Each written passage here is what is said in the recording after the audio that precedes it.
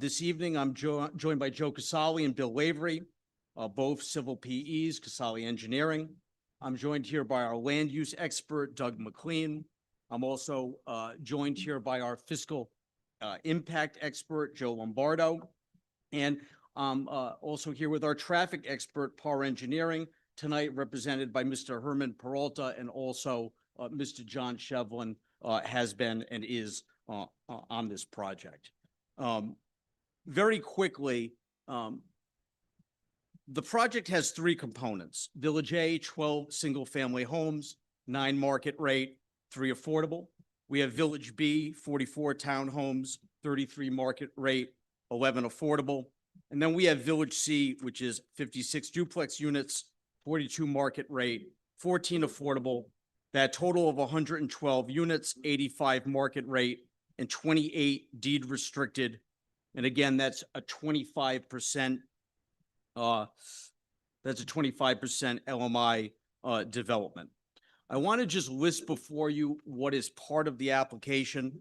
We did receive a certificate of completeness from your planner on October 3rd. And the application package before you includes the following exhibits: a completed master plan application. The filing fee has been paid. We have updated letters of eligibility for this particular project at 112 units. I would note that we would be entitled to 146 units under state law and the Comprehensive Permit Act, but we have reduced it based off of the commentary that we've heard from the board, the community, and your TRC, et cetera. We also have a project narrative that was prepared by Mr. Casali, land use and planning report by Mr. McLean, a survey plan that was prepared by Douglas Design Group, master plan plan set prepared by Joe Casali's office. We also have a traffic impact analysis from PAR, as I had noted, and we have a population and school-aged children projection report, and that's from our expert, Joe Lombardo. You also have a housing market and comprehensive plan consistency materials, which have been provided by Mr. McLean and which he'll testify to. There's a couple other items that I want to make part of the record that has been provided to your staff, but I do have copies for all planning board members in case you don't have them. One is a waiver letter. We're asking for minimal waivers at this point at master plan. The waivers specifically are allowing multifamily residential dwellings in the R80 zoning district. So that's a waiver from section 4.3B, subpart 8A.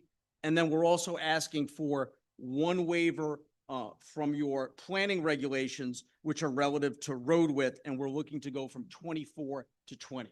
So those are the only waivers that are being requested at this time. It's possible that other waivers may come up at preliminary, but we're not envisioning those right now. We don't believe we're going to need any other dimensional waivers at this time. During the TRC, your zoning official did mention that there is a requirement that for multifamily, there be no more than 5 units in a multifamily. And at that time, our plan did show, in fact, 5. The limit is 4. And I just want to let you know that Mr. Casali will address this. We are not looking for that waiver. We're going to adjust that, and we're going to change that multifamily to be solely up to 4 units so that we don't need that additional relief. So as far as a comprehensive permit project goes, the waivers that we're seeking right now are really minimal. It's that multifamily waiver I referenced, it's the road waiver, and then we're looking for a modification. I don't want to call it a waiver. The modification is relative to the density. The density flows from state law. There's minimum set. And as Mr. Casali will tell you, based off of our due diligence, that minimum number by state law is 146, and we're going for the 112. At this point, what I'd like to do is I'd like to introduce the first member of my team, Mr. Casali, so that he could give a general overview of the project. Mr. Chairman, if I may, I know you know Mr. Casali very well, but every case stands for itself, so I'd like to qualify him. Please.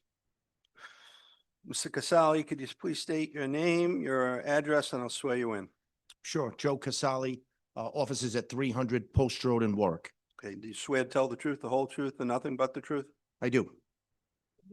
Casali, could you please just list your educational credentials and professional experience relative to your expertise as a professional engineer?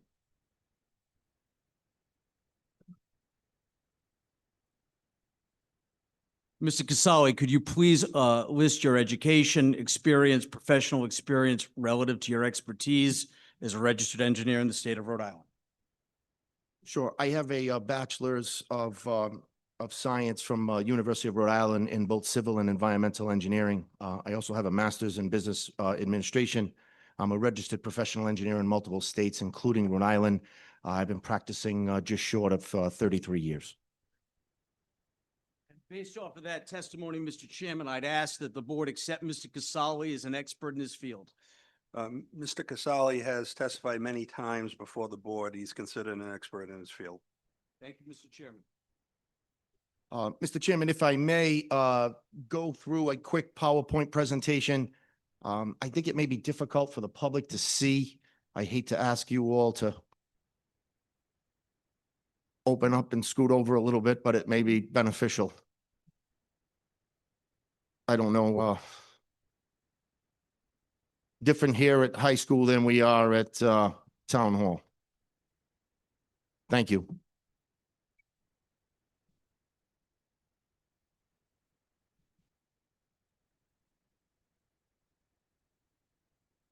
Thank you. So, Mr. Chairman, again, this is the collection at Lime Rock Acres. It's a 112-unit residential community. As Attorney Resnick said, 25% or 28 of these units will comport to the low to moderate income standards.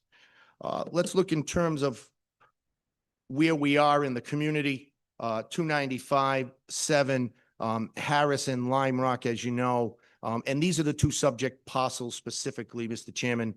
Both Assessors Plat 45, Lot 43 and 43B. Together, they're just short of about 38 acres in total. You can see their proximity to other developments in town, residences at Lime Rock, the Oaks at Harris, that's Orchard Meadows, and Highview Hilldale Estates. Looking at the piece in relation to the airport and some of the runway protection zones, you can see that it's in areas B and D.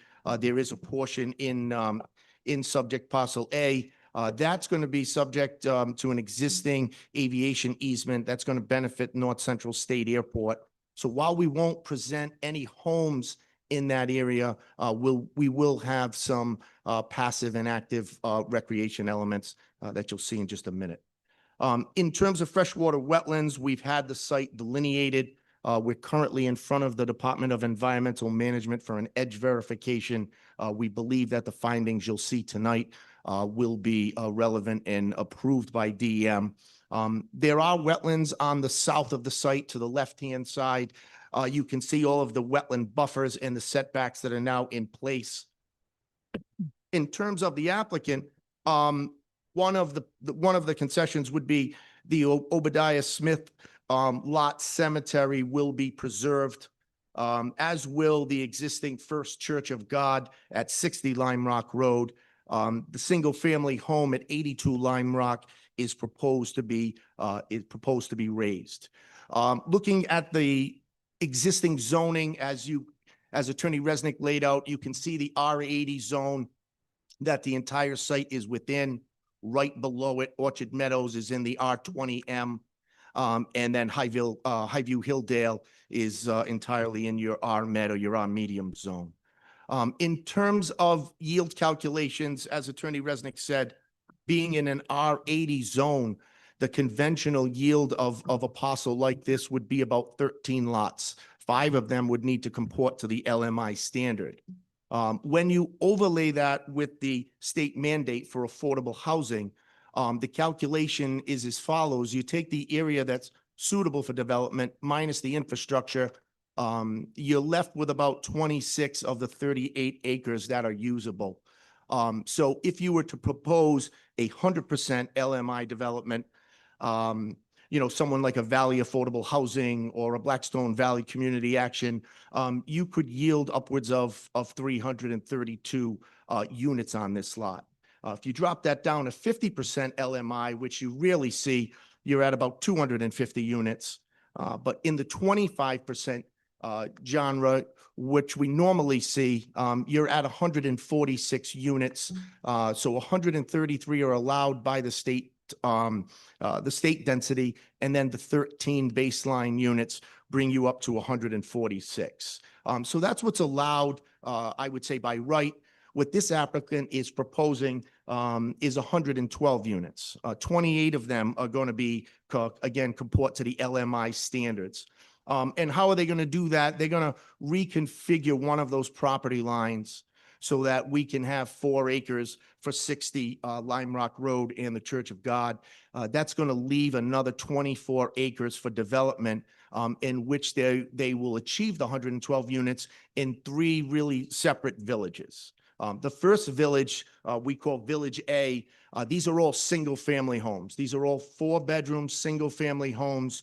There's 12 of them, and that's what you can see what we anticipate some of these homes to look like. Again, all 4-bedroom and all detached single-family homes. The second village, Village B, these are more townhouse-style structures. So you're going to have 13 individual structures. As Attorney Resnick said, we've omitted the 5-unit, alleviating the need for that adjustment. So these are going to be anywhere from 3 to 4 units. Some of them are even single-unit townhouse-style structures. That's a good look of a 3-unit and what that would look like. I do see similar architecture going up currently in town. And then the last is going to be Village C. And these are going to be duplexes. So you're going to have 28 duplex structures for another 56 units. These will all be 3-bedroom units. So we'll have a mix of the 2-bedroom townhouses, the 4-bedroom single-family homes, and then the 3-bedroom duplex for the total of 112 units. That's a good visual representation of what we anticipate this type duplex units to look like. So in terms of site amenities, we have been through a number of TRC meetings, 2 of them to be specific. One of the elements that we'd like to propose is sidewalks throughout the development. We have different crosswalks in strategic areas. We have walking paths that'll connect all of the villages. We have additional walking paths up in the aviation easement. Different conservation areas and open and active and passive recreation areas, maybe different site amenities like a gazebo. Again, Mr. Chairman, here at Master Plan, but trying to think forward in terms of some of these site amenities. Water is pretty straightforward. We have a 12-inch ductile iron water main that runs right up Lime Rock. So we're going to service the development from both a domestic standpoint and fire protection with 8-inch water mains. We'll have as many hydrants as the marshal would ask us to put in there. In terms of water pressure, we've gotten very good results. We were flowing close to over 1,000 gallons a minute, with residual pressures of 75 PSI, which is relatively high. Sewer is going to be a connection to the residents at Lime Rock. We will have a gravity sewer main that will service all of the intended units. Once it passes out of our site, ultimately it flows gravity down to the Whipple Road pump station. We acknowledge, as the town does, that pump station is operating over capacity. It has severe I&I issues, meaning inflow and infiltration from things like stormwater and surface water. As we've done in the past, and should we receive our master plan approval, we would like to be a partner with the town to help in some of those upgrades, whether that's going to be getting capacity back through I&I measures, whether we upgrade some of those pumps or improve some of those surge storage areas, all plausible and pretty vanilla solutions to an existing problem. So again, should we receive our master plan, we would like to be a willing participant in what is a town problem in terms of Whipple Road pump station. Once we get through the pump station, it all flows gravity down to the wastewater treatment facility. as you know, really woefully deficient in terms of its capacity. So I think the effluent would be a welcome charge from by the sewer authority.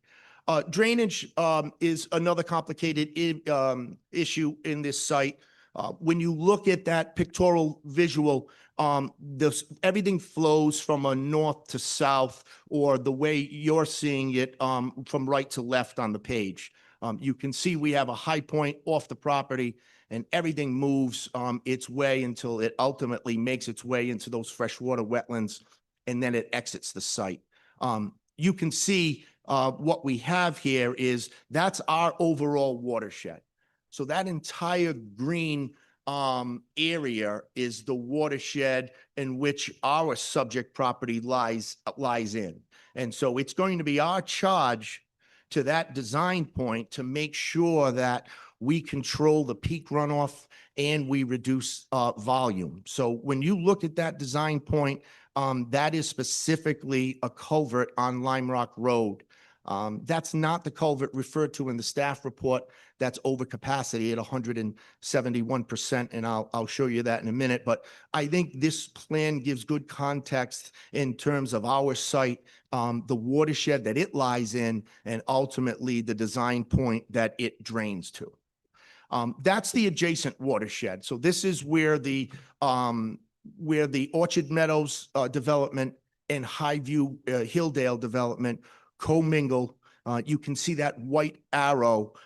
Ultimately, that water flows into a culvert that's under Route 7, which, again, we know has issues. The town knows that there are issues there. I believe we discussed at the TRC, the Technical Review Committee meeting, that the town has already engaged Beta Group, our DPW has, and they're looking hydrologically what some of the remedies that can be. But again, I think this picture is the best context.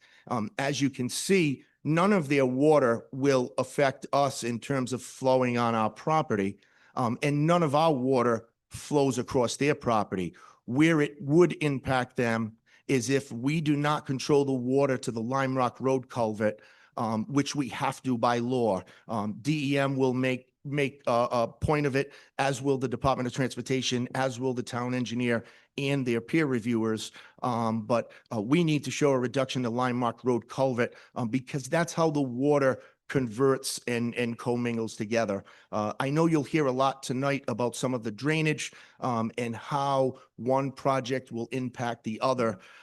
We won't know any of the remedies in that yellow area until that report is done by Beta Group. But we do know from our standpoint what our charge will be and what we need to do to comport to state and local law. So, how are we going to do this? We'll have different drainage appurtenances throughout the site. We will have, a series of catch basins and pipes throughout the site. And then ultimately, everything will go to one area to control rates and volumes. Lastly, Mr. Chairman, in terms of our permitting path, as we stated before, our initial TRC was back in December of 24. We had a pre-application in front of this board, I believe, later that month. We had a neighborhood meeting March of this year, and then ultimately back before the TRC. Here we are tonight on the 23rd of October for our master plan. Should we be successful, we have a lot of work to do in terms of permitting this project, filings with the DEM freshwater wetlands, filings with the Department of Transportation, coordination with the sewer authority on that sewer matter and on some flow meters we're hoping to put into the ground. And then, of course, the Water Supply Board, fire department, and then town engineers for stormwater, for traffic, and for soil erosion, as well as landscape and lighting. Should all of that come together, we're back before this board at a preliminary plan with final delegated to the administrative officer. I know that was a lot, Mr. Chairman, but I would be happy to answer questions from you or members of the board. Mr. Chairman, briefly, could I just ask Mr. Casali 2 quick questions? Yeah, if you could speak into the microphone so members of public. Thank you, Mr. Chairman. If I could just ask Mr. Casali a couple wrap-up questions before we open him up to the board. Yes, one moment, please.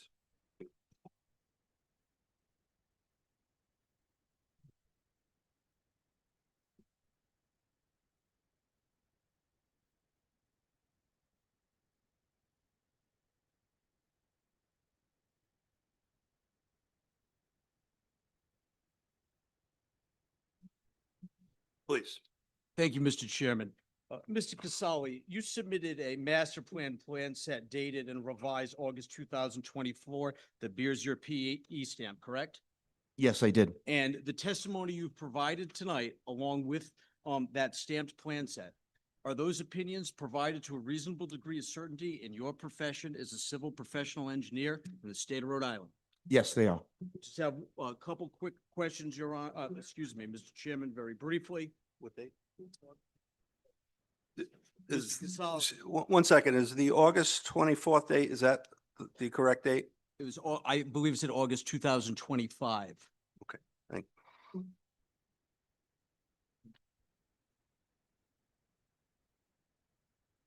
I apologize. Thank you, Mr. Chairman. The most recent plan was in October and it was updated. We did receive a certificate of incompleteness. We cured some issues which resulted in the certificate. So it is an October plan and thank you for that. Very briefly, Mr. Casali, as you know, there's certain findings that need to be made under the Comprehensive Permit Act.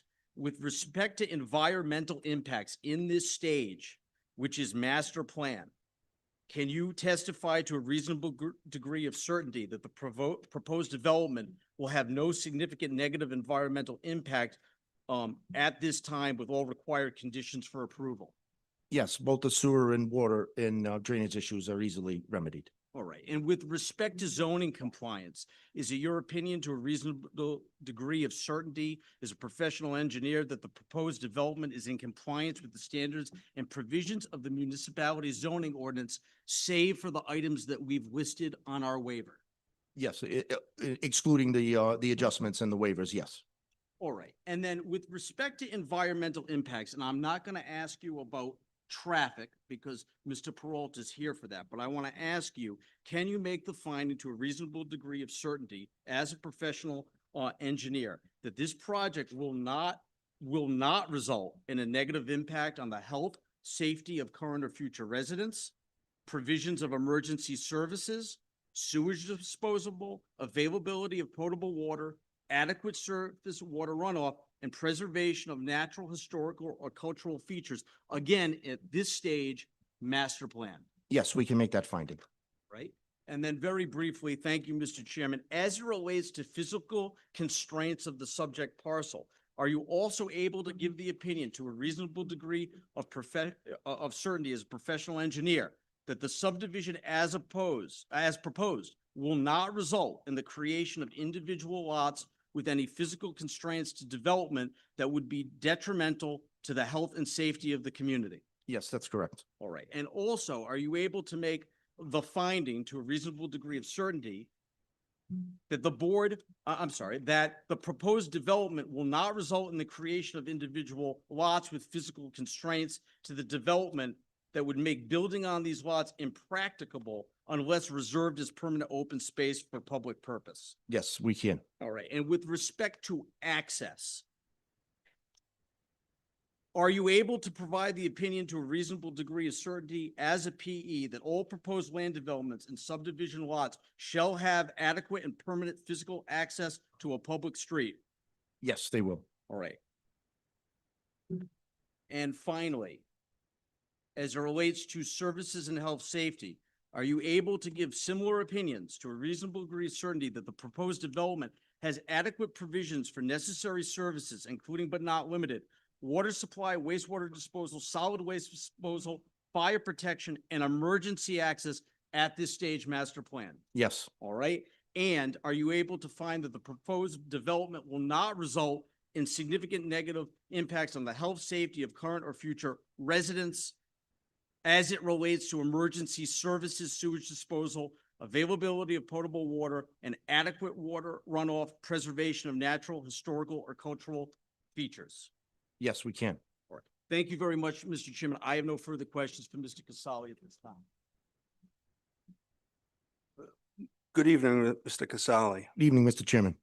In talking about the health and safety of the public with respect to this particular development, if you could pull up the layout that you showed earlier of the North Central Airport with respect to the development as it pertains to the layout.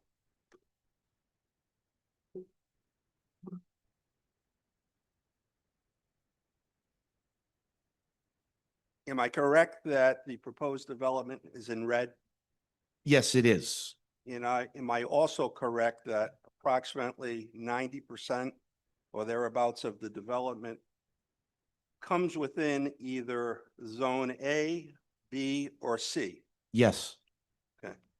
If we go to your narrative, master plan project narrative, August 25th, revised in September of 2025, page 8, I'm there. section 2.9. Yep, I'm there. Under Zone B, can you read that, please? Yeah, Zone B is an approach zone. It is a critical airport zone that reflects the approach and departure areas for each airport runway. Residential development should be precluded from this area. So no residential development in areas shown. in Well, B, correct? that's proven when you see the Oaks at Harris. No, but am I correct that there should be no residential development in an area marked with Zone B for an airport? Yes, you can see verbatim, the code said should, not must. So there is opportunity, as was successful with the Oaks at Harris. Are you? But yes, it's correct. Are you generally familiar with the publication Rhode Island Airport Land Use Compatibility, Airport Compatibility Guidebook? I am not. Okay, within that guidebook, it sets forth the appropriateness for various land use for property abutting an airport, including zones A, B, and C. Are you familiar with that? Yes, it's very similar to what's in front of you now. Okay, and under under all three sections, isn't it true that high-density residential is not recommended in those zones? That's correct. It's not recommended in the zones. And why is that? I'm not sure the basis of that design. I know it's allowed, because we've successfully permitted it in that zone. I'm not sure who authored that or why they recommended. Well, it's based upon some federal regulation, isn't it? Yes, Part 77. Part Federal 77. Highway, Federal Aviation Administration regulations. So their recommendation is to not allow it. However, as you know, from the Oaks at Harris, We'll we have. talk about this. I Right. wasn't part of, I was the engineer of record for Oaks Yep. at Harris and received sign offs from the FAA on each and every one of the units. we're not talking about that project. Has there been any due diligence in speaking with any particular agency, the town, or otherwise with respect to this development in that it's falling 90% or more within A, B, and C of Yeah. the airport? I think you'll see that when we spoke with Airport Corporation, that's why the easement is dedicated to them in the A zone. We have presented this multiple times at both our pre-app and tonight in both of our TRCs in terms of the town. I think they are relatively familiar with it. Again, respectfully, I'm not trying to be antagonistic, Mr. Chairman, but I think they're familiar with it because of the Oaks at Harris, which is similar, if not identical to this, with the same site engineer receiving sign-offs from the FAA. So I understand the verbiage says it's not recommended, but it doesn't say it's prohibited. Well, section B, it's definitely prohibited. Should be precluded. Yet we have structures recently that were built in the area, commercial and residential. Good. Well, the purpose, of course, is there's concerns with airplanes coming in and out. And if you have a high density residential complex, there's a much greater chance of a tragedy. And that's why these various sections were put into place. Again, not to be antagonistic, but I mean, the opposite argument of that is if you were to allow a dense retail area like a Walmart, you could theoretically have more deaths if a plane crashed into a Walmart than a residential Well, neighborhood. of course, a Walmart similarly would be precluded. Right. In fact, if you look at the publications, in particular, Section 77 of the federal law, it's talking about no buildings. Yet when you look at that aerial, Mr. Chairman, you'll see that there are buildings there, and the town is currently allowing them there with sign off from the FAA that we meet height restrictions. I'm not talking about height restrictions. I'm talking about concerns for public safety. Yeah, and again, I would defer public safety in the airport zone to the authorities having jurisdiction, which would be the Federal Aviation Well, Administration. it's a little bit more than that, right? So there's two different concerns. Of course, the airport has a concern that the airport can operate appropriately without interruption, things blocking views, flight paths.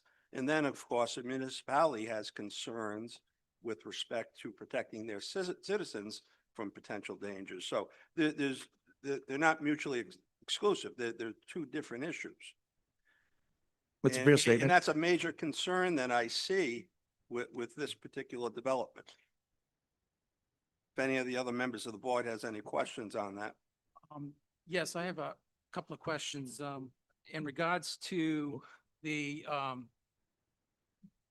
large scale plans that we received here. Mr. Casali, if, it appears to be that, the FAA Zone B and FAA Zone C, B being more restrictive in, recommended land use. And then if you look at Appendix C, which I think is up, yeah, that's up behind me. I'm having a little bit of trouble. It looks like the vast majority of the site development is in the more restrictive Zone B, if you look at these large scale plans. Whereas in Appendix C, it's not quite clear how much falls in what. It looks like there's some in A, which we know. Yeah, I and- think that C zone follows Lime Rock all the way down, roughly. Yeah, but on the plans, it looks like pretty much the entire site is in Zone B and A. Yeah, so I think on those plans, that yellow line that is in the upper right-hand corner, you'll see the Zone A, and then the Zone C. And Zone B. Yeah. Okay. So, yeah, Right, so those, the chairman is quite correct. Concentrations of any type of development, whether residential, commercial, or even livestock, is highly prohibitive, highly recommended that it not be included in any kind of land use development.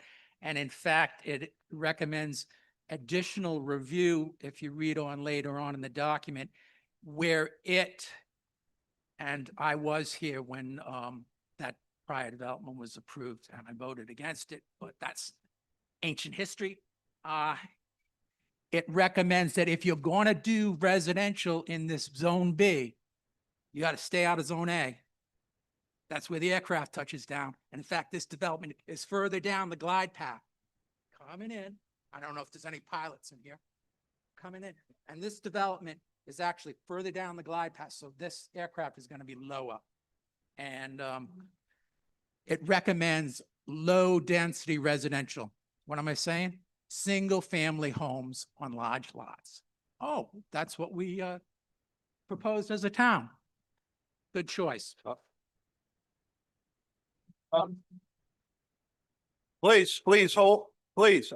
When this meeting began, I asked everyone to please hold any comment until public I don't know why we're comment. talking about FAA stuff. This is the first warning, please. Not you. Chairman. Mr. Chairman, I have a question. Go ahead, Joe. Mr. Casali, your office or your engineering company prepared the report that we have in front of us, the master plan project narrative, am I correct? Yes, correct. And on page 8, as cited earlier, there's a 2.9 airport hazard areas, which is part of this report. Page 8,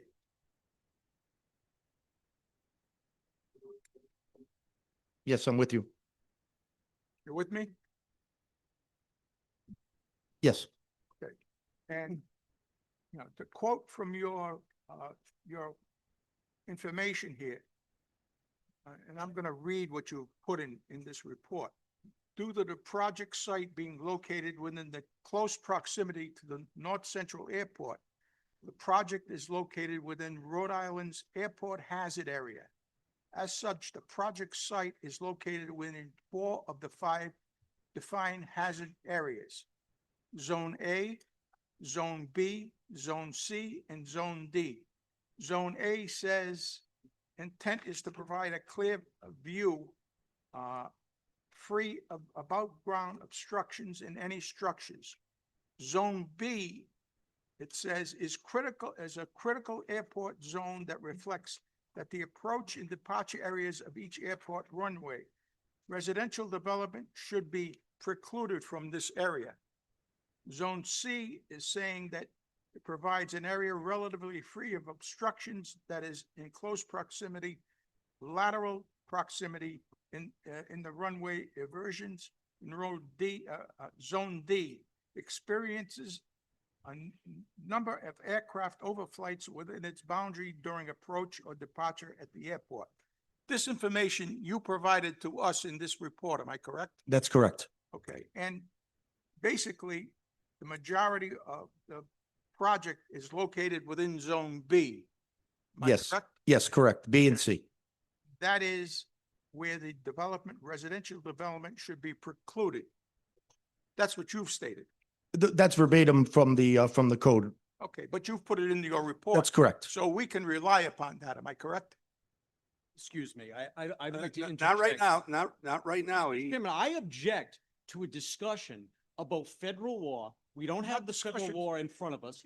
There's no citation. There's nothing we've been provided to review. And candidly, it's outside this board's jurisdiction to enforce federal law. You're- And in fact, all state and federal permits, if any were required relative to this issue, would Let be me- for preliminary. You- So we have no issue agreeing as a condition to come back at preliminary and address these issues. But there's This no is, requirement that I'm aware of to have any type of permiture from the FAA. we're not And it's talking not about the that. board's purview to enforce federal law, We're not and enforcing. it's discretionary. We're talking about the safety of the residents. Your objections noted, please, but allow the board member to inquire of your witness without interruption. You can object.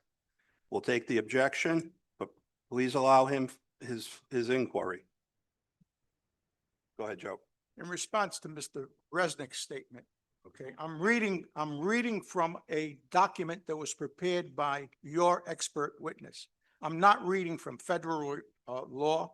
I'm not reading from anything other than the report that was provided to this board. Okay, and that report says, and I quote, and I will say it again, okay? Zone B, approach zone, is a critical airport zone that reflects the approach and departure areas for each airport runway. Residential developments should be precluded from this area. Your man put that in there, not me and not the federal government. Excuse me, he copied a provision to provide to this board all the information on this site, any encumbrances on this site. I It don't, says, Mr. Resnick, I don't see any footnote. I don't see any reference to any federal regulations in this. I see a document that was prepared for it's presentation. copied to from this the Rhode committee. Island Airport Corporation. Was it not sent to us to rely on? Yes, it Okay, was thank you. sent on you so you'd have the information.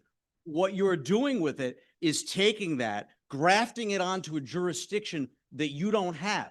We have jurisdiction over the safety of the public with respect to land use development. Well, I And would, that is what we're addressing. We're not addressing federal permits. I don't care what the airport wants to do, doesn't do.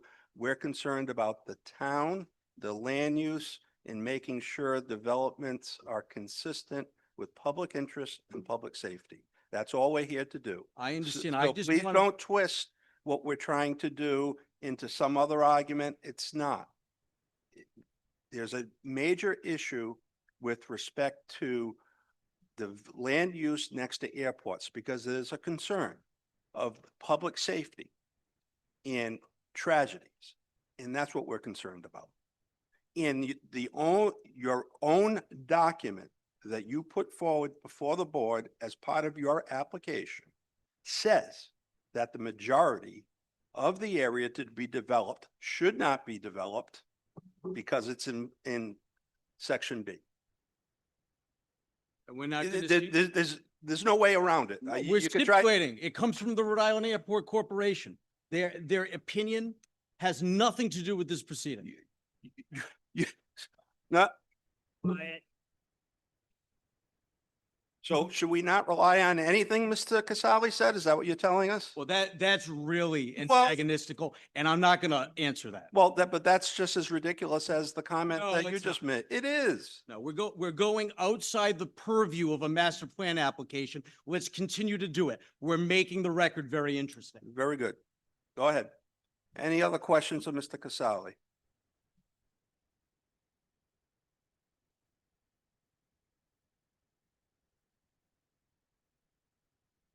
Okay. Thank you, Mr. Casali. You're welcome.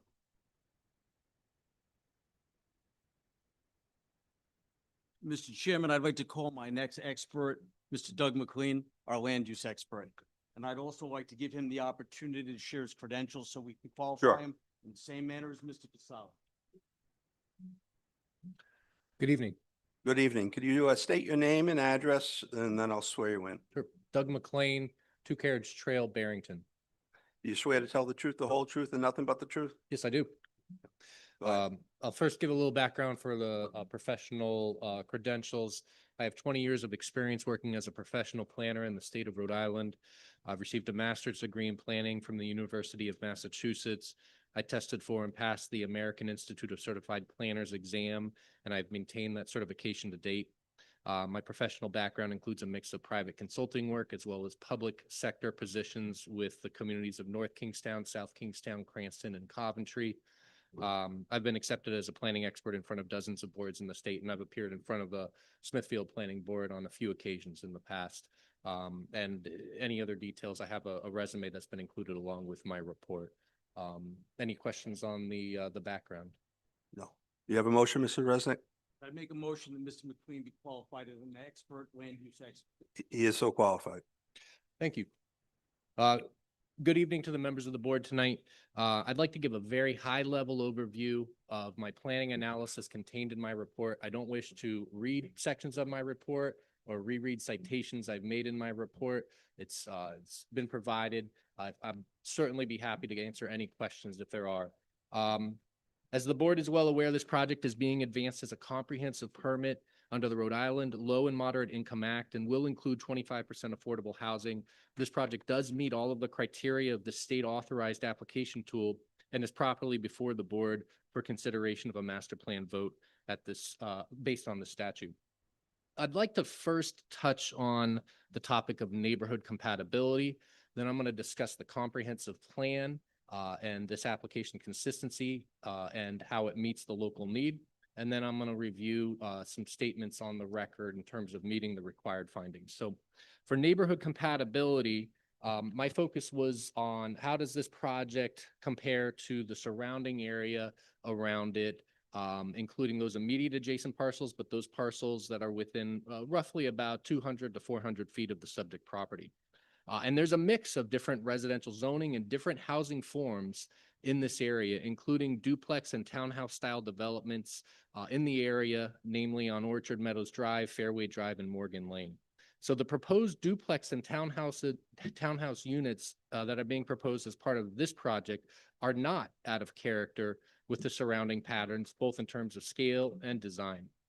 The site layout that's being proposed was guided through a detailed review. It looked at wetland delineation, identified sensitive environmental areas. Those are being fully respected with the nature of the site design. All structures are located well outside the wetland buffers, and the nearest is more than 100 feet from the edge. The plan preserves broad corridors of open space and ponds and tributary to the Georgiaville Pond. The buildings are well set back from abutting properties. Existing tree stands are going to be retained to create some natural visual buffers. The nearest new structure is about 185 feet from the closest existing home, and that is a substantial separation distance. I would note the plan is seeking 112 units, whereas 146 would be allowed under the state law. And this is a factor in the consideration of its compatibility. The overall effect is a context-sensitive, low-impact design that maintains the area's character while providing a needed variety of housing options. I'd like to move now on to the comprehensive plan and this project's consistency with that document. This is the most important finding that the board can make under state law for a comprehensive permit application is the project consistent with the comprehensive plan and meeting the local housing needs? My analysis focused heavily on this question, and to cut right to the end, my professional opinion is that this development is clearly consistent with both the plan's intent and implementation direction, and I will eventually reach that positive conclusion. Let me give you a little bit of the overview, a highlight of how I reached it. I'm relying on state collected data from the Rhode Island Housing Fact Book, and this was developed last year. In my report, you'll see data that was collected from that fact book. That next generation or the newest year fact book just came out last week. So I have some of that data as well. I'm going to provide that in oral testimony. It does not change any of the analysis or conclusions I reached in my report. The key data that I think is worthy of review: the average median income in Smithfield is currently about $100,000 per year. The average home price in Smithfield is currently about $525,000 per year. The income needed to afford the average house is about $175,000. So the average income is 100. The income needed to afford that house, that average house, is 175. That's a pretty distinct separation. Other quick facts: about 66% of Smithfield's housing stock is single-family dwellings, which do tend to be more expensive than the average housing price point. They're going to be more expensive than your multifamily dwellings. The town's currently at 5.8% affordable housing. At least that's based on the fact book that just came out. Whereas the goal for every community is to be at 10%. And because of that difference between 5.8 to 10%, this application tool is authorized. The town's affordable housing stock of that 5.8%, only 27% of the existing affordable housing stock is available for families. And that's the critical missing need here. There's not sufficient housing stock for families, affordable housing for families.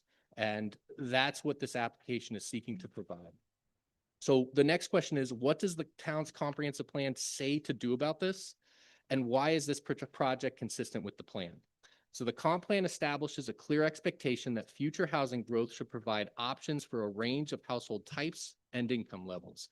It recognizes that Smithfield's housing stock is heavily weighted towards single-family homes, and that the lack of variety contributes to high housing costs and limited options for working families and for first-time buyers. This is coming from the town's comprehensive plan.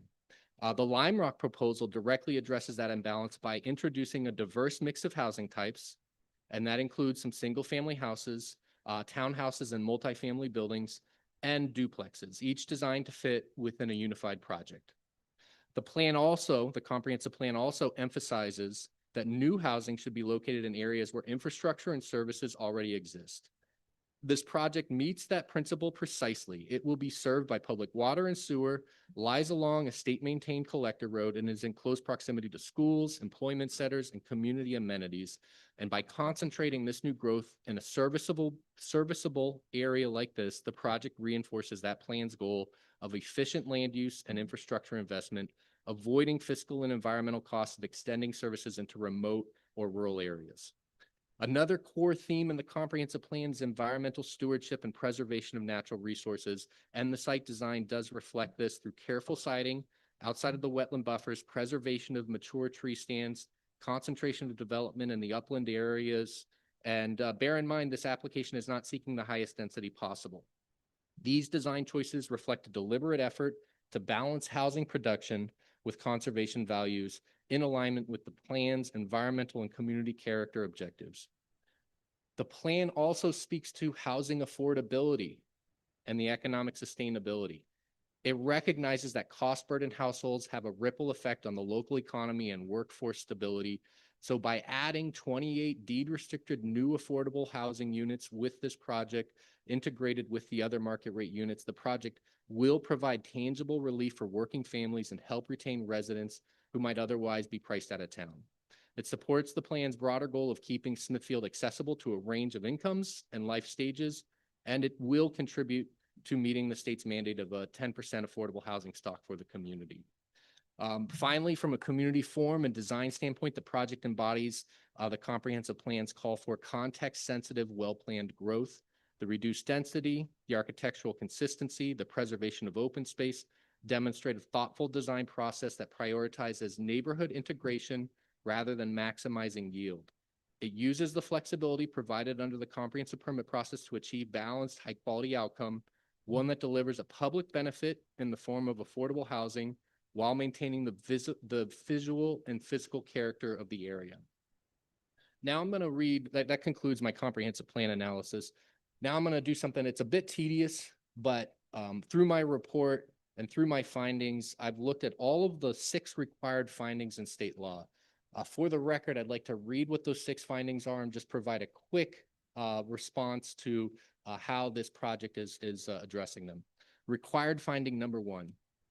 The proposed development is consistent with local needs as identified in the local comprehensive community plan, with particular emphasis on the community's affordable housing plan, and/or has satisfactorily addressed the issues where there may be inconsistencies. So as I just provided in my testimony and is established within the report and other materials, this proposed development is consistent with the local needs as identified in the comprehensive plan.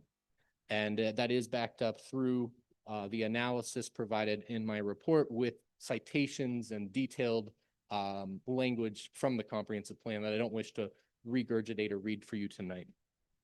Required finding number 2.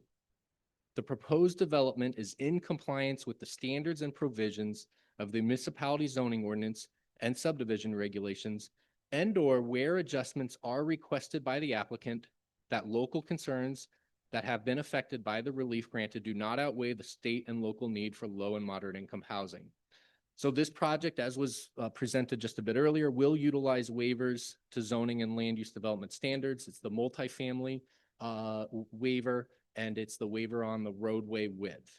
That's what's being sought at this master plan stage. Documentation on those adjustments have been provided as part of this application, and they are consistent with the comprehensive plan process.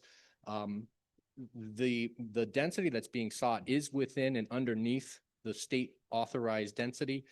This is truly a minimal number of variances in order to provide much needed affordable housing. And so I do believe this project, the need for the affordable housing and that urgent critical issue does outweigh the waivers and adjustments that are being sought today. Required finding number 3, all low and moderate income housing units proposed are integrated throughout the development, are compatible in scale and architectural style to the market rate units within the project, and will be built and occupied prior to or simultaneous with the construction and occupancy of any market rate units. The proposed development will be designed such that the affordable units will be in compliance with this required finding and will be evidenced through the course of the review. And you'll see siting location, and those details are going to be provided through preliminary plan findings, but this finding is met at this master plan stage. An affordable housing monitoring agent will be contracted to conduct review and certification of the required affordability components of the project. Required finding number 4. There will be no significant negative impacts on the health and safety of current and future residents of the community in areas including, but not limited to, safe circulation of pedestrian and vehicular traffic, provision of emergency services, sewage disposal, availability of potable water, adequate surface water runoff, and the preservation of natural, historical, cultural features that contribute to the attractiveness of the community.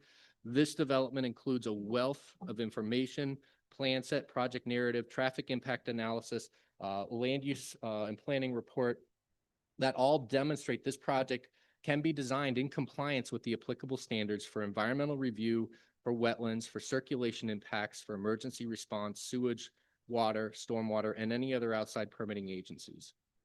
Required finding number 5, that all the proposed land developments and all subdivision lots will have adequate and permanent physical access to public streets in accordance with the requirements of state law.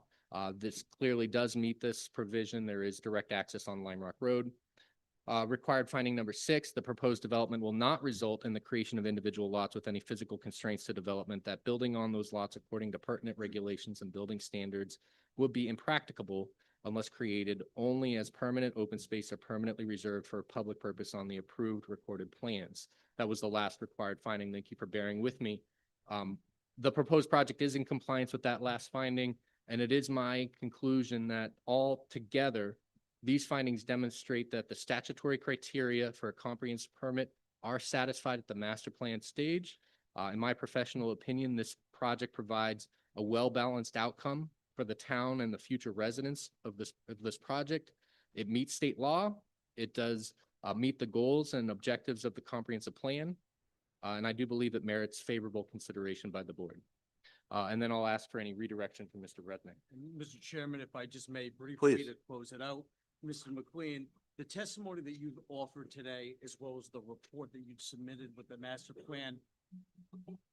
Mr. McLean, with respect to the testimony that you provided the board today and the report that you submitted in connection with our master plan application, were those opinions expressed to a reasonable degree of certainty in your profession as a land use professional? Yes, they were. Thank you, Mr. Chairman. Okay. And of course, if the board has any questions. Mr. Resnick, I have a general question for you with respect to the standard. The statute was amended in July or thereabouts, That's correct. and there was a lot of testimony about the comprehensive plan, the town's comprehensive plan.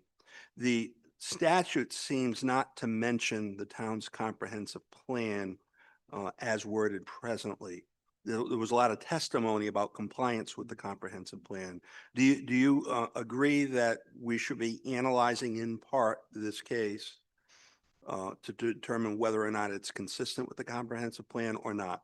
Well, in fact, that analysis relative to whether or not the project comports with the comprehensive plan has been taken out of several places in the law, not just before your planning board, but also as it relates to special use permit criteria, et cetera.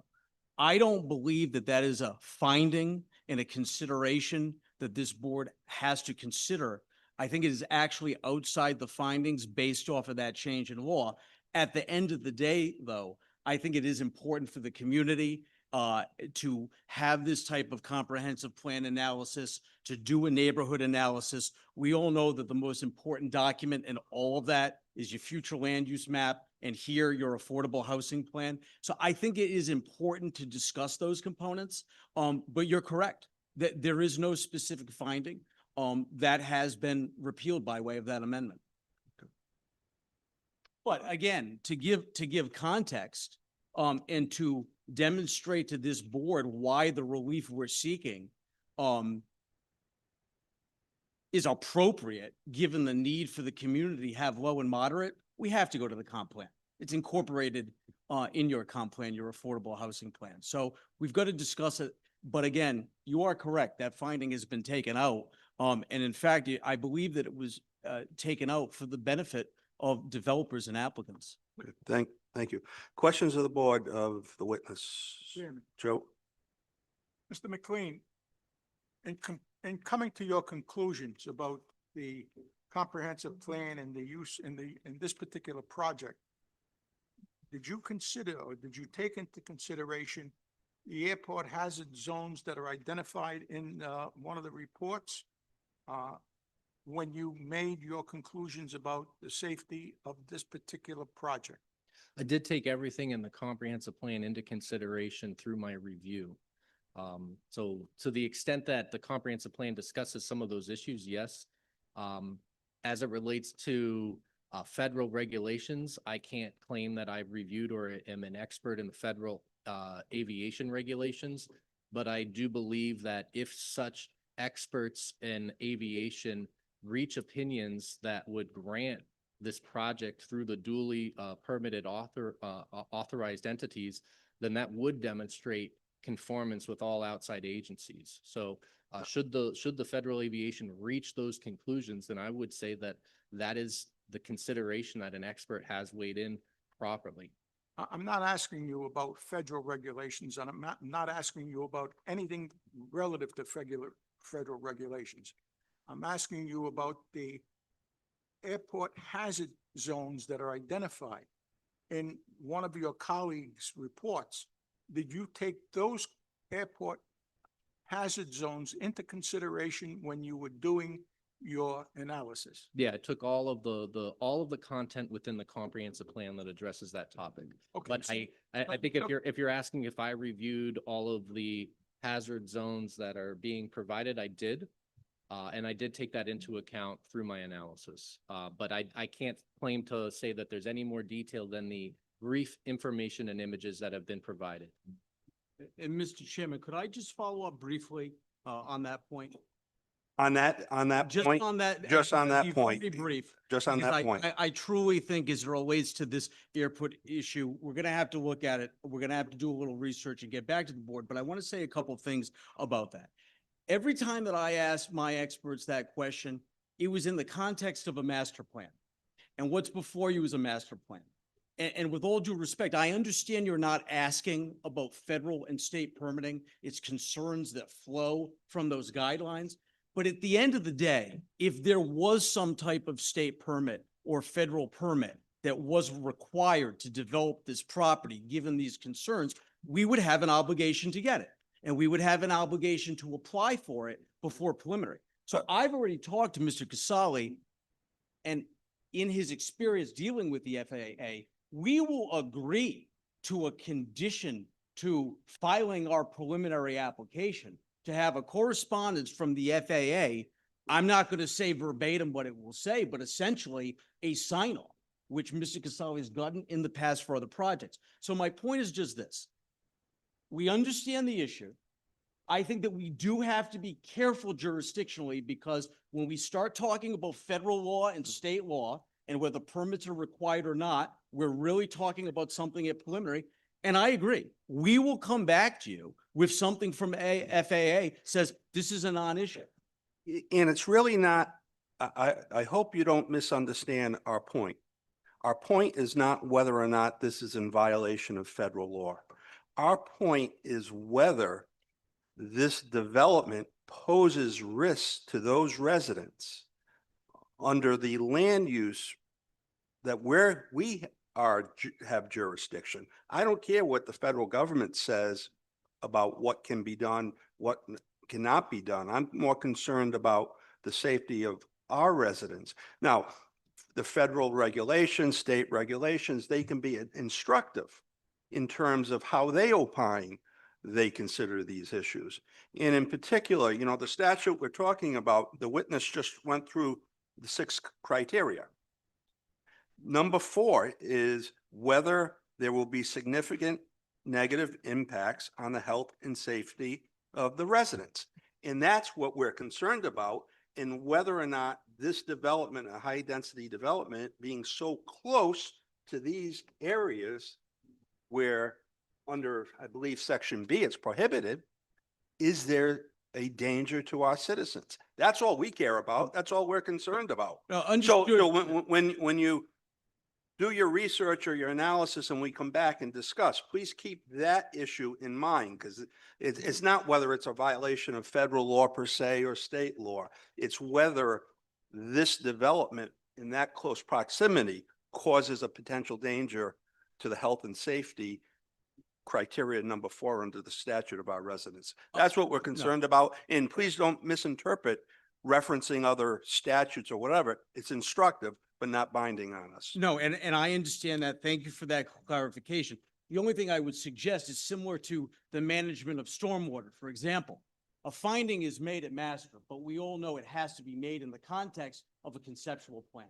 It's not until preliminary that we actually have to prove our engineering. So my suggestion is, an issue like this, I agree with you that it's something that the public needs to understand. We will address Counsel, it. My Can you speak into the microphone so everyone can hear you? My only point is that I would suggest to this board that it is something that should be relegated to preliminary. And I'm agreeing to a condition to get documentation from the FAA. I understand that's not exactly your point, but I do believe it is premature to be considering that issue in the context of a master plan. But we're asked to determine whether the project can have a significant or negative impact on the health and safety of the resident. That's what's before us right now. That's right. In the nature of a conceptual plan application, not an application that's been hard engineered. But If as you took propo- that position, then that position would apply to all the engineering and all the things that we need to prove at preliminary, our stormwater management, our traffic, et cetera. So I'm just suggesting, we hear you, we're gonna come back. You know that I've written some substantive memos to the board. I'm prepared to do another one. We're not trying to be opaque. I'm just suggesting that these findings have to be taken in the context of a conceptual plan. And it was previously, that was taken away from developers. There was no master plan and it got restored. And the reason why it got restored is it's a very expensive endeavor to ask a developer to go to a pre-app, never come back till they've spent all the money to fully engineer a preliminary plan. So the General Assembly saw fit to restore the master plan so that there can be a concept approved. Now, we've done a lot more due diligence than a concept, and we're sharing a lot more than that here. But I just want to be careful, because even when Mr. Casali starts talking about stormwater, it's out of respect to the board and the community, because we know that's a major issue. It's not at issue here tonight. That's for preliminary. So that's my only call. I understand, but one of the criteria is health, safety of the community, and this is a major, just so you know, it's a major issue with some members on the board, that it's a major concern. And to be candid, if we had heard more about it before this hearing from staff or any member of the board, we would have been prepared to address it. But it's in the report. I don't mean to argue with you. It's in the report. Go ahead, Mr. Moon. I'm assuming we'll be back for a It's continued not master just in the plan. report, it's in our comprehensive plan. We've basically adopted what the state of Rhode Island and the Federal Aviation No, administration well, put together. providing a citation from a document a- from the it- Rhode Island, that's not making it our own. It's giving you No, all of the relevant regulatory guidelines, et cetera. All right. Full No, disclosure. I think we're getting far on a That's foot fine. right now. Let's That's get fine. back to the witness Let's get back to the witnesses. in terms of, All right. So, Mr. McLean, did any of the board members have any more questions for our plan? go ahead, please. All right, on required finding 2, where my disagreement comes in is, says the proposed development is in compliance with the standards and provisions of the municipality's zoning ordinance and subdivision regulations. So as a comma, and it continues more, but that's to me not a true statement, because this is a R80 zone. So it's not, that's non-compliance. And then the rest of it, and or where adjustments are requested by the applicant, that local concerns that have been affected by the waiver or relief that you're looking to have granted do not outweigh the state and local needs for low and moderate income. And I think there's a difference of opinion about local needs or concerns are just washed away because you can say you're going to put low to moderate income housing in. Because local concerns, based on the way this is written, it's an assumption that local concerns are, to me, are irrelevant. They're just, they get trampled over or covered because there's LMI involved in it. So that's my opinion about the finding. It's just not, I don't believe it's accurate. Okay. Any other questions of the board members of the witness?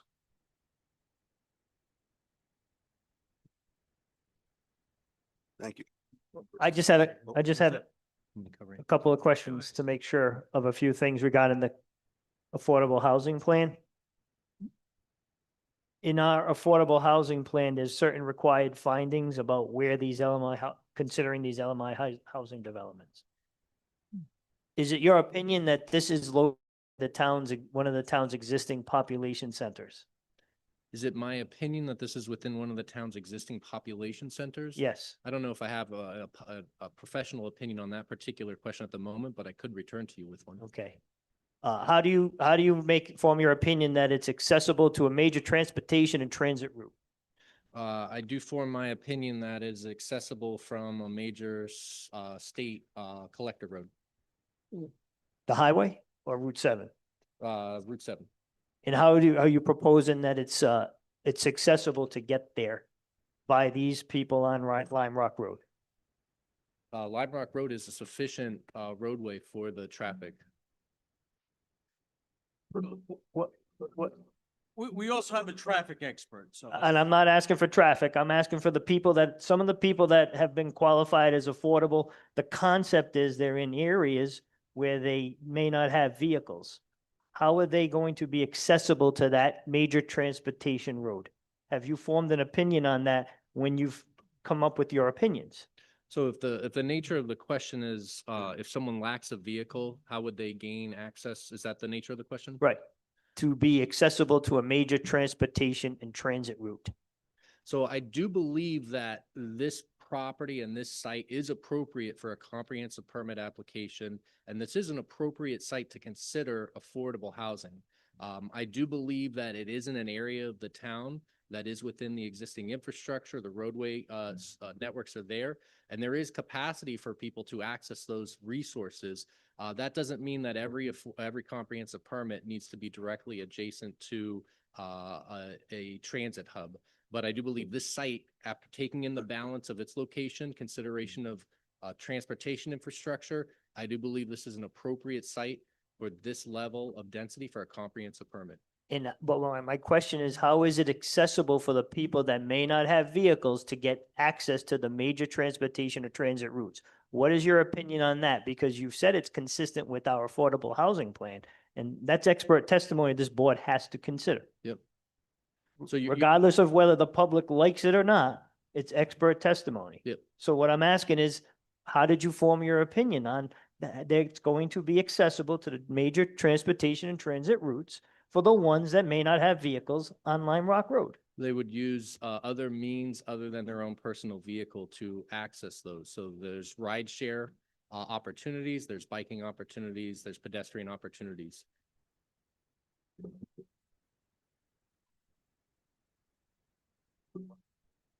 Mr. Moan, you have a question? Yes, I do. Are you familiar with section 12.5 of our affordable housing plan?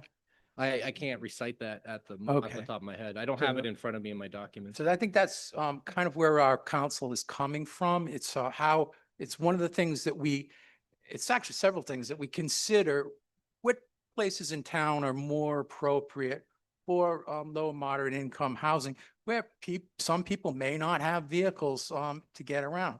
And one of them is one of those things is more densely populated area where there's regular transit, sidewalks, where it's safe to walk to where you need to get to, not principally car centric in design. So the other thing I wanted to ask you mentioned, if I may, Mr. Chairman, and then I'm done, promise.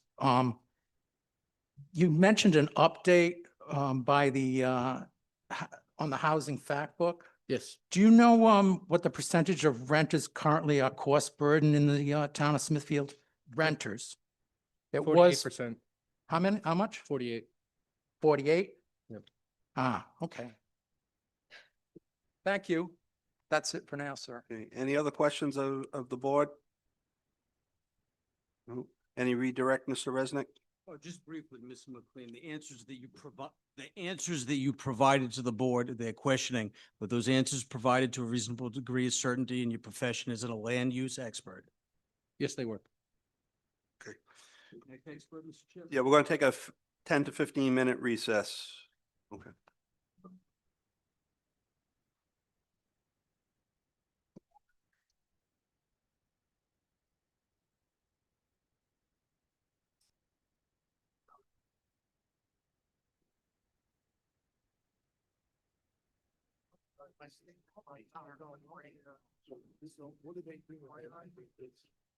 So just allow those two developments, this very board just allow those two developments. And this town is operating an elementary school. I think them sitting there talking about here, what is this for now, is good for all this. Because at the end of the day, we didn't, they're still in the for now. Yeah, I have it.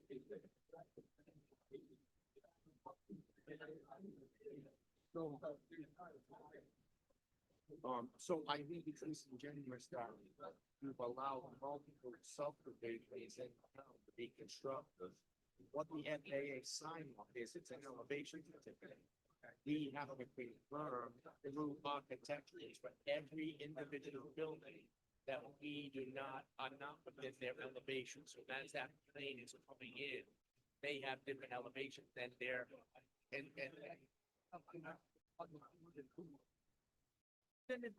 And I think my folks will do that.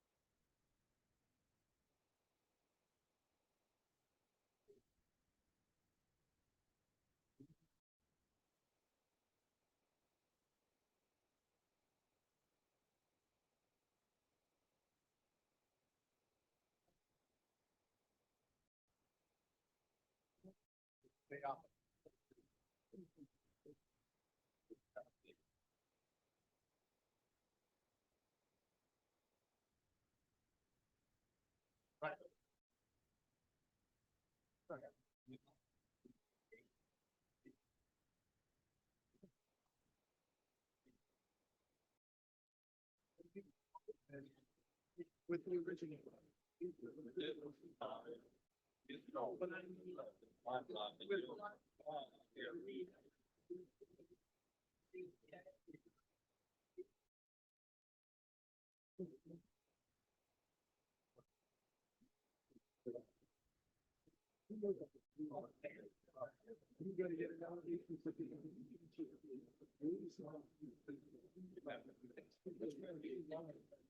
That's right.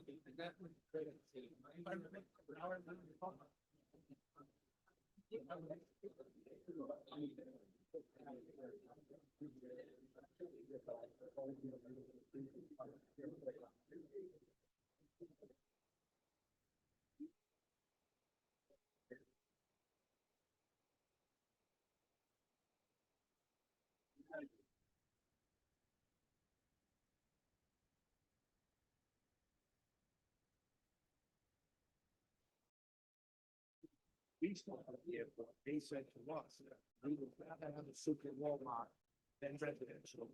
People like complain to go to super Walmarts. And now they. Oh.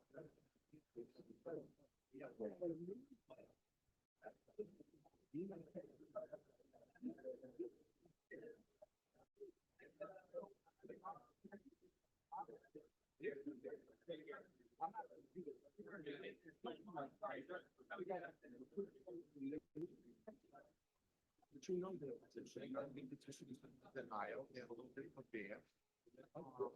And they're gonna hang their hat on what is the case. It's no concern for the elementary school, but it's concern for the residents.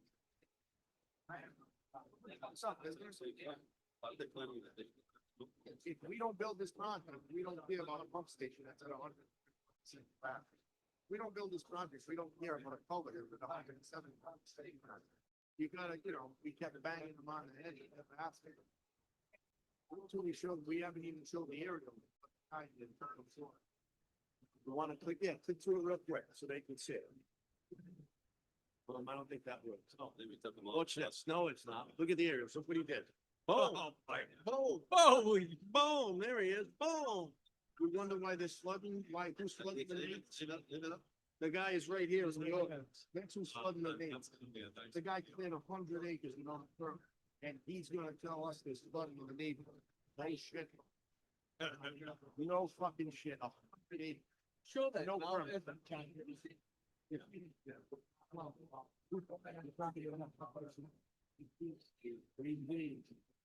We did an original agreement, but that's.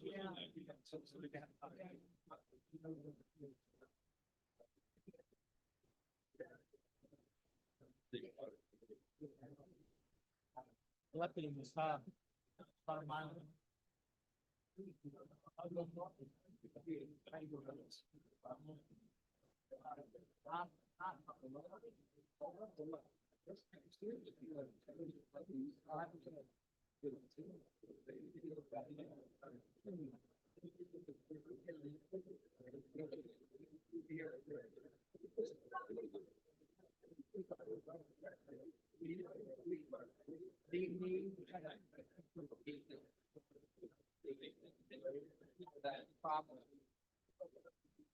Yes.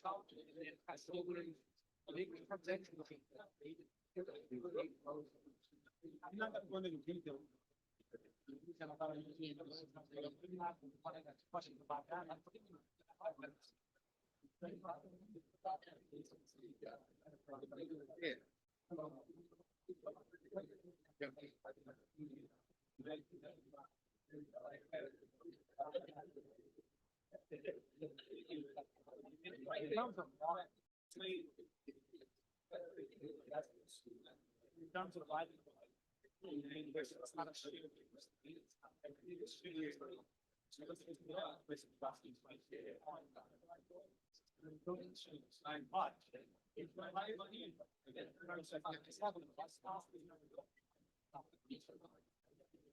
I don't even know how people.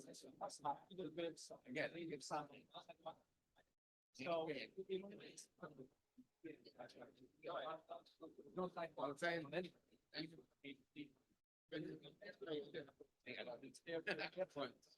Well, never got to grab it.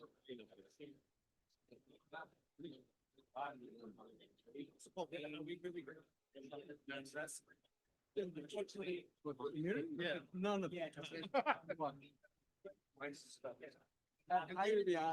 gotta be on, Joe.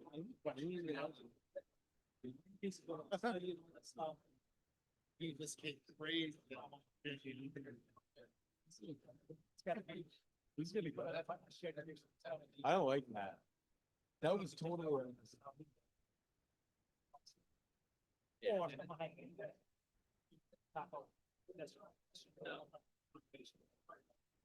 Well, we were given that.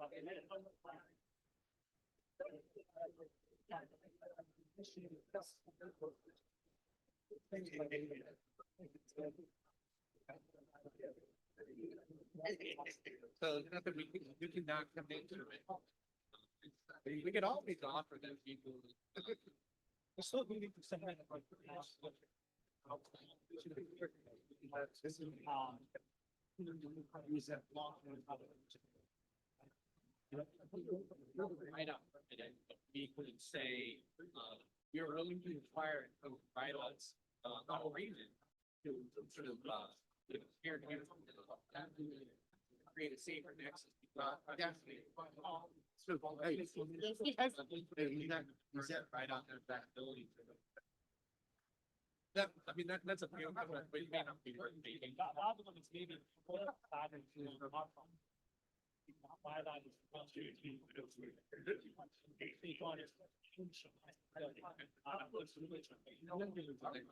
It's right here. I mean, we get pretty close. So the bus stop is right there. Yeah, yeah. So we get pretty close. Right. And then, you know, what do we got there? It's, I don't have a scale, but I mean, we're probably talking about a couple hundred feet. I don't know. Yeah. You know, somewhere maybe 200 feet or so. And maybe that actually could help, but I don't know. I mean, you're probably not here to commit a sidewalk on behalf of the applicant. No, not until we actually. talk about it. But if they decide to kind of get to you with the same issue, which is it safe for a person to get from their site to that bus stop? I mean, that's the issue. Yes, that's, yeah, unfortunately, that's like, we can't say that, but to see it. Hello? Without providing. Yeah.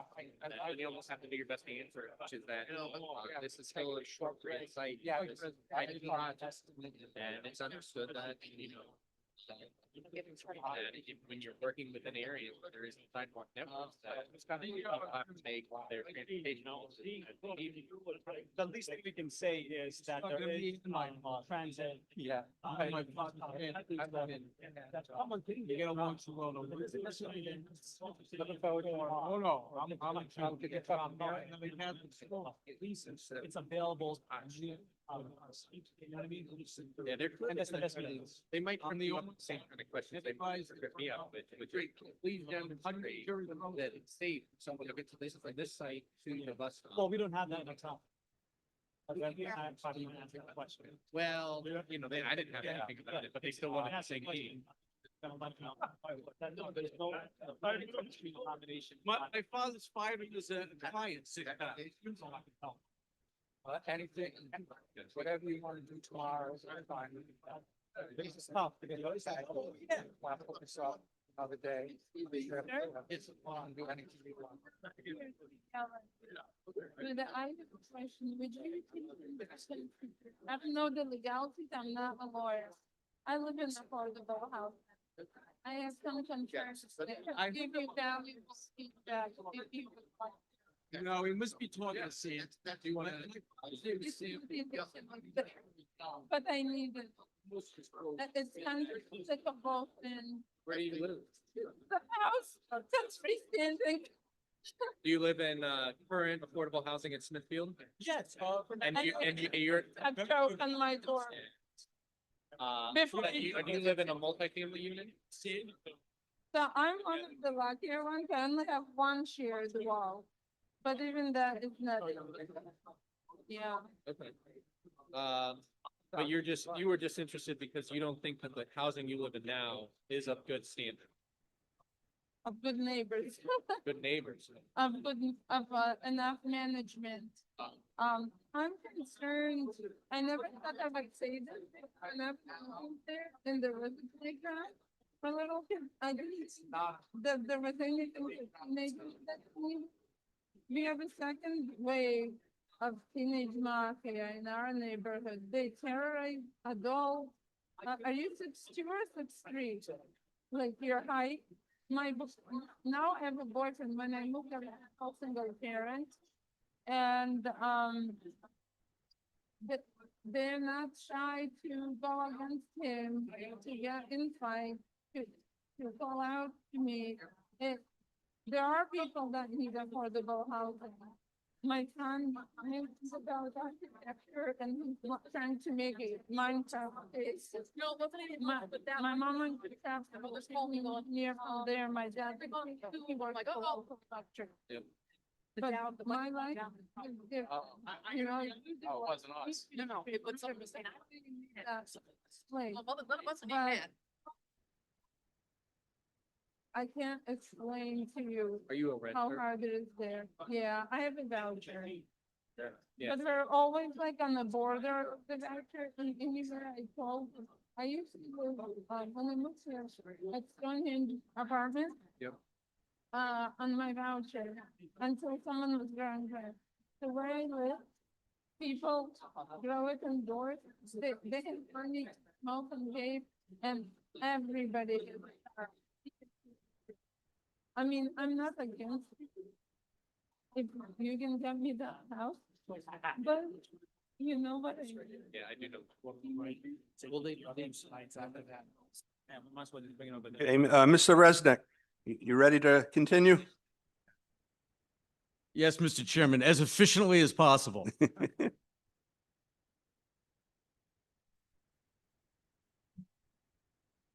May I proceed, Mr. Chairman? Mr. Chairman, our next expert is going to be our fiscal impact expert, Joe Lombardo. Prior to calling Joe up, I just want to make part of the record. There was a correspondence that I had sent to you, Mr. Chairperson, as well as your planner, as well as the town attorney, relative to some issues that we consider to be outside of the findings that are appropriate for this board to consider.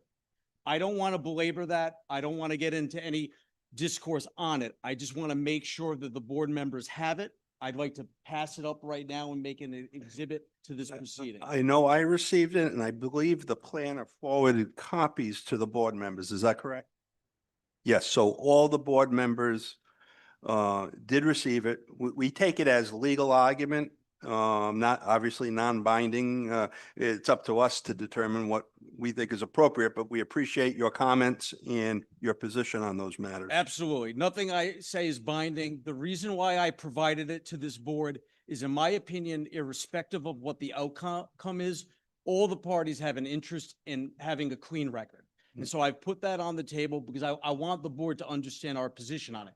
That said, when Mr. Lombardo gets up, we've heard at community meetings, we've heard at TRC meetings, and we've heard at pre-app that enrollment, school-aged children, capacity issues at the school are a concern. So they are built into Mr. Lombardo's report. He is prepared to answer questions about it, but all of that is subject to my objection that those considerations are illegal under state law. Can we have a follow-up on that? Because I want to make sure I understand your position. As I read your comments, I took from it that generalities regarding whether school capacity can be met by a project should not be considered by the board. But if there is specific evidence with respect to specific schools during a specific time, do you agree that that would be relevant? I'm just, No, I don't believe. or your point is nothing. I don't believe that a alleged strain on the school system is not a reason to deny this project based off of state law. You believe That it's is a all- fact? You believe it's a factor if there's specific testimony regarding actual the school numbers, and say a particular school was at capacity already for year 2026, are you saying that should not be considered at all if there's specific evidence on that? I don't believe that specific evidence, even not conclusory, even if based on actual data and tangible evidence, I do not believe that it is appropriate consideration under the Comprehensive Permit Act. And also candidly, but this is a novel issue, I think that there's some serious constitutional issues with a municipal body making a decision based off of the concept that families may have school-aged children. The other problem goes to directly what you just said, which is, what is the data? And I have presented in front of many planning boards around the state. And often data is presented on that issue, and it is speculative. It is speculative. It's based off of projections, et cetera. And candidly, there's no board, no judge, no board in the state of Rhode Island that should be making findings on speculative data. There's case law on it. But that said, we are erring towards transparency, not trying to obstruct the issue.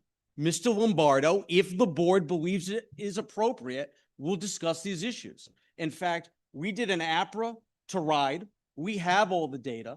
It's been put into Mr. Lombardo's report. And as a courtesy, when your planner requested it, I provided him a Dropbox with every single document that we got pursuant to APRA requests, both from Smithfield School Department as well as RIDE. So we did it. Mr. Lombardo's here, but I have to voice that objection because I need to protect the record for my client. I understand, and I Thank you. wanted to make sure the board understood the position, whether it was a blanket position that is not relevant or whether generalities and ad hoc testimony was the concern. And So, it's both. They're both concerns. thank you. Thank you. And very quickly, Mr. Chairman, if I could also. Do you have a question, Joe? I'm sorry about the. No, Chairman, you know, we were provided by a report prepared by Mr. Lombardo. Okay, that report deals with the population and school-age children projections. Now, if we're taking Mr. Resnick's statement that in fact we should not be considering that, why provide us with a report? The report was provided because, at TRCs, at community meetings. This was raised as an issue. And we're ready to discuss it. But I believe that I have an obligation to my client and candidly this board to advise you what I believe the law is. You might not believe it. You're going to talk to your legal counsel. He may have a disparate opinion, but I have to put that on the record because it's very important that this board does not consider things that aren't within its purview. And you might disagree. So basically, the choice is this board as to whether or not they want to inquire on these issues. And it is also this board's decision as to whether they will make findings based off of that testimony or those reports. You could ask all the questions you want and not make any findings, and it's not going to infect a decision. But if there are findings made that are adverse to this project based on the concept that families want to have school-aged children in the United States of America, that's an issue. It's a constitutional issue. It is. This is not China yet. Mr. Resnick. Mr. Resnick.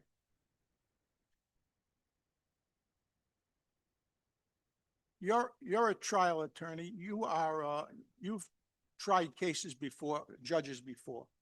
That's And- correct. And you've objected to certain things that were presented before a jury, okay? And you've also heard the admonition by a judge that says, don't consider that gray elephant that's standing in the corner when you make your decision, okay? And you know as well as I do, that practically speaking, that does have an effect on what decision is going to be made by a particular body.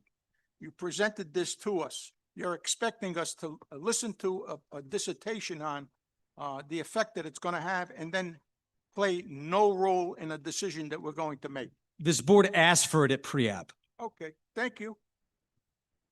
Again, if you want to consider it, consider it.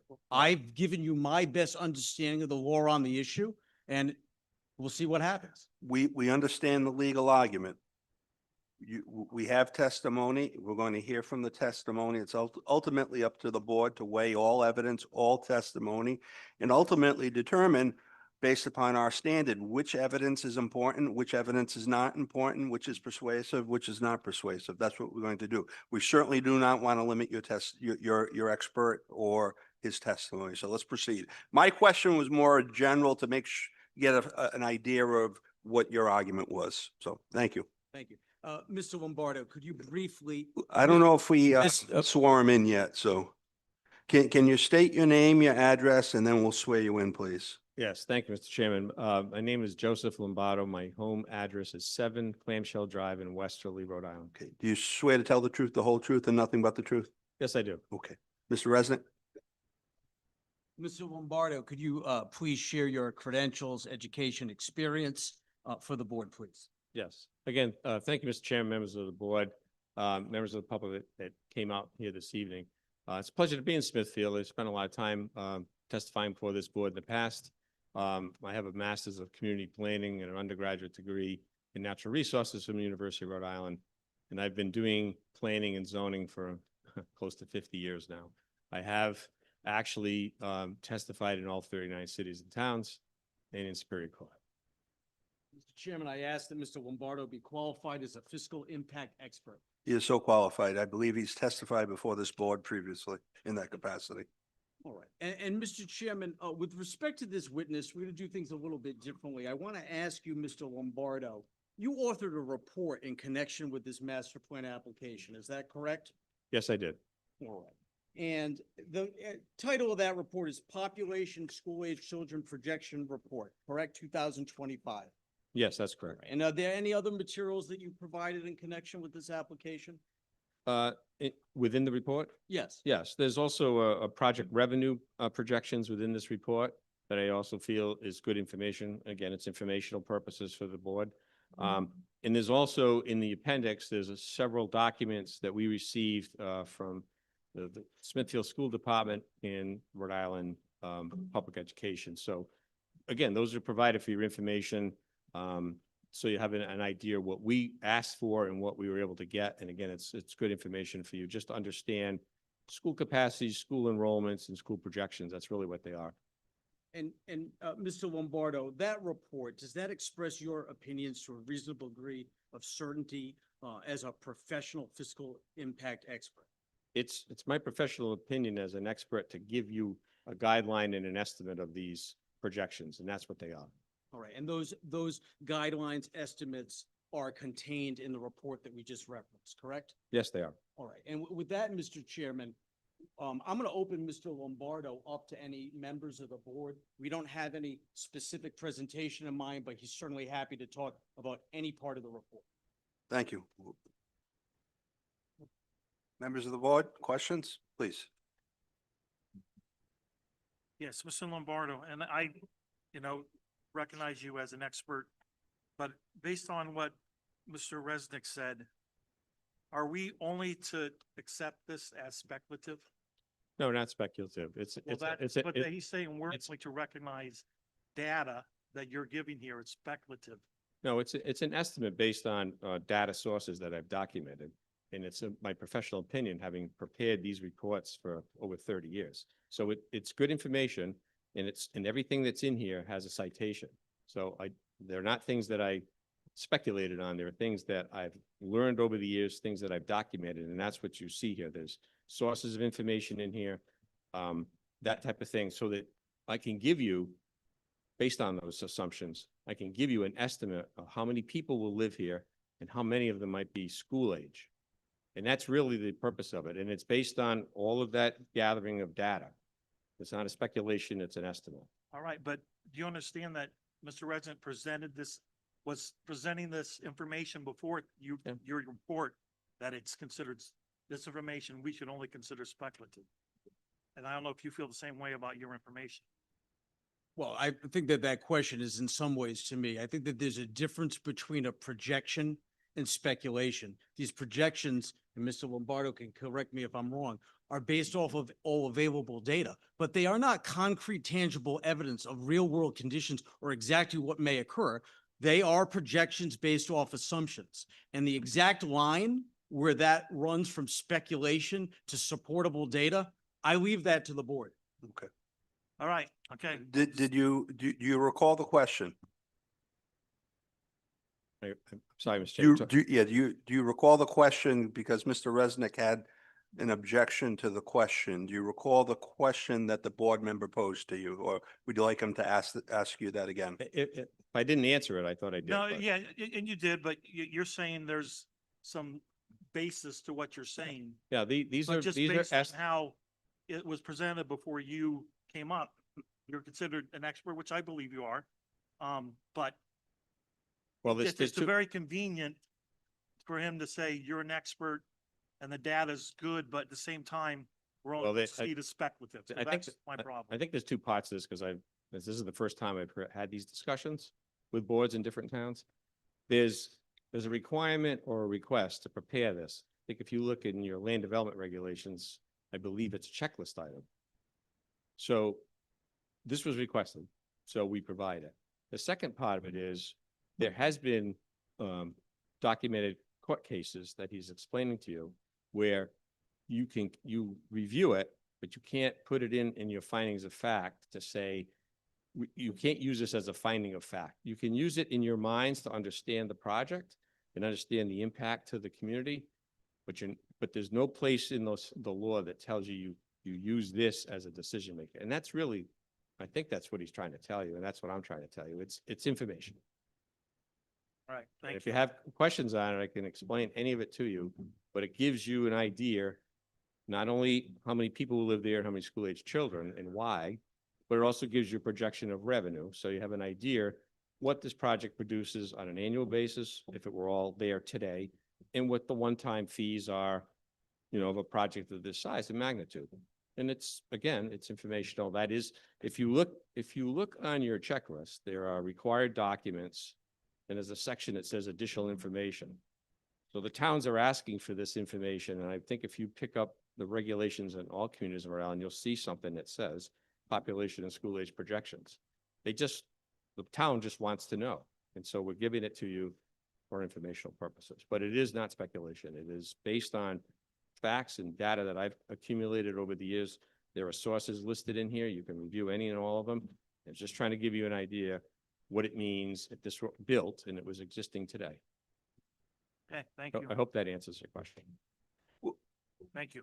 In you doing your research and preparing your report, was there any information that was not available to you that you deem would have been helpful to perform your analysis? No, I would say no. And the reason I can say that is being able to request this information that is in the back of my report, the Town of Smithfield statistics, the current enrollments, and then getting the projected enrollments. These are exactly what I would want to see to take it to the Smithfield level. Like I have a lot of data that's other parts of the state or other states around us, but this is very specific, so you can really get a good idea. What's the picture of the town of Smithfield today? If you had your superintendent here, these came from them, most of it. So that's why I like the fact that it's in the report so you can see it. In that data, the projections that were provided to you by the school department, is that material that is generally relied upon by experts such as yourself, given an opinion that such as you're giving today? That's the best available that we can get. Yes. And I've looked for other sources, but this is specific for Rhode Island, for Smithfield, and that's very helpful.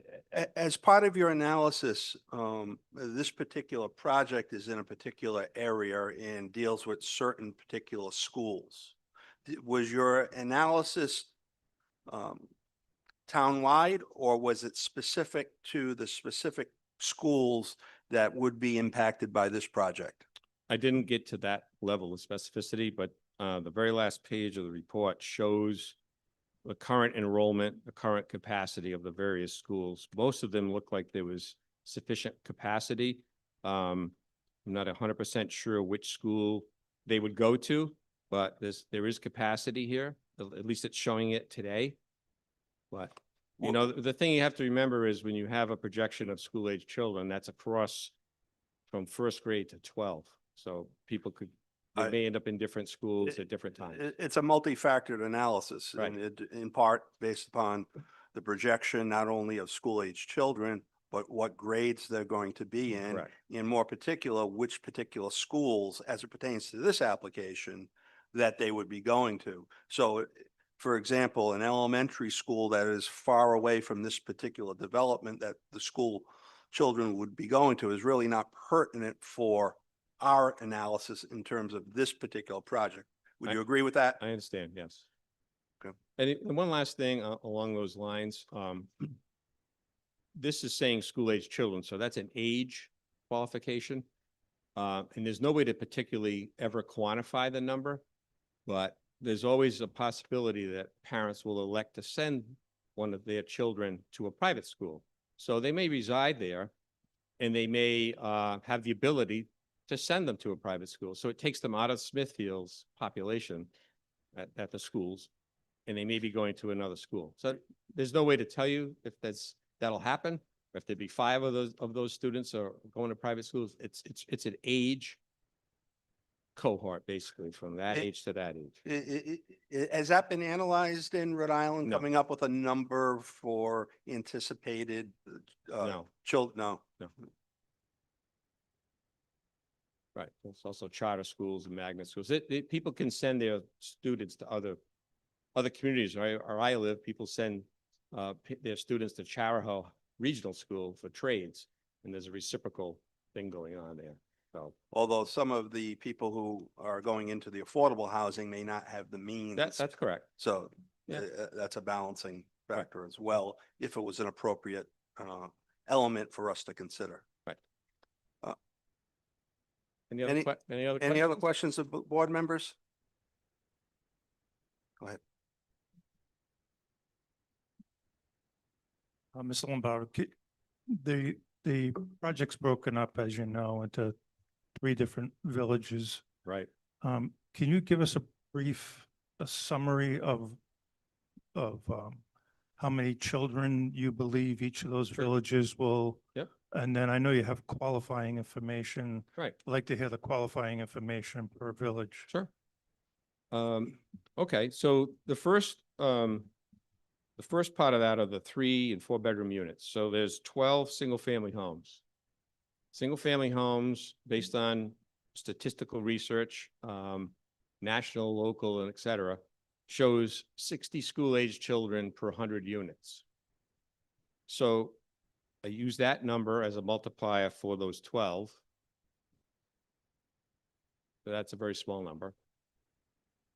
So you're multiplying 12 times 0.6. So it's roughly 5 or 7, I'm sorry.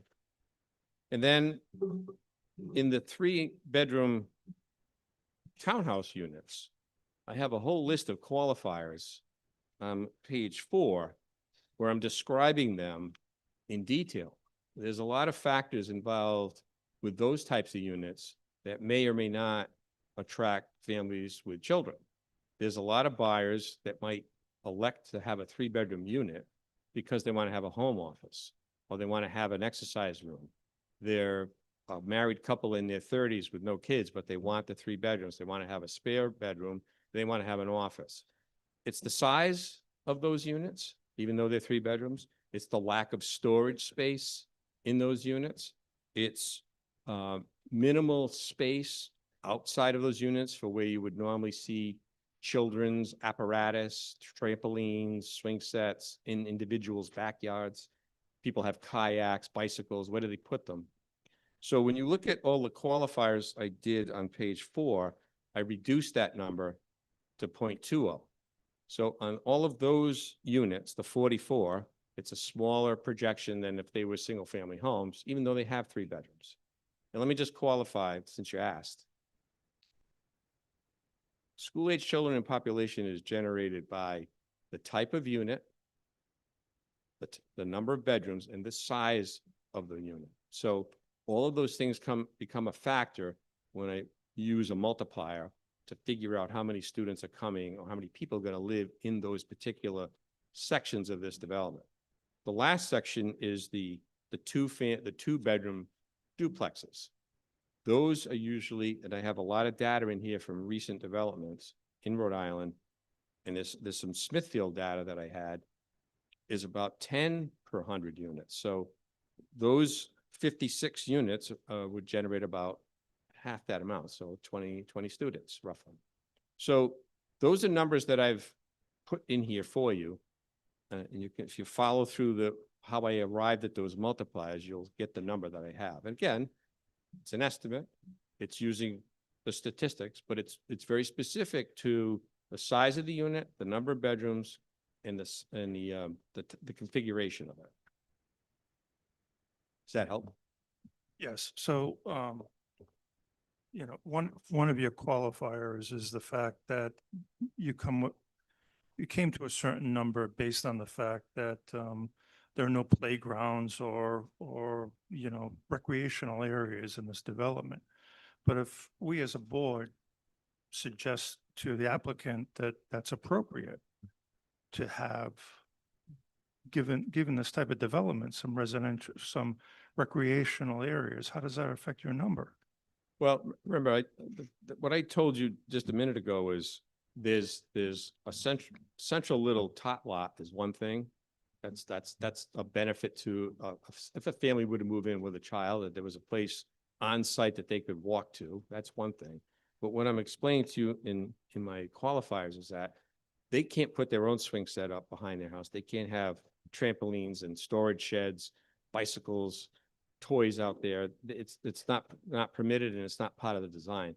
That's what I'm trying to say, is that may slightly impact somebody's decision to move there, but unless they can have all these other things, typically people that are in these kinds of units, as soon as their child gets old enough, they move out. They need more space. Some of these don't have garages. They don't have basements. They don't have attics. So they don't have places to put. I mean, I know what my son has in his house. It fills up a lot of space with 2 kids. So it just depends. But that's why I've reduced that on those townhouses, because it's the style. And you're right. It is a little factor if there was a tot lot on site, but that's not a major factor in a decision. Let me qualify that. I also sold real estate for 20 years in Rhode Island and Connecticut, and I've actually sold units like this And I know the type of buyers that came to me and the reasons that they came for those particular units. None of them came with children. They were either older or they were singles or a married couple without kids. But they wanted those types of units for other reasons. Thank you. Anybody else I can help? Any other questions?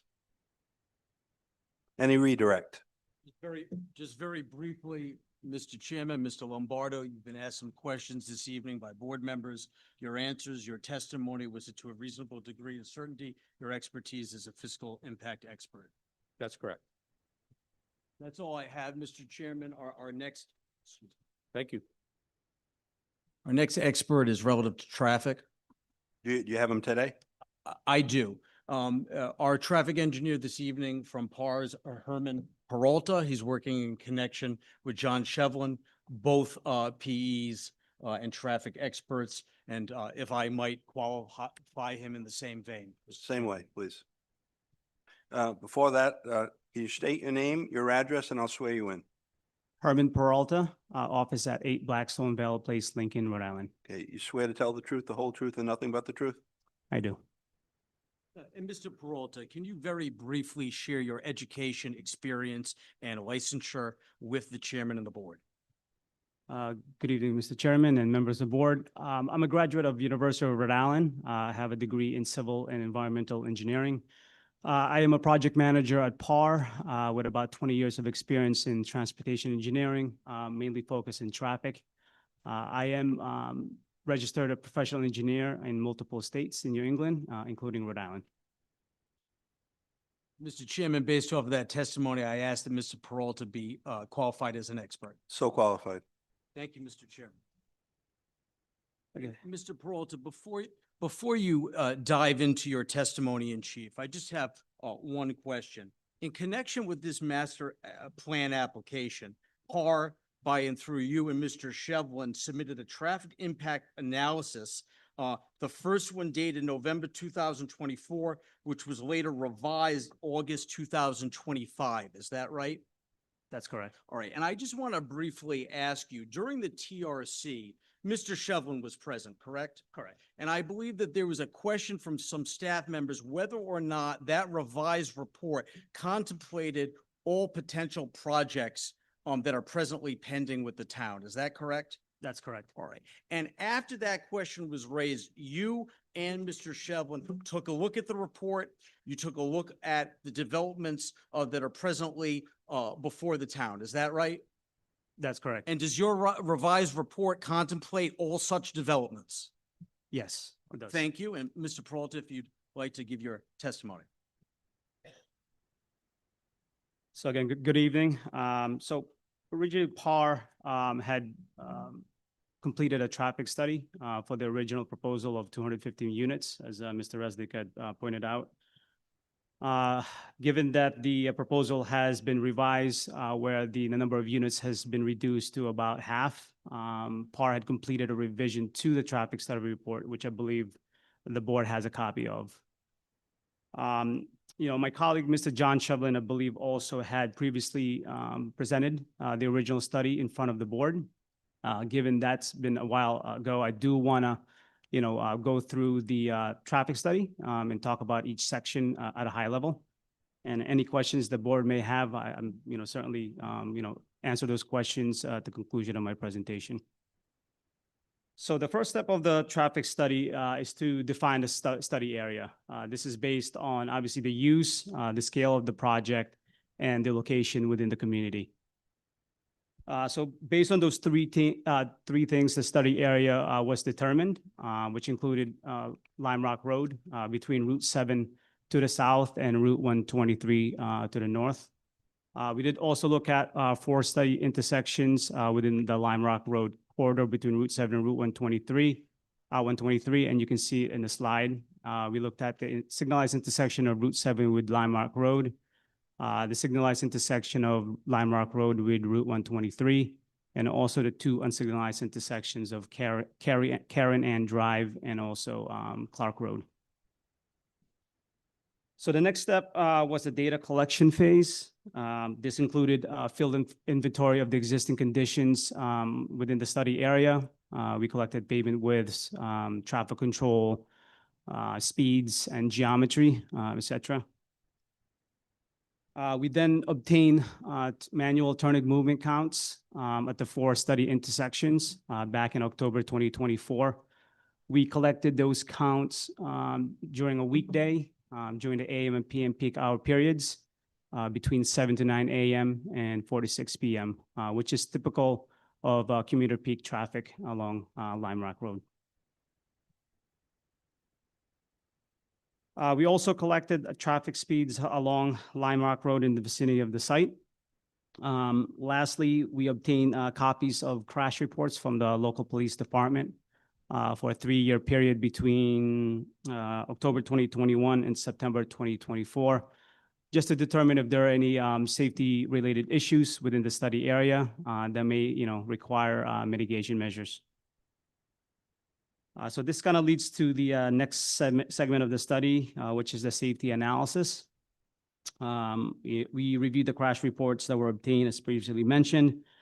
There was a total of 43 crashes that occurred within the 3-year period, with the majority, about 75%, occurred at the 2 signalized intersections of Route 7 and Route 123. So about 24 of the crashes occurred at Route 7 intersection, and then about 8 occurred at the Route 123 intersection. Additionally, about half of the crashes were single vehicle crashes that can be attributed to, deers crossing and other animals that crosses the roadways. And then 13 crashes were rear end collisions, with actually 12 of them occurring at the Route 7 signalized intersection, which is typical of a signalized intersection due to the required, stop and go, during the, red phase. Of all the crashes, 4 resulted in injuries out of the 43 that appeared to be minor. So overall, the severity and the frequency is not significant. It is worth noting that both signalized intersections at Route 7 and Route 123 was recently reconstructed. I believe Route 123 was reconstructed about a year ago. And for Route 7, Rhode Island DOT achieved substantial completion for reconstruction of that intersection that includes new signals about last month. And that included not only new signals, but obviously new traffic signal heads that meet the standard requirements today. And also it updated the signal timings at that intersection, which enhances not only operations, but also safety. In terms of the site distance analysis, again, which is part of the safety analysis we did for this project, they were measured at all proposed drivers along Lime Rock Road to determine if the measured site distances are met per industry guidelines. As I had mentioned before, we did collect speeds at Lime Rock Road along the property frontage. So based on the speeds obtained along Lime Rock Road, most notably the 85th percentile speed, the available site distance is greater than the required site distance, assuming clearing of vegetation along the site frontage that will be necessary as part of the proposed development. So in conclusion, related to the crash analysis, based on the crash history review and site distance evaluation, the proposed development is not expected to create unsafe traffic conditions. Lastly, what we did for the traffic study, when we updated the report based on the reduction of number of units, we did an impact analysis. Apologize, I didn't even switch the slide. So what we did first in the impact analysis is calculate the trips that will be generated by the proposed residential development to reflect the updated 112 units. We estimate that the 112 units is going to generate about 65 trips in the morning and about 61 trips in the afternoon.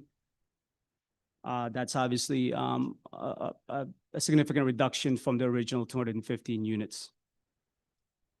The trips were then distributed within the study area based on the existing traffic patterns. Once the site-generated traffic was distributed, a capacity analysis was completed, which leads to the next segment. So as part of the capacity analysis, we analyzed the 4 study intersections, again, Route 7, Route 123, Karen Ann Drive, and Clark Road. We looked at existing, future no build, and future build conditions. The future build conditions are projected to 5 years. Given we did start the study in 2024, the projection was to 2029. Under the future no build conditions, the traffic volumes included the existing traffic volumes and future traffic volumes associated with background growth. The background growth in traffic volumes was determined using general background growth rate based on the town's population trend, according to the U.S. Census data. The town of Smithfield overall saw a very minor increase in population, approximately 0.32% over the 10-year period between 2010 and 2020. To be conservative in our analysis, we did consider a 0.5% annual growth rate rather than using the 0.32%. Additionally, we contacted the town of Smithfield to determine if there are currently any planned developments in the vicinity of the site whose trip generation should be considered in the traffic study. Upon review, the town planner reported 2 proposed projects to the south of the study area, a 34-unit residential development along Douglas Pike, and a second one, a 14-unit residential development along Whipple Road. Given their locations outside the study area and the anticipated low volume that will be generated by both residential developments, they were considered as part of the 0.5% background growth, as it is anticipated to have minimal impacts within this study area. So based on the capacity analysis completed, the study intersections under future build conditions, which again adds the 0.5% annual background growth rate, will operate at a similar level of service compared to the future build and even the existing conditions. There's very minor increase, not only in the levels of delay, but also the level of service. So therefore, based on the safety and capacity analysis conducted, it is PAR's professional opinion that the proposed residential development will have no significant impact on the traffic safety of the surrounding roadway network. Mr. Chairman, if I may, sorry to be repetitive. The testimony that you gave this evening, is it to reasonable degree of certainty in your expertise as a traffic engineer? That's correct. Thank you, Mr. Chairman, and Mr. Peralta is ready for any questions. the board may have. Yeah. In your report, you mentioned there were 4 crashes with injuries. Correct. Where was that data derived from? So that data is from the actual crash reports that we obtained from the local police department. So the Smithfield Police Department provides us a crash report. And the reason why I say that is great reliance in terms of whether someone is injured or not from an accident is not necessarily driven by a report in a police report. Something I would deal with on a daily basis. As I see many claims where people in a police report or the police officer has indicated there was no injury, but I see a lawsuit later on for bodily injury. How do we reconcile that, if at all, in terms of your analysis? Yeah, I totally understand what you're saying, Mr. Chairman. But again, we can only go by what the crash report says. It's kind of hard to gauge to see if any of those people that say they're not injured are actually injured. I understand. You're using what data you have available. The weight of it is not necessarily reliable necessarily. Understood. Okay, Mr. Chairman, may I add one comment? sure. Yeah. In our discussions with TRC, our understanding is that the discipline that was most likely to be peer reviewed at this stage is traffic. And we would certainly invite that. And the only thing I wanted to add is if there is some kind of access to public record request or some other type of source of data that you would like to try for us to capture, we would be happy to do that because we're certainly going to be working with your peer reviewer anyways, on these issues. It's not a major issue of mine. I was more interested because it seems like many traffic experts rely, that's their reliance, and I question what reliance we really can put in it. Now, this case, I'm not quite sure it's germane to our analysis. I was more interested, maybe perhaps for my own benefit in terms of that particular testimony. Questions of the board? Yes, on page 9, table 2, that says Lime Rock Road Spot Speed Study. I just want to make sure I understand it correctly. The column to the far right, northbound during your study says that 87% of the vehicles traveled over the posted speed limit, and then northbound and southbound 98%. Is that Mhm. correct? That's correct. Yep. All right. So Because the there's posted speed limit on Lime Rock Road is yeah, 35 so miles per hour. There's definitely a speeding problem there, no doubt. But Yes, based yeah. on your study. Yes. Okay. And you mentioned the 60-plus trips coming out of the development. Is that peak or is that throughout the day? So the 65 trips is actually entering and exiting traffic, kind of spread throughout the 6 driveways along Lime Rock Road. So that's the whole- during the 1 hour during the AM, and in the 1 hour during the afternoon, it's 61 trips. That again, that's total trips that's entering and exiting the site. All right. So 60 trips, and that's not going to have impact on the way it is now? No, 100%? just based on our capacity analysis, we compared it to existing condition to build conditions. There's barely any budge on the level service, even the delays. All right. This seems like a lot of vehicles. Okay, thank you. You're welcome. Other questions from board members? Mr. Moon? On page 13 of the report, you discuss site distance summaries. Could you tell us just how much tree clearing and whereabouts on Lime Rock that you're proposing, or that you're recommending? Yes, so if you look at the column for the required ISD versus the measured ISD, so we would require clearing for about 15 feet between 10 to 15 feet from the edge of roadway at the driveway, The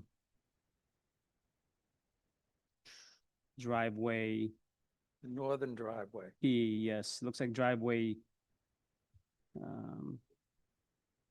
A. But again, that's more for the desirable ISD. But in terms of the required intersection site distance, the measured is met.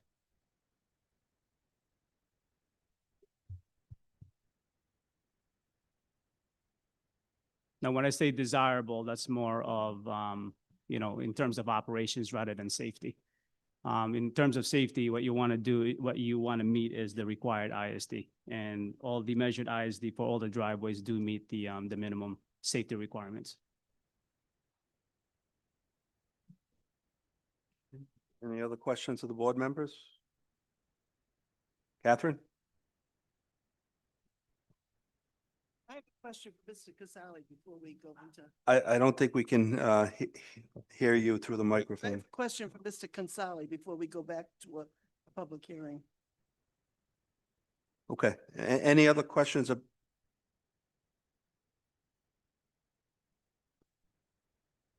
I'm not sure. We'll have to ask the town planner. And let's finish up with this witness before we begin with other issues. Any further questions from the board members of this particular witness?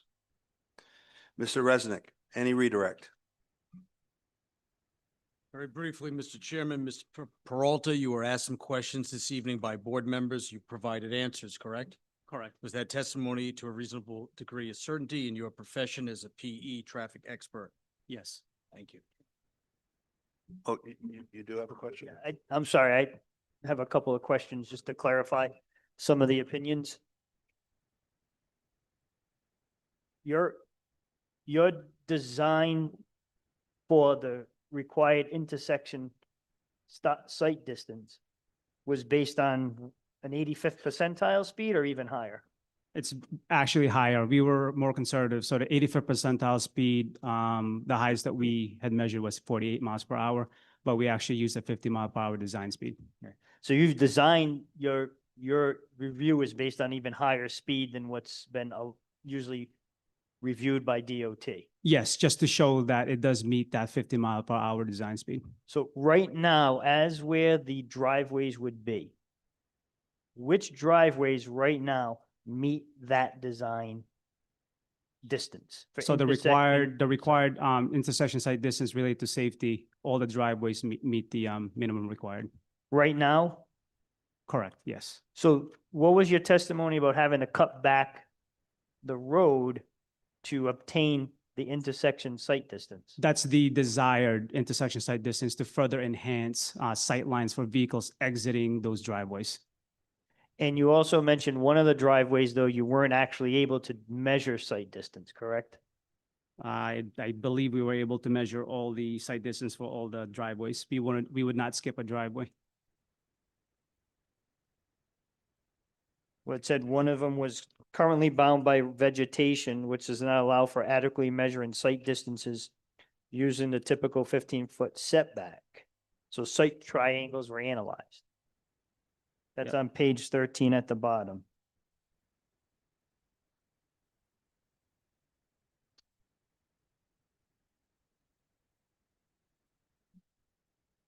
Yes, so it looks like we weren't able to measure it out in the field, but what we did is we used the site layout to do the site triangles pretty much on the plan. And can you explain to the board what a site triangle does or accomplishes? Yes, so if you're sitting at a driveway, at a stop condition, you're looking to your left and you're looking to your right. So when you create that triangle along the roadway, that is pretty much your site triangle. So you're looking to your left and you're looking to your right. And that's your site triangle when you lay it out in the planes. Basically, where you're sitting within the car, typically 10 feet back from the edge of roadway. And then continuing with that analysis with your site triangle, you said that it was determined that the minimum 425-foot site distance requirement can be met, but is contingent upon trimming existing vegetation on Lime Rock at least 15 feet back. So, yeah, Can you explain that? Which so- drive, is that still for the same driveway, A, I think? Yeah, so it looks like it is for driveway A. So in terms of cutting back the vegetation, it does look like it is required to be cut back 15 feet in order to provide that minimum required site distance.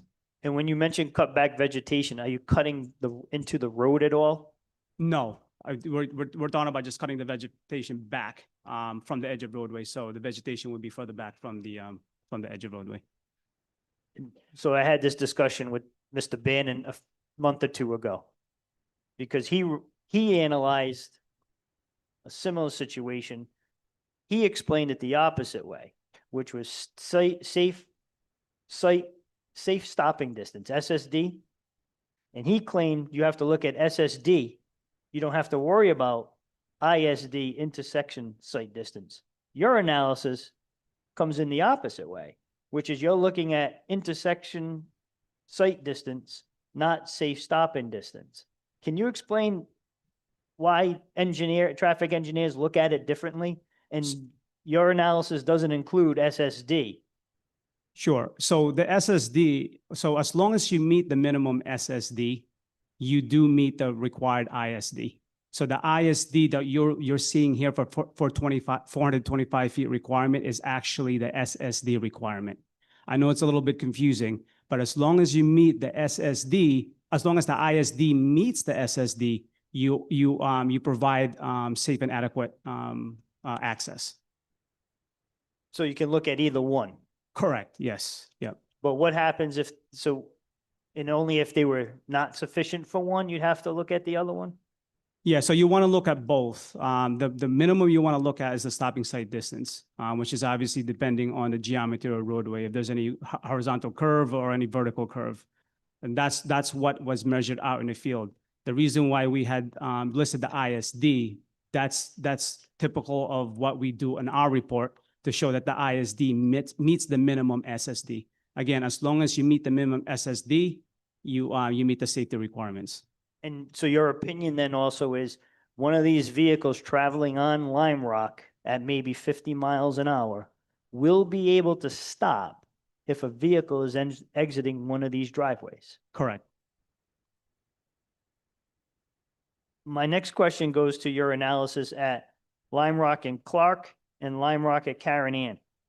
Because you used a term that I was not familiar with, maybe the board is, but it says that under future build conditions, the intersection of Lime Rock Road and Clark was analyzed as a four-legged, two-way stop-controlled intersection, including the southern site driveway. This is on page 25.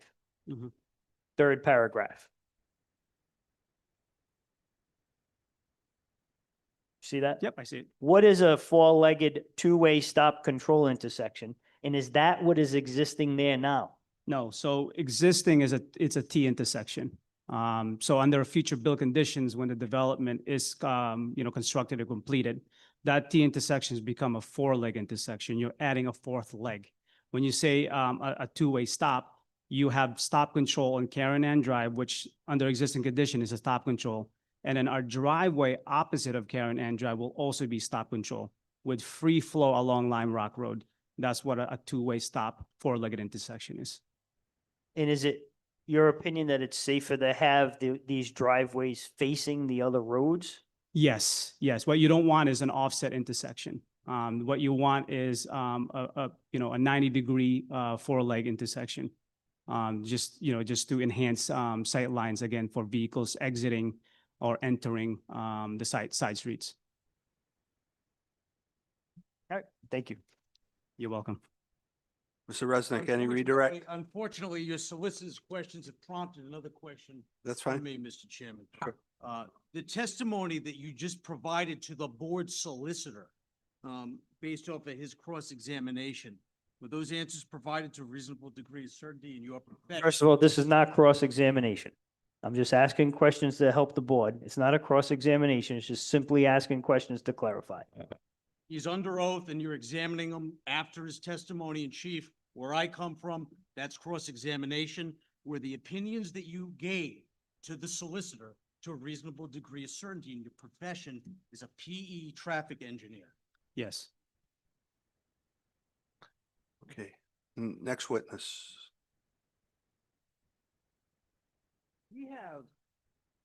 We have no further witnesses, Mr. Chairman. I know that, I think I heard tangentially that one of the board members would like to ask Mr. Casali a couple questions Yeah. before we open it up to the public. One final comment I have, and it is not to get into a discourse about jurisdiction and federal and state regulations. It's just simply to say this. Upon thinking about your concern, Mr. Chairman, as you've clarified it, I understand that this is not federal preemption. This is not that type of issue. It's an issue where you have a concern about health, safety, and it's a good one. I spoke with my client. We would agree as a condition to coming back for preliminary to file a report from an aeronautics expert and to bring an aeronautics expert to offer testimony to this board. Again, we don't think it's appropriate at master, but to resolve that issue, we are prepared to bring in an expert and submit a report and answer all the questions that you have. And as you know, this board has the ability, if they see fit, to peer review anything that we bring before you. So I think that there is a way to work through those issues, and I wanted to offer that up. Well, certainly, we're open to giving you an opportunity to do what you think is in the best interest of your client, to put your best foot forward. So if you like that opportunity, we're going to give that opportunity to you.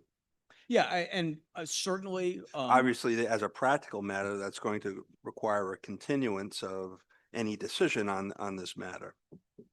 And that would be candidly, given the nature of this, given the crowd, given the attention that a project like this deserves, it was my assumption that we would probably be in continuance land, and that's certainly that I can discuss with my client. But my comment was a little bit different, Mr. Chairman. I'm talking about a condition to this master plan approval coming back at preliminary with an aeronautics expert. Yeah, I'm I just can, putting- I can only speak for myself. I can't speak for the rest of the board, but this is, the safety concern is such a significant issue that it needs to be addressed at this stage. Well, certainly, that's within your purview, Mr. Chairman, and I'll talk about it with my client when I have the opportunity to. Sure. And with that, we have no further presentation in chief. Mr. Casali is available. Let me add, before we get to Mr. Casali again, the issue of phasing. You indicated to the extent that this particular board was inclined to vote favorably on your application. Is it my understanding from your filings in this case that you oppose a phasing requirement? No. Okay. No, we don't oppose a phasing requirement at all, and that's certainly something that we can discuss. Okay, because I thought I read that in the material. No, let me check with my team because I don't want to misstate anything. No, phasing is certainly on the table. Okay, if we can bring Mr. Casali back, and we have a question from one of the board members. Catherine? I have a very brief question. Joe, in your master plan project narrative, Catherine, I don't think they red light's on. might need to move the microphone closer. In your master plan project narrative, on Appendix D in the back, there's some floor plans. Have you got that where you can put that up? No, I don't have that on the PowerPoint, Catherine. Okay, well, let me just briefly state my observation here. There's the first entry level floor plan. There's a garage with a utility room, and then it says bedroom 1. Now, that bedroom doesn't have any bathroom associated with it. The second level's got a half bath. So if that was to be used as a bedroom, the person's going to have to go up to the 3rd floor. But that bedroom, there was a lot of talk earlier about there being no storage in these structures. That bedroom 1 can easily be converted into a storage area that's off the utility room and the garage. Yeah, you're correct. Absolutely. That can be converted very easily. That's it. Thank you. Mr. Casali, Any other questions on Mr. Casali? Mr. Casali, the plan that Catherine's talking about, should we take that as something that we should be commenting on? No, I think those are model units in terms of master plan. We want to give you the understanding of the number of bedrooms. We know it's important to the community. We know it has an impact on Mr. Lombardo's study. But no, full architecturals will come at preliminary. Okay, because I mean, you're coming into the main entrance into a 3-foot hallway, meandering down, no windows to a stairwell on the far end, and then going up. So to say that it's not inviting, I didn't want to provide architectural comments on something that someone may have drawn. That I'm certainly not going to argue with an architect on architectural standards. I think those are the basis of the design is those are for programmatic floor plans in terms of number of bedrooms to calculate in terms of parking, school-age children, and other entities. Okay, so we'll look for something more definitive. Correct. At a Yes. later date. Should we receive master plan approval? Absolutely, Richard. Mr. Casali, open space areas for children to play, has that been taken consideration yet? Yeah, I think, again, you're at a preliminary stage, but we do have areas, allow me, we do have areas that, we've thought about in terms of open space. There. So you've got a lot of areas in terms of that westernmost portion where you could have walking paths. I think you've got some areas in that middle not really a cul-de-sac, but there's open space there. We'll be able to, at the next stage, hire someone like a local landscape architect like Diane Soul, as we've done on past projects, so we can carve out different areas. Development of this size, we'd like to have a balance of active and passive recreational areas, including open space. Any other questions of the board members of Mr. Casali? Mr. Casali, the rendering that you're showing, the duplexes look substantially larger than the townhouses. Is that just because of I mean, there's diagrammatical, but they seem to be twice as large. Is that because they're only 2 stories and the others 3 stories? or- That's correct. And those floor plans are relative in terms of their size and shaping on the drawing, that you can put in the 28 duplexes in Village C and still have the 13 structures in Village B. Okay, thank you. Okay. Any other questions of the board members? Mr. Resnick, redirect. One final time, Mr. Chairman, Mr. Casali, the testimony that you just provided, is that to a reasonable degree of certainty in your profession as a civil engineer? It is. Thank you. Okay, at this point, we're going to pause the applicant's position pending another hearing and potentially further evidence. Of course, I would reserve rights to offer my experts and revisions as we go through this process. Okay. But certainly, we're done with our testimony in chief. It's 8:49. We're going to open the matter for public comment. I'd like to make a few comments before we begin because of the unique nature of this particular project in terms of the response of the public here today. When you come forward, please wait to be recognized. Just like every other witness, we're going to need your name, your address. We're going to swear you in. And we're going to give everybody an opportunity to speak. There's not a per se limit on the period. However, we're hopeful that they're going to be concise, brief, and do not overlap what other people has said extensively. Try to limit your comments to 3 or 4 minutes. I'm not going to be a stickler per se, but that's the intent that we're looking at, given the volume of people that are here today. The comments must be directed to this particular application. All remarks must be addressed to the board, not the applicant. Decorum is essential. No shouting, no personal attacks, or otherwise will be tolerated. If that happens, a warning will be given, and if that's not heeded, then unfortunately there will be no more discussion. With that being said, we do have members of our state legislature as well as our town council. To the extent any of them would like to be heard, we're going to give them the opportunity to do so initially.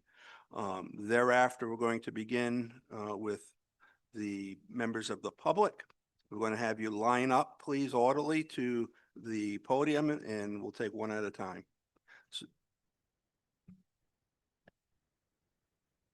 Good? Yeah, the court report is good. Okay. So if any members of either the state legislature or the town council like to be heard, they're more than welcome.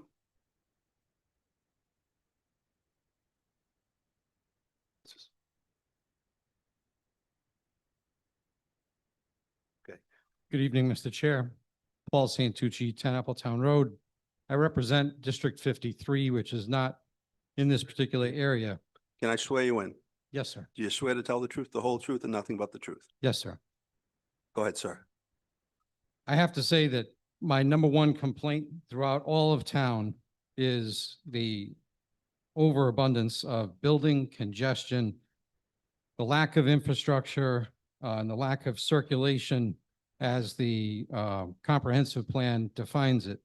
Mr. Chair, I also have not found in the 2025 or the 2024 legislative sessions, anything that is actually taking that out. I could be incorrect. I've asked our caucus attorney to find that out. However, that is a huge issue for everyone in this room, not just people in this district, because we're facing many of these same challenges throughout town. What I will say is that back in April of this year, Scott Millar, who is a land use planner who has 45 years of experience in assisting municipalities on land use. In addition to that, he is a Rhode Island Department of Environmental Management, worked for statewide planning, and was a senior policy analyst at Grow Smart, Rhode Island. One of the things that he mentions in this article is the inflexible state mandates that don't build partnerships or encourage creative approaches. The 50 new housing laws that ignore limits to growth, constraints to development, or the need to conserve farms or forests are a huge issue. And I think for someone like myself, this is sort of near and dear to my heart, having grown up in the town.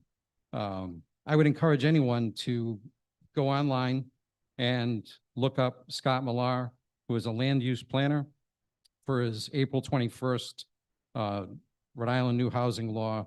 And I would encourage everyone to contact the Speaker of the House regarding these laws at 401-222-2447. Thank you, Mr. Chair.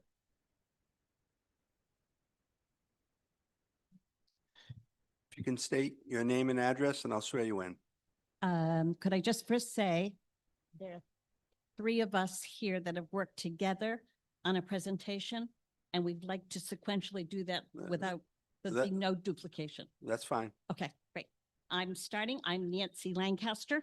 I reside at 22 Laurie Ellen Drive here in Smithfield. And do you swear to tell the truth, the whole truth, I and do. nothing but the truth? Go ahead. My section was traffic and safety issues.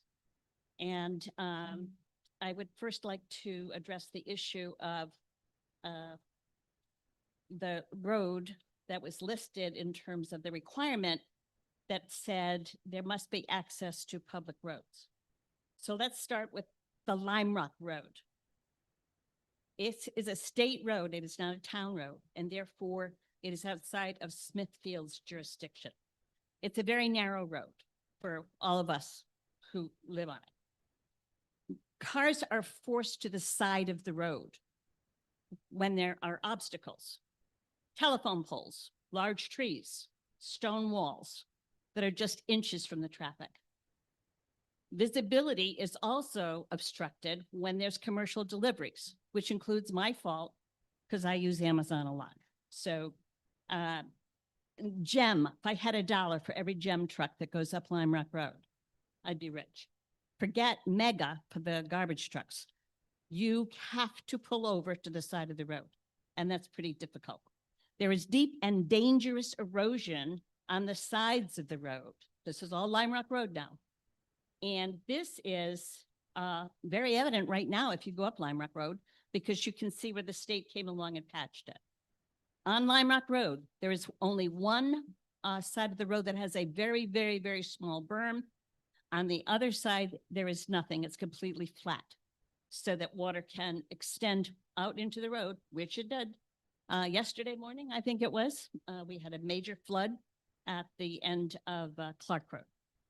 Went away quickly after leaves were disrupted, but the road was flooded, making all of the traffic change. There is an anticipation of extensive heavy truck traffic during the construction, and it's quite likely there'll be damage to Lime Rock Road. We are not sure yet what they're going to find in terms of this construction, whether they will be blasting, because we know this is Ledgeville over there. There is no way that people can walk, ride a bike on Lime Rock Road unless they really want to collect on a death penalty from their insurance company.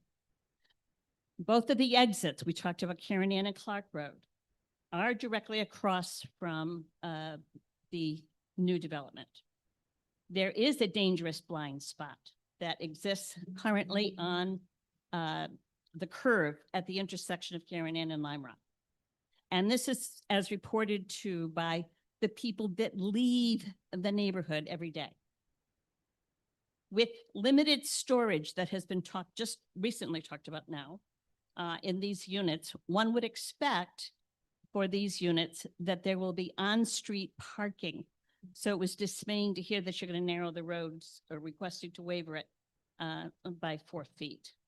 In terms of vegetation to be cut back, it is my understanding on the 4 condos that are at the bottom of Lime Rock, right before Terrazza Restaurant. There's a tremendous amount of vegetation that is growing in front of those houses, which actually looks quite ugly. But DEM refused that to be cut because of the water problem. As high density population increases, we know that traffic will build, especially at the Route 7 control light. I think I have the record right now. 18 cars were backed up on Lime Rock Road trying to get through the light onto Route 7 at 3:45 in the afternoon. The speeding was mentioned. Wasn't me, I don't speak. A lot was talked about the airport hazard in terms of a safety issue. We recognize that now. Printed it up when we talked about it at extended periods of time, that 4 out of the 5 flight hazards are over this development. And we didn't even talk about the noise of the planes. As those planes are going over these homes, it's not much fun. Those 3 single-family homes that are going to be in this development will be backing out, anticipating onto Lime Rock Road, which makes 5 exits onto Lime Rock Road. My last comment is a quote from Margaret Mead, which is, "Never doubt that a small group of thoughtful, committed citizens can change the world. In fact, indeed, it is the only thing that ever has." And now my partner.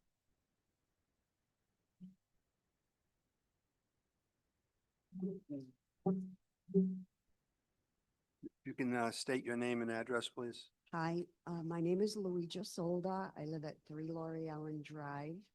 Yeah, we can't, maybe get closer to the mic. It's Luigi Solda, 3 Laurie Ellen Drive. Since the witnesses gave their credentials, I'm going to give you mine because I think it's relevant to what I'm talking about. Let me swear you in first, please. Okay. Do you swear to tell the truth, the whole truth, and nothing but the truth? Yes. Go ahead. So You get her name? You didn't get her name? Luigi Solda, Luigia, S as in Sam, Olda, 3 Laurie Ellen Drive. Right. So I have a Bachelor of Science from URI. I hate have to a do this. master's I degree hate in to do it. education. If you can move the microphone closer to your mouth, it might be helpful because you're coming in and out. Okay, I'll get really close. I have a Bachelor's of Science from URI, a Master's in Education as a Library Media Specialist. This is my 24th year as a teacher, 23 of which have been here in Smithfield. I would like to address 3 items today: school safety, school capacity and enrollment, and the projected school age population of the collection at Lime Rock Acres project. School safety. The roads in the development are private roads, which restricts school buses from entering unless 100% of the residents agree in writing to allow them to come in. If not, the buses must stop to pick up children directly on Lime Rock Road. That's going to be a problem. The intersection of Lime Rock and Douglas Pike has now become an area of significant road congestion, causing noticeable delays, even with the addition of left turning lanes into local businesses and a left turn traffic light at Lime Rock Road. Combined with the fact that there are no sidewalks, this makes it extremely difficult and dangerous if students choose to walk to school. School capacity. The developer is attempting to convince us that there's plenty of room in our schools with a chart outlining the student capacity of each school on page 16 of their preliminary population and school-age children projections report dated August 2025. I will address the high school as I'm very familiar with its capacity. Smithfield High School is listed at a capacity of 1,446 students, while our enrollment is a little over 700. It gives you the illusion that we have plenty of space in our schools. What they do not tell you is that this is the capacity if every classroom was filled with 25 students, the library filled with 80 students, the auditorium filled with 700 students. This chart is very misleading, and working here at the high school, I can assure you that there is not one empty room in this school. To emphasize this point, we have 4 teachers sharing 2 rooms because we had to convert a computer lab to a classroom this year. Also, schools are not warehouses where you just put things where there is room. We cannot be at or near capacity for enrollment, especially at the elementary schools. If a few families happen to move in with children in grade 3 and we're at maximum capacity for grade 3, we cannot say, oh, grade 5 has room, we'll put them there. Doesn't work that way. At the high school level, we often have capacity seating in mandatory classes like English and math. But electives like the higher level world language or classes specific to a CTE pathway may not have 25 students for every class. In order to meet mandates outlined by the Department of Education, requirements of CTE pathways, and student interests, a wide variety of classes are offered, which will occupy a classroom without having the maximum number of students in that class. I urge the planning board to do its own research on school capacity. Additional students will impact our school infrastructure. We've already expanded our 3 elementary schools. We've already added on just 3 years ago, and already they're filled. Projected school age population. Due to skyrocketing home values and the affordability crisis facing young millennials today, they can no longer afford to buy a single family home, the hallmark of Smithfield real estate until recently. As a result, young couples will be forced to buy units such as the developers are proposing, and the developers themselves identify young millennials as a target population for this development. And they will more than likely have children now or in the near future. Therefore, the number of children in these units will be higher than the average statistics show. The statistics in the developer's preliminary population and school-age children's projections report suggest that according to nearly 20-year-old studies that they cited, there will only be about 25 school-age children projected to live in the development. These statistics are based on per household numbers. These statistics include households whose children have already gone through the school system and now have 0 school-age children. This dilutes the true number.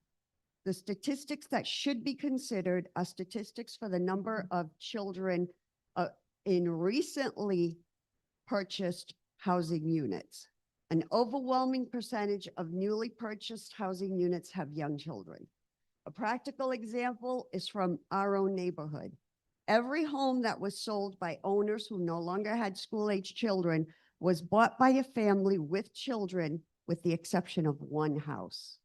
That is a significant fact that cannot be ignored.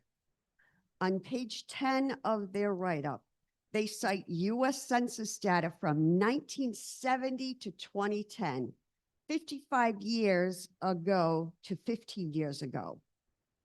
The average number of people per household has shrunk from 3.1 to 2.6 in that 45-year time period or so. The developer also cites that in the 2020 census, which was only 5 years ago, and it's the most recent census, Smithfield was at 2.68 people per household. This is the only statistic the planning board should consider. If we assume 2 parents per household, then there is 0.68 child per household average in Smithfield. So we must assume that 112 units could realistically mean 76 children will reside in the development. That's a much different number than what they're saying. I am not against school-age children moving in. My job depends on school-age children moving in. I am concerned with the tax burden on the town. Current cost to educate a child in Smithfield has now jumped from my last statistic that I gave to you in the spring. It's now $19,624 per year. And of course, inflation would make that higher every year. To educate 76 children in the development, it would cost $1,491,424 per year. This will be a shortfall of $659,348 per year from the taxes collected by the town from that development. It will cost over $1,098,944 per year to educate if only one child in half of those housing units went to our schools. This is a shortfall of $266,868 from the taxes that you collect on that development.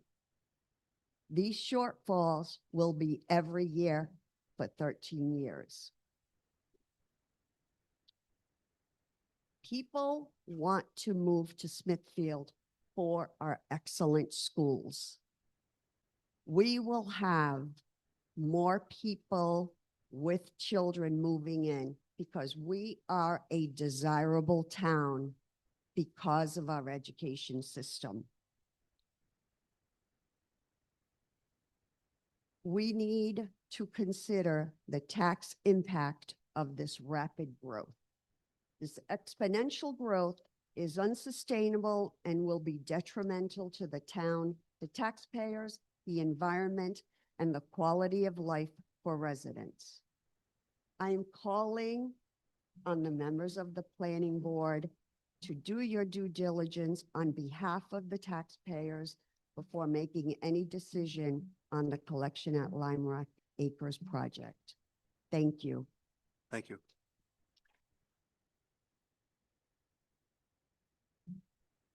If you can state your name and address, please. My name is Kathy Lerner.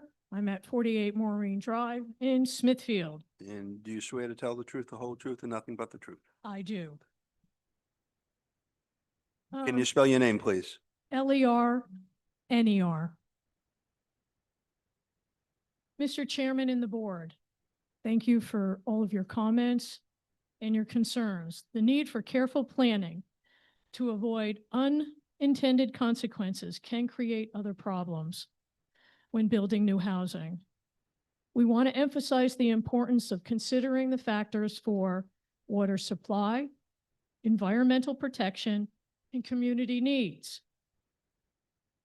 One of the things that I wanted to bring up to the group here is an overburden, not only of public service, which is roads, bridges, dams, and stormwater management, of which you're somewhat familiar with. At this time, there are 6 developments with less than a 1-mile shot from the collection at Lime Rock Acres. 1 mile. 38 acres for their unit, 48 acres for the 12 Acres restaurant, which is at 445 to 435 Douglas Pike. The Cardinal Hill subdivision, the West River Estates, the 520, 540 potential Douglas Pike and 4648 Ridge Road development, and another 8.2 acres on 332 Douglas Pike. My concern is water flooding and environmental concerns. In February of 2024, the town issued an award for the watershed study for stormwater mitigation limited to the Highview Hilldale Estates by the Beta Group.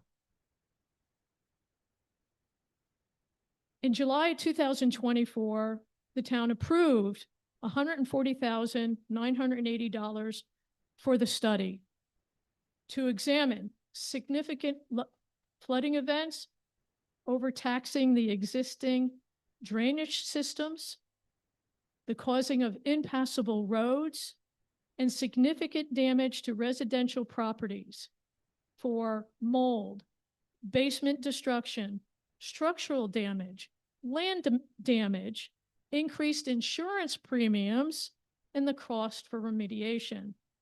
Repair and installation of sub pumps, French drains, and septic systems. I personally incurred $10,000 out of pocket for a flood that occurred in December and January of 2022 and 23, I believe. I know that the town is in current works with the Beta Group for remediation for that area. Could a hydraulic analysis be conducted in the existing watershed? That's what the words were used before, watershed, to the collection at Lime Rock Acres. The downstream analysis that was talked about, we know that it's a watershed. We know that there are 9 rivers that run through Smithfield. The project is located per their master plan on 4 flood insurance rate maps. There is a swamp that is greater than 10 acres. There are 2 ponds. There are 3 wetland meadows. And there's a perennial river to the Georgiaville Pond. In the Greenville area, stormwater drainage results in frequent flooding issues due to the inadequate stormwater infrastructure, of which you are well aware. Comments from the Technical Review Committee on 3/6/2024 from engineers and public works, specifically, those experts said drainage has a significant impact on the culvert at Lime Rock and Douglas, as you are well aware. Stormwater drains specifically in relationship to Harris Road. And as we talk about, in their particular study, they noted that the Whipple pump station, which is potentially or is at 140 or could be at 142% assessment, should have an analysis done in the spring. Well, that's not when we get flooded, people. We've been flooded in December and January. Construction of this development has specific and significant potential for changing water flow patterns, increasing road safety, increased runoff, and actual pollution to our local waterways. Repeated repair on the roads has occurred due from heavy rains. I personally had called the DOT twice after the heavy rains to have the road repaired. They did that by patching in asphalt. However, it doesn't mean that that patchwork will stay, and it still causes a problem. In closing, I would like to say that I personally am not against LMI housing. However, with 84 market rate units and 28 LMI units, the project increases the town's count, but enlarges the denominator for total housing. The town's LMI percentage could decline. Thank you very much for your time. Thank you.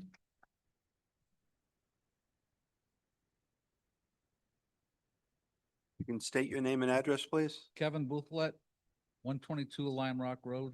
Do you swear to tell the truth, the whole truth, and nothing but the truth? So help me God. Okay. Before I get into what I really came to say, the traffic study they've done there, I'm sure it's probably correct, but I think you should look back a few more years than 3 years. I know in the past several years, there's been 3 deaths on Lime Rock Road, never mind injuries. Maybe the town should do their own traffic study and their own FAA study as well. I know they're going back 3 years. I think it should go back more. I think it should go back more than the 3 years. Like I say, I know of 3 deaths on Lime Rock Road. Anyhow, what I came to say, basically, I'm asking the board to look at who is benefiting from this. Developers, real estate attorneys, just a handful of people at the expense of 20-some thousand taxpayers. Our state government has given them a get-out-of-jail-free card. And I really don't blame them for using it, okay? But I think we have to fight it, okay?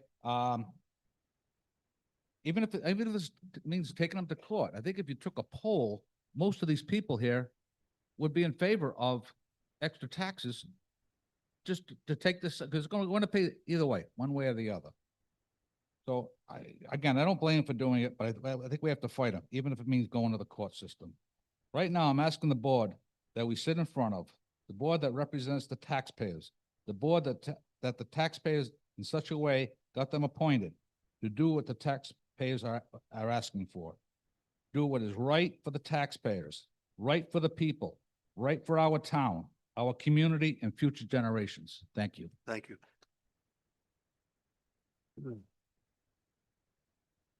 Good evening. It's Matthew Fag, 247 Old County Road, Fague. Swear to tell the truth, the whole truth, nothing but the I do, truth. sir. I've been sworn in 4 times differently this week. I grew up in the neighborhood. I might live on Old County now. I grew up on Meadowview Drive. Niles Farm was my old stomping ground. Kenny Niles used to ride his dirt bike over there. Went up to the airport many times as a kid. My cousin that lived on Valley Way, I believe, got his pilot's license from North Central before he got his driver's license. What I'm getting at is if we can put the slide back up there where it shows the overlay with the runway of the airport, if that's possible, Mr. Casali.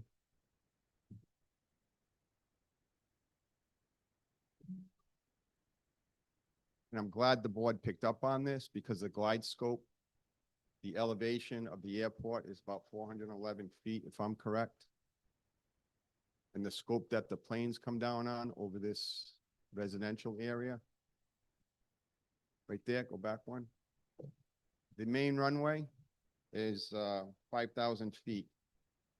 A to A across is the shorter runway, and that runs about, I think it's like 3,500 feet. The main runway is the main runway, whether they're landing, coming and going. The shorter runway is for crosswinds. The main runway, when the main airport opened up in 1951, was for little Cub cadets, Cessnas, 152s, 172 small single-wing airplanes.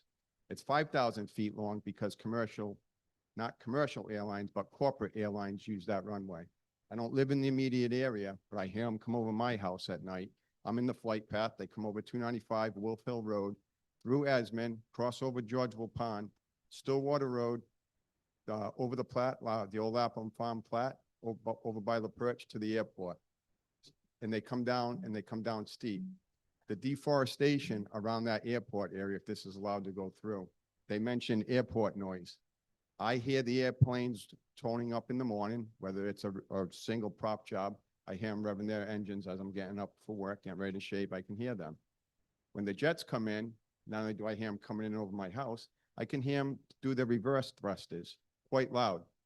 You have corporations, you have Fidelity that uses that, you have the CVS CEO that uses that, you have other people that use that. There's some well-to-do people. You can put a Flight Aware app on your phone. You'll see the planes where students come out of Poughkeepsie, New York. They do touch and goes as a practice runway. We just recently had the crash in 195, not just over the line, which was a prop job, a turbo prop, which you can see how much damage that did. When a Cessna Citation flies over and lands there, that might be operated by FlexJet, where these corporations don't maintain their own jets, they rent them. That's a concern, putting that many houses in that glide scope there. As far as the talk about the sewage pumping station, they want to get together. They want to work on this together. No, I say if they want this project, they build a brand new pump station. They don't take tax dollars from the town. If it's going to incorporate infrastructure problems, they do the pump station. That's how it should be. As far as the waiver to R80, if you give them that, what's going to happen in all the other R80s throughout the town when people want to start doing things? That's going to open up a can of worms. So the trees, the noise, as far as the traffic on the road, Smithfield does a good job trying to keep track of traffic. They do their traffic studies, they do traffic step posts. That's a main cut through right there to get to CCRI in the morning. A lot of people who use that come off at 295. I know the traffic there. I don't live there, but I know what the traffic consists of. When police officers write reports, somebody may sign off with the rescue. It gets entered as not injured. They get their own ride to the hospital. They later have injuries. Sometimes people at accidents are too emotional. They can't tell you what's going on. They get taken away. They get picked up by a loved one. It gets checked off minor injury because you don't know what was the extent of the injuries. I know what it is to be before a boardroom in an office testifying as far as accidents and personal injury. And personal injury claims come out of a lot of fender bender accidents. As far as the water runoff, we already have a problem at Georgeville Pond with the blue-green algae.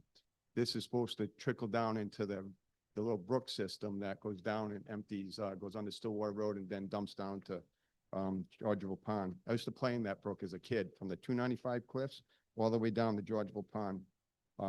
And already they're trying to get that in check. Now, if this was to be developed between sediment runoff and any type of fertilizer, and that makes its way all the way down to the pond, you're going to have a bigger blue-green algae. As far as that, I'll keep my thoughts brief. I'm also concerned over the comprehensive plan about where these people are going to go to. They're going to go to the coffee shop. They can walk to the coffee shop down a road with no sidewalks, very limited street lights, flooding condition. There's no banks in the area unless they walk across 295 up to Navigant. Maybe they can take a left and go down Route 7 all the way down by Twin River Road and maybe use the convenience store there or Dunkin' Donuts. The bus stop, if I remember right, used to be right at the golf course. I'm not sure if it's across from Mr. Tassoni's house on Harris Road right at the intersection. I don't even know if there's a bus stop there anymore. But as far as sidewalks, lighting, this is just a bad area for this project altogether. And I'm glad the board's doing their diligence. I hope you lean heavy on your peer review.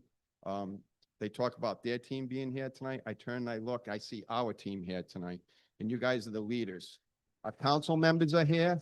They're taking this serious. And you people have great responsibility. And I know you think alike and you have shown some professionalism tonight, not being antagonistic. And I appreciate your candor. Thank you.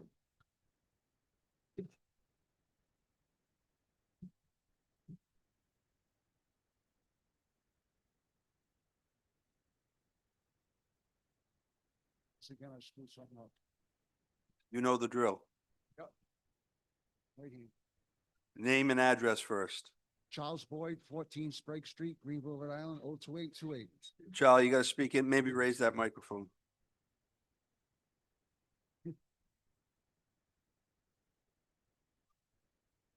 Like- Hold it. All right. Let's go with the name and address. Charles Boyd, 14 Sprague Street, Greenville, Rhode Island. All right, you swear to tell the truth, the whole truth, and nothing but the truth. Yes, I do. Go ahead, Mr. Boyd. Good evening, Mr. Chairman and members of the board and fellow residents.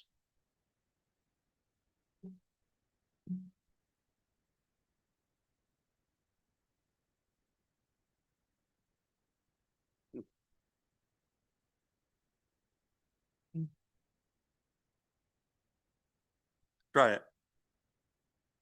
I rise tonight not to oppose affordable housing itself, which is a legitimate state problem and a goal, but in defense of a lawful, responsible, suitable planning. The proposal before you is an LMI development on Lime Rock. There's serious questions whether it complies with the law, the town's comprehensive plan, and the rights of the residents. I had to cut out a lot of things that I was talked about. Specifically, Rhode Island law, S 4522.2, which requires every developer proposed to be consistent with the town's comprehensive plan, which we've had an argument about. If it doesn't, the board has its right and its duty to deny the approval. The comprehensive plans sets limits and reasons on the rural character of the Lime Rock Road, the groundwater, and the infrastructure. Is the law not a suggestion? The infrastructure and the environment. Once again, the law is S 452360. The planning board must make and find and protect us, thus the airport.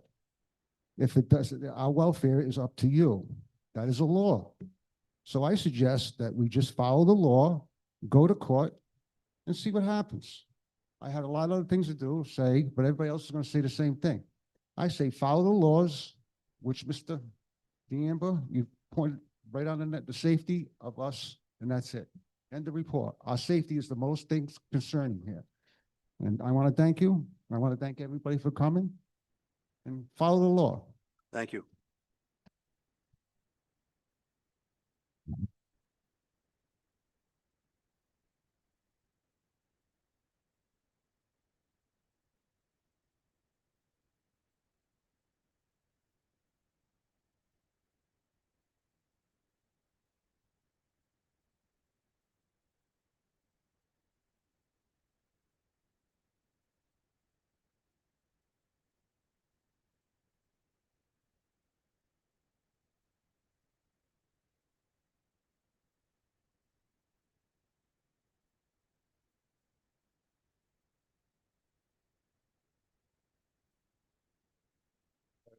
They plug in.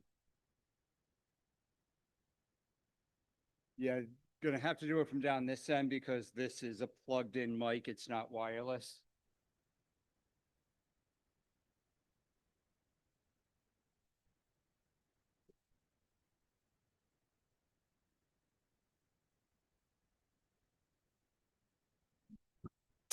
Oh, that's good. Don't change a thing. Ed DeMayo, Hang on, Mr. DeMayo, one moment. Let's get everybody rearranged.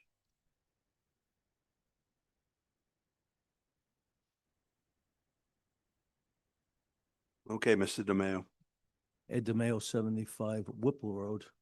do you swear to tell the truth, the whole truth, and nothing but the truth? I do. Okay, go ahead. DEMAYO. I'm not prepared like these three ladies. They really got their facts down, and I commend them. Just speaking out. I just like to start off by saying, when you folks put your head on your pillow tonight, remember this. Wrongful, 3 words, wrongful dead suits. They're gonna happen. One thing they didn't mention, near the airport coming in, fog. There is fog. If this corporation wants that so bad, now I'm just talking what I feel. 10 feet on each side, Lime Rock would have to be widened. They would have to be widened, the whole road from 7 to 1. Mr. DeMayo, can you try to lean in a little bit? Yes, I I'm guess sorry. they're saying they can't hear I'm you. sorry, I'm sorry. The whole road would have to be widened 10 feet and the corporation would have to do it. If by some bizarre situation, you tend to let this go through, which I don't know, you gotta put a stipulation, no sign off. The corporation, this corporation is responsible going forward. I know it's probably not lawful. They're responsible for any wrongful death suits that come up going forward. The road and the project does that, when I take from, I go to Lincoln Mall from 7 to 123, I remind my instructor, driving instructor 59 years ago, 10-2. When I'm on Lime Rock, I'm 10-2 and I'm seeing everything. It's a very dangerous road and we don't need this, these places built right here. As far as the airport goes, I think am I saying that right? FFA, federal aeronautics. They should add more room. Planes have gone down, like that gentleman said. And I'll give you a prime example. Washington, DC. The military are training their people near a commercial airport.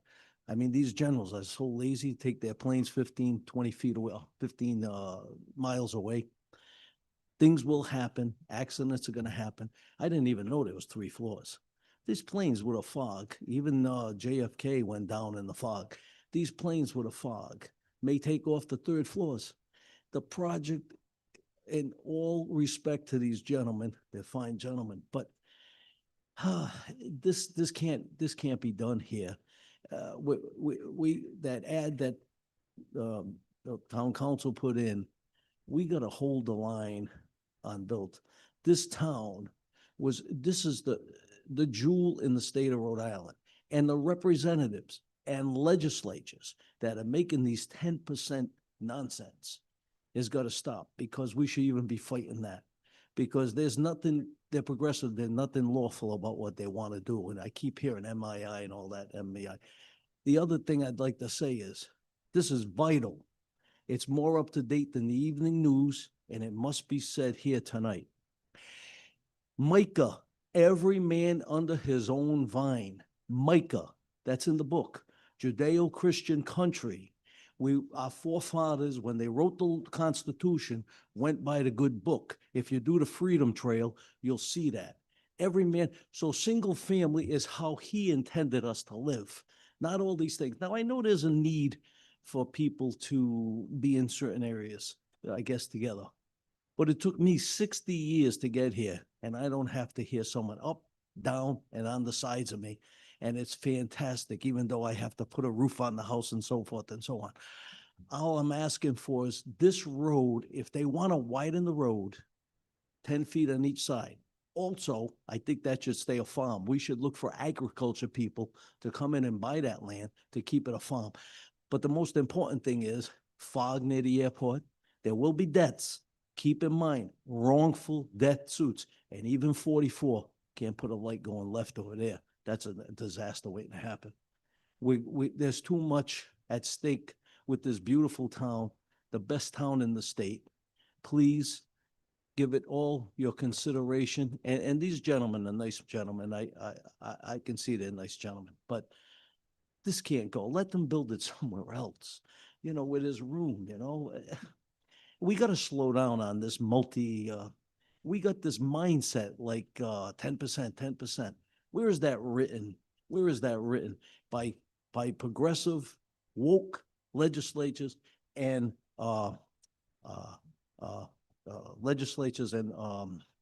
representatives. It's got to stop. We got to preserve our town. This town was meant for families with children in a single family house to go to La Perche, one of the finest elementary schools in the state, and get educated. They have grandchildren, and they take care of their children. They go to the Y. It's a beautiful, beautiful town. Let's not wreck it. In all due respect, if they want to put a few single-family houses up, okay, but that road is going to be, there will be deaths on that road. And no matter what the man said about traffic, 50 miles an hour. Are you kidding me? Like that lady said, the trucks come by, I'm like this till I get on 123 from 7 to 120. It's a tough road. It can't handle any more traffic. There should be another farm there. I'm sorry, I'm getting carried away. You can state your name, your address, and I'll swear you in. My name is Karen Niles Potter. My address is 52 Fern Drive. Do you swear that you might want to raise the microphone? It might be easier for you. I think I'll. Do we have any assistance? Let's go. Hang on one second.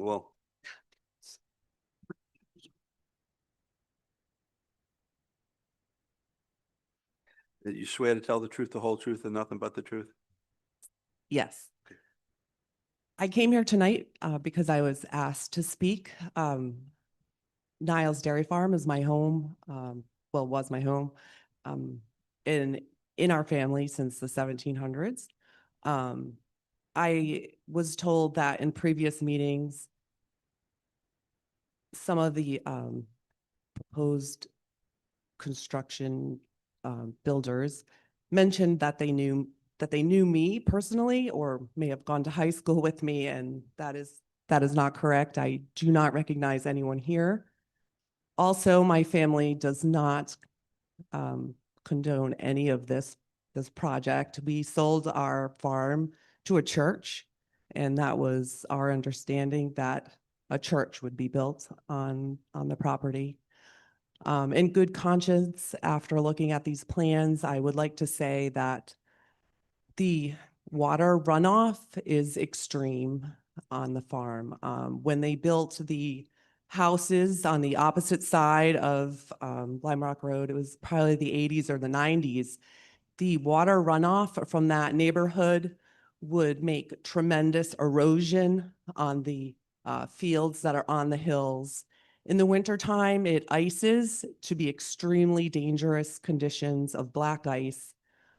We'd frequent cars go off the road, landing into the upper fields, which would have to be towed.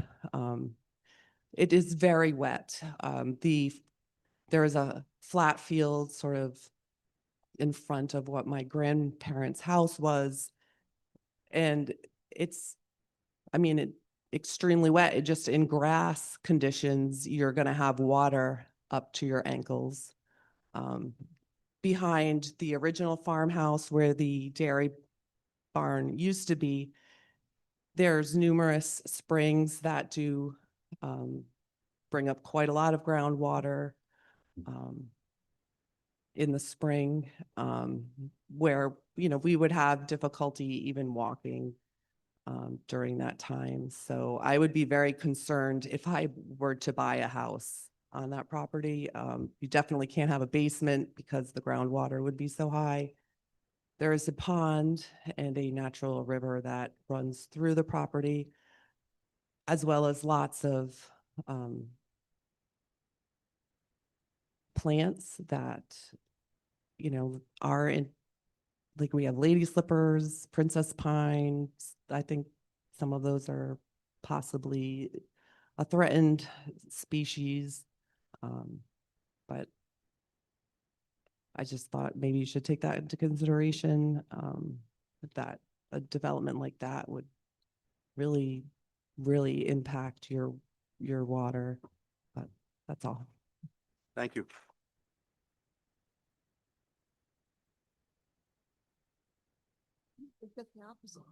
Now- You can state your name and address, please. I'm Karen Kennedy Curiton, Cureton, and I live at 6 Orchard Meadows Drive, Smithfield. Do you swear to tell the truth, the whole truth, and nothing but the truth? I do. It's going to be very quick, talking about the airport. I love airports. My grandson is a pilot, so it's very dear to my heart. But you have to realize that North Central Airport is a learning airport, and the pilots who come in and out are not trained to the highest extent yet. So I think if you have inclement weather, if you have icy runways, you may run into some serious problems with the pilot's lack of experience in such conditions. So I think that welfare and safety for that section is very important and to be thought about. Thank you.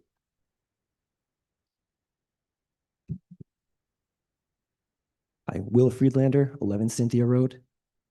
You swear to tell the truth, the whole truth, and nothing but the truth? Yes. So people have expressed a number of concerns tonight. Mine is that we currently have the highest homeless population in the country in our history, with rates increasing by double digits every year and no signs of it slowing.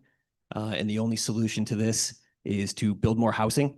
It's not only a necessary thing to do, it's a moral imperative. And I think that we should be looking for any way possible to build more housing and not looking for ways to stand against it. We've heard testimony tonight that the median household price in Smithfield is now out of reach of the median Smithfield resident, which means that most of the people in this room and in this town could no longer afford to buy their own home at market value. So where do we expect, our children and grandchildren to live when they grow up? I congratulate the members of the board. Over the past 9 years, your property values have increased by 75%, outpacing inflation by 200% in that time period. We heard earlier testimony from someone that there are 2.68 people per house in this town. And the assumption there was that it was all school-aged children, but it doesn't account for the fact that we have the highest number of adult children living at home at any time since the Great Depression. There's nowhere for people to live, and we need more housing. Now, I'm not indifferent to the concerns that, people have brought up, the overdevelopment of. Excuse me one second. Please be quiet in the back while the gentleman's speaking. Go ahead. The overdevelopment of Smithfield, obviously a serious concern. If we add a mere 10,000 more residents to the town, we'll be approaching, but not quite, at the density of the bustling metropolis of Lincoln. So, God forbid, we've heard testimony about the airport and the schools, and luckily that problem solves itself. We're so concerned about the safety in Zone B there that we'll obviously have to move the elementary school, which you'll find just inside that border. So, I look forward to the proposal to build a new elementary school outside the zone where it's safe for our children. Thank you. Thank you.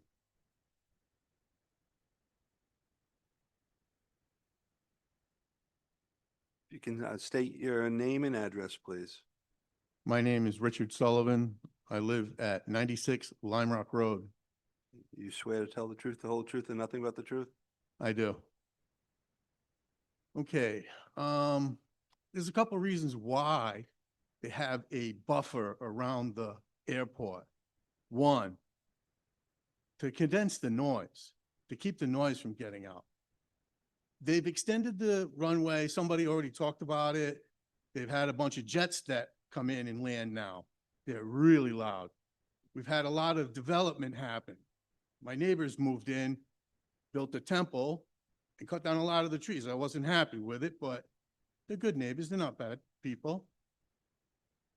The sound from these jets is amazing. They're very loud.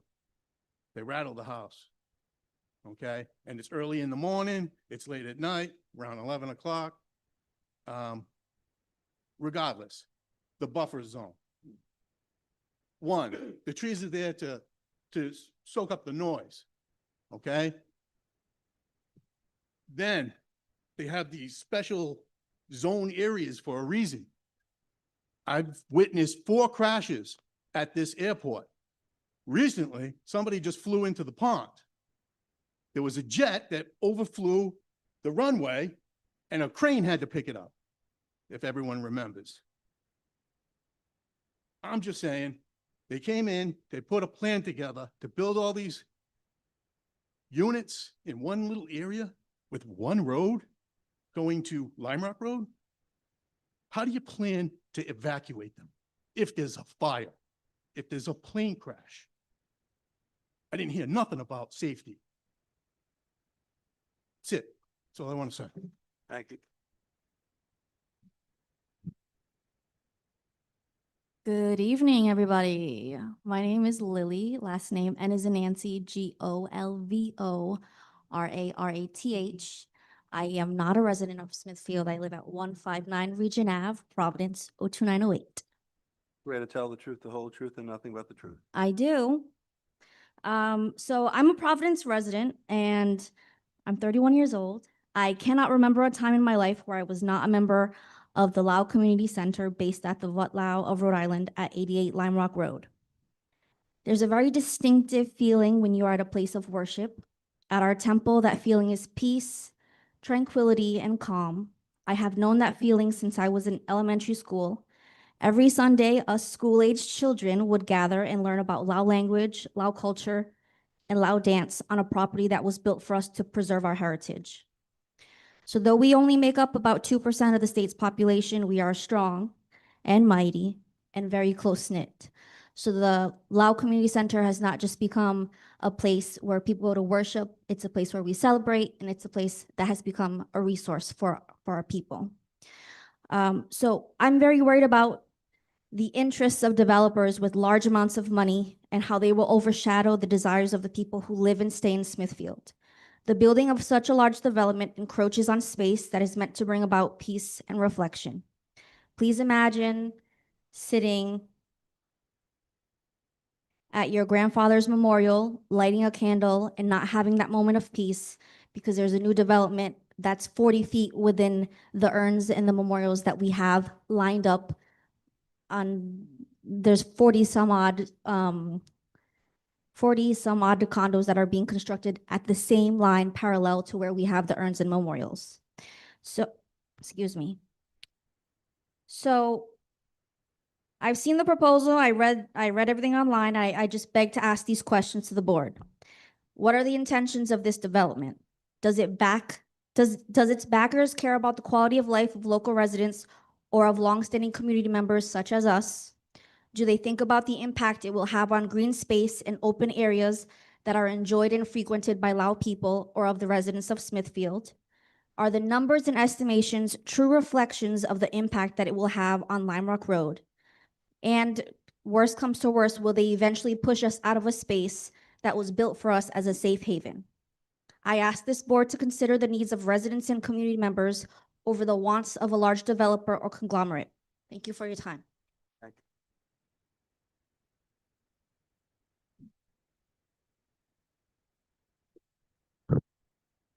State your name and address, please.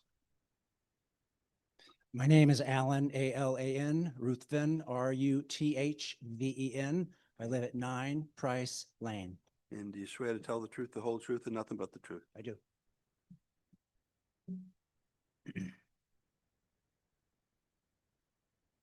Price Lane is in the Highview Hilldale Estates neighborhood, directly across from Lime Rock Road from this proposed project. I am just one of hundreds of concerned neighbors who strongly oppose this project. I have some brief comments to share. I understand and agree that there is a need for more affordable housing in Rhode Island, but there is a right place for high-density housing, and Lime Rock Road is not that place. Even though the low and moderate income housing law allows a developer to have zoning laws changed, it does not give developers unlimited power to build what they want and where they want. There are limitations to the law. This same law allows local town planning boards to retain legal power to deny these types of developments with valid reasons, including 1, traffic concerns. We've already heard about that. I find it interesting that I read the 105-page traffic analysis done by the developer, and I just looked at the numbers here. I usually come out of the development on Clark Road or on Clark Road onto Lime Rock Road. And I was just reviewing some of the numbers here. And on peak morning hours, there are 48 vehicles exiting the development. In the afternoon hours, there are 76 vehicles exiting. There are a total of 186 different vehicle events, either entering the development or exiting the development throughout all time periods, peak and non-peak. 186 per day, different vehicle events. Now,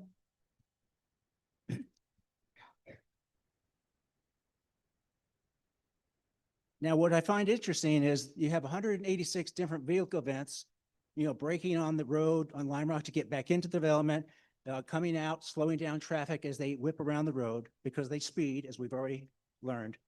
186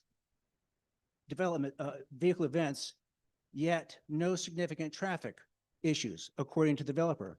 So the developer states, based on the analyses conducted, it is Pear's professional opinion that the traffic anticipated from the proposed residential development will have no significant impact on the traffic safety or capacity of the surrounding roadway network. 186 vehicle events in and out of the development per day, yet no significant impact on the traffic and the road conditions. Just seems like a disconnect to me. Additionally, there was no mention in the analysis, very detailed analysis of additional wait times. So we already have to wait when we're on Clark Road getting onto Lime Rock. Now, as well as Karen Ann, now they're going to have a four-way intersection. We're going to have to not just look left and look right, which we already have to wait long periods of time. Now we have to look left, right, and then straight across because of all these people at peak times leaving the development to go on to Route 7 or Route 123.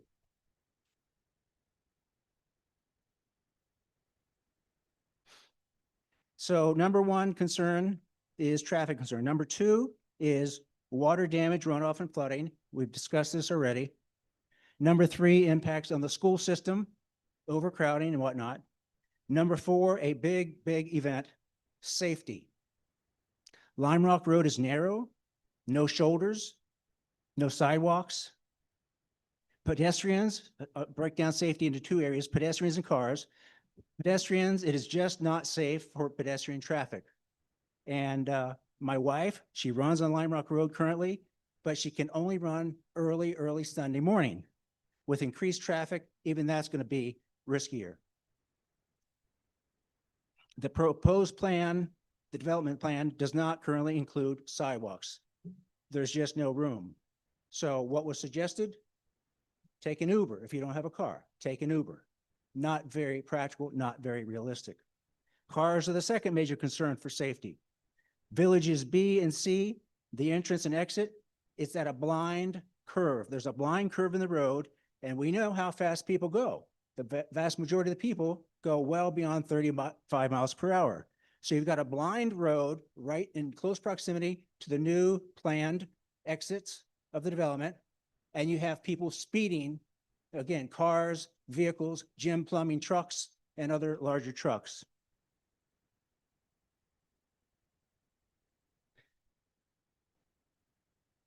So there are now six exits, 3 from the single-family homes. And can you imagine, just imagine you're in a single-family home driveway, which exits right onto Lime Rock Road. They're going to be backing out of the driveway onto Lime Rock Road with a blind curve right nearby. It's an accident waiting to happen. Going on the other end from the Karen Ann Road, exiting that property, there's also a blind curve right there as well. All right. And so again, you've got people, it was asked before, can you reasonably stop? If you're going 50 miles an hour and somebody's coming out of the development, could you easily stop in time? It was suggested, yes, but I would suggest that's highly unlikely. Number 5, not consistent with maintaining the rural character of Smithfield. The project, the middle part, the B section, includes 3-story high buildings. It was suggested that that is consistent with the rest of the homes in the area. Someone mentioned Orchard Meadows, 3-story buildings. There's someone on our staff here who's from Orchard Meadows. There are no 3-story buildings. There are 2 stories above ground, not 3. That is not correct. Earlier this year, Westerly, Rhode Island dealt with a very similar situation. A developer applied for a comprehensive permit under the low and moderate income law, the same permit that is at issue here. The Westerly Planning Board denied the developer's application. One reason was because it failed to maintain the character of the surrounding community, just as we have talked about tonight. The developer appealed the decision to the Washington County Superior Court. That court affirmed the planning board's decision, concluding that the board's denial of the permit application was supported by competent evidence. While the Westerly project was larger than this proposed project, many of the reasons to deny the application are the same. Finally, by statute, the planning board decision must be based on competent and material evidence in the record. You, as the planning board, only need to identify one allowable reason to deny a comprehensive permit request. Tonight, you have heard 5, but it's actually more than that, because even your own board members, planning board members, talked about the airport hazard zones. Safety issue. Safety of the residents in the proposed development, especially high-density development. We respectfully ask you to deny this comprehensive permit application.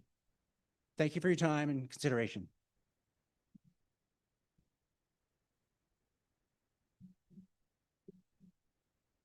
Good evening. My name is John Burgett, Breguet. I live at 146 Stillwater Road in Smithfield, Rhode Island. Hey, you swear to tell the truth, the whole truth, and nothing but the truth? I do. I just have a few comments on tonight's presentation. First, if I understand correctly, Mr. Beraldo, and I apologize if I mispronounce your name, testified, as I understand it, that between 7 and 9 and 3 and 5, there would be 55 cars exiting. I did some quick math. There's 112 units. That means that 57 people are not leaving the unit during that time. That presumes that there's only one driver per unit. I just don't think those numbers are correct. Secondly, you were told that the developer is going to bring a report from an expert witness on aviation safety. I practiced law for 40 years. During those 40 years, I sometimes needed an expert witness. And what I always did, I got one that said what I wanted him to say or wanted her to say. Okay. I can assure you that this expert witness will tell you that it's safe. I urge the board to take this with a grain of salt and if necessary, consult an expert of their own to verify the report that you're going to get. As to safety, by the way, one day I was driving on Lime Rock Road, excuse my language, Lime Rock Road. A vehicle was backing up as I came from a driveway. Fortunately, I saw it in time and the collision was relatively minor, a couple $100 worth of damage. The driver asked if I would agree just to allow him to pay privately so it wouldn't affect his insurance. I said, sure. I got paid, and that accident was not reported. When the information from the police department showed that there were 43 accidents, I could not help but wonder how many were not reported. Finally, during the presentation, the initial presentation, you were informed that there would be a number of waivers requested. I urge this board not to approve anything until all the waivers are in.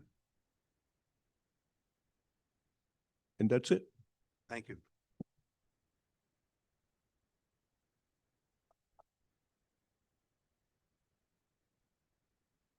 You can state your name and address, please. I'm Jim Bussum. I live at 83 Lime Rock Road, sometimes called 2 Karen Ann Drive, and we're at the corner. You swear to tell the truth, the whole truth, and nothing but the truth? I absolutely do. BUSAM. So with a reasonable degree of certainty, I'm going to make my own contribution to the circumstances tonight. I'm not going to go back over all the issues that are yet to be resolved and whether it's still conceptual or planning, master plan stage. There's a whole lot of questions that I hope you people wouldn't vote for. You know, from the Woonasquatucket watershed to the terrible, terrible pedestrian dangers walking on Lime Rock Road. If any of you have been on that road, there is no space beyond the roadway for cars for anyone to walk. Therefore, cars are always going to have to be pulling out.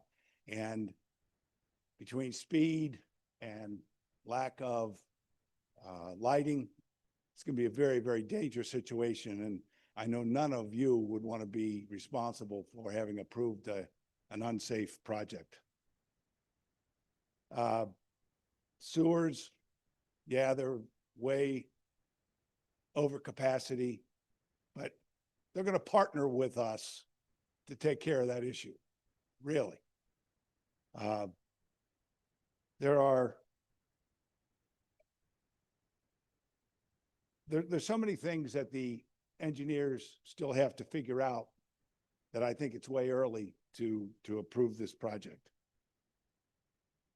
And by the way, because of where I am, I know I'm closer than 185 feet to the nearest piece of the development. One of the things that I was 24 years on the zoning board. And as a member of the zoning board, we were always very conscientious to take care of the citizens of the town. If someone wanted a variance, someone needed a special use permit, if the other citizens, the neighbors, had issues or concerns, we treated those very seriously. They got the highest degree of priority.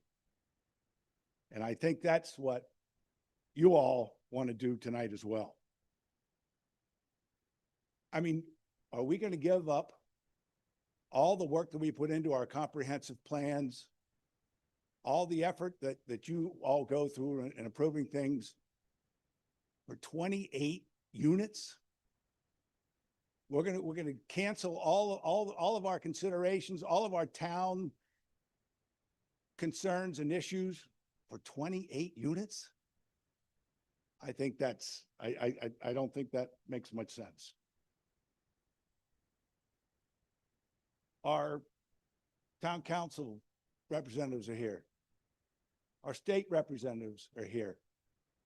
They're all in support of the citizens of not approving this project. Do the right thing. Thank you. Thank you.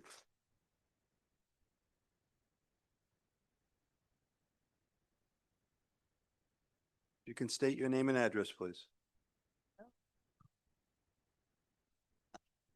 Hi, my name is Intasawan Tunsabat. I live at 316 Doris Street. If you could spell your name for the reporter, please. INTHASONE, last name THOUNSAVATH. Do you swear to tell the truth, the whole truth, and nothing but the truth? I do. Okay, so like my member Lily, I've been a member of the Wat Lao Budavat my whole entire life. My grandfather was there since they broke ground, and my father is at the temple an active member. So our roots run deep. So I do believe that this is an important area for a place of worship. And when you think of worship, you think peace, you think tranquility. And I feel like a proposal like this goes against what the character of this neighborhood is looking for. So our temple has been a peaceful and respectful neighbor on Lime Rock Road for more than 30 years. Quietly contributing to the community and maintaining a serene natural setting that reflects the calm and beauty of this area. My concerns are not about growth in general, but also about scale, compatibility, and impact. The proposal represents a dense multifamily complex. Oh, do you want me to repeat the whole first sentence? This proposal represents a dense multifamily complex placed in the 980 low-density residential zone in areas specifically designated to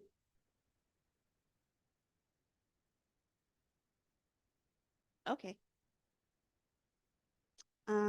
So it's designated to protect open space, environmental integrity, and the quiet rural character of the community. Approving of this project of this size here would disrupt the balance, fundamentally changing the neighborhood's character and set a precedent that weakens the town's zoning protectance and comprehensive plan. The additional traffic from dozens of new units will put a real pressure on Lime Rock Road, which already faces serious safety issues with limited visibility. Going into my experience at the temple, we have about 4 really big events where it requires close work with the town of Smithfield when it comes to health and safety. So we have to bring in the police force, and traffic during those times can get extremely crazy. So I can't imagine how the traffic is going to be with the proposed 112 additional dwelling units, because just standing outside of the temple cleaning up 25 miles an hour seems like a crazy amount when you're just standing there. So I don't want to discredit their traffic feasibility studies, but that feels like a lot when I'm out there. So this site also contains wetlands and raised serious questions about stormwater runoff, drainage, and long-term environmental impacts. Removing mature trees and natural buffers could increase flooding, erosions, and directly affect nearby properties.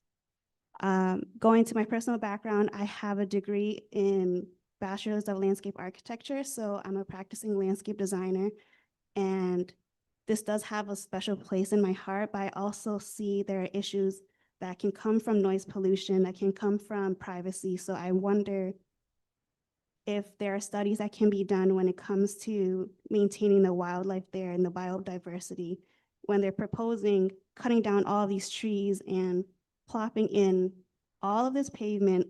Again, everyone has already expressed issues with stormwater runoff, so I think that's something that we should consider.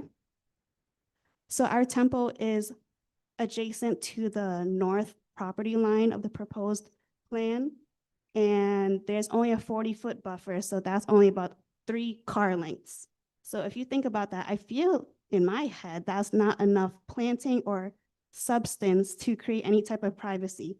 So if we have this area that is meant to invoke a sense of peace, I don't think 40 feet is enough.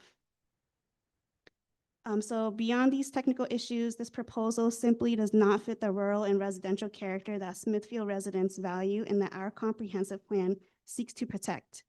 Growth should be balanced and planned, not forced into areas that were never designed to support this level of density or infrastructure. We respectfully ask the planning board to carefully weigh the long-term environmental and community impacts and to protect the peaceful and natural character that defines this part of Smithfield. Thank you.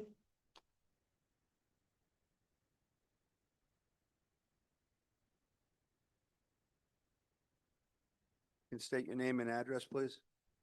Irina Hyken, Georgiaville Village Pond. I think you need to speak, maybe raise the microphone a little bit.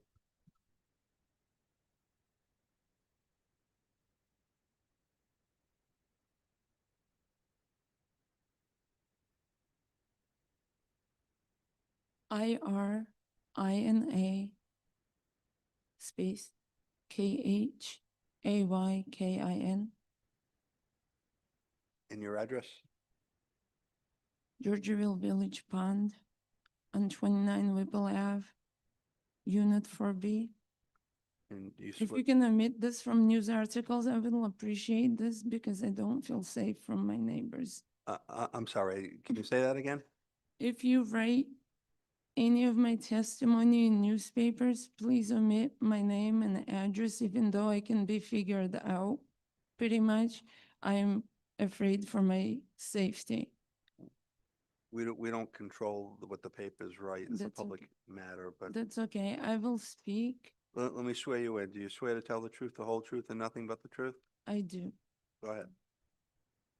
So I wrote in the group some concerns as a resident of a low-income housing, which I really appreciate and babysat being built. I've been there from the beginning, and I would like to offer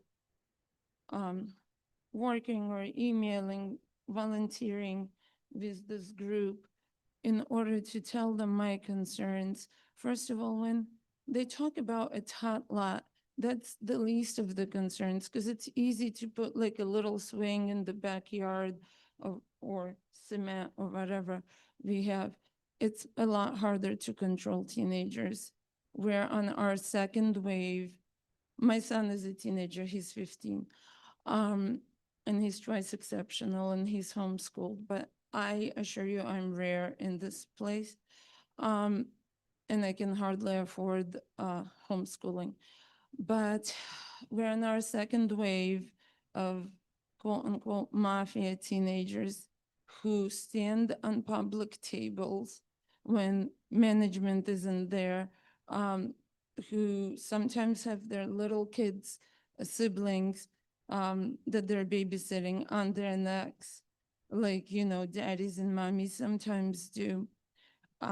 We had a problem where we had the tic-tac joke on our door recently. And we didn't even know it was a tic-tac joke. Our whole second floor shook. We thought it was either an earthquake or burglary. Turns out through Channel 10 news of what happened in Texas, I found out that it was a tic-tac joke. There's vaping, there's smoking. It was a non-smoking, non-vaping property. There's worse that I'm afraid to tell you right now. I can tell you that there are cars, even teenagers have cars there, a few maybe, but I've seen them drive around.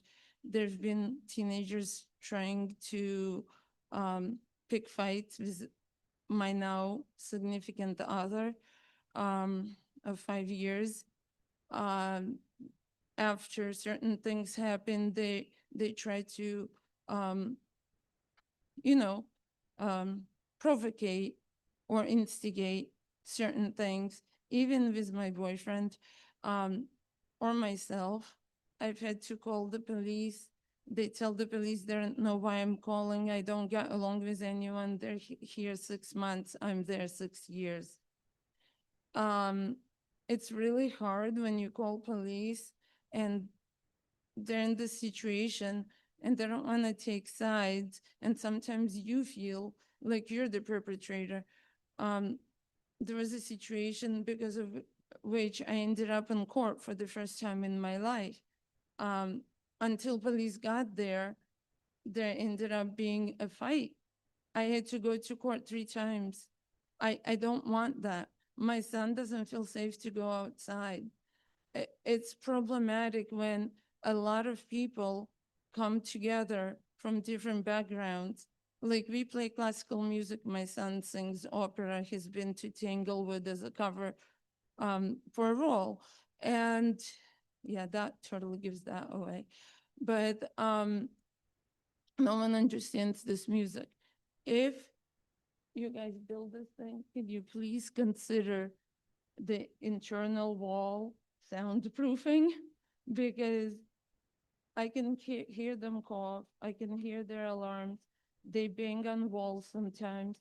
The vaping has caused my significant other nosebleeds, me asthmatic symptoms, and my son low executive functioning and allergies, and higher bills for AC.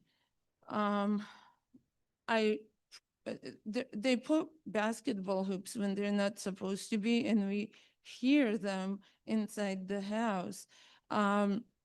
If there is grass where we are, if they would have just placed one thing, made rules, made a skate park, whatever, for these teenagers, they're the biggest problem where we live. It's not the babies that ride there, like tricycles or whatever.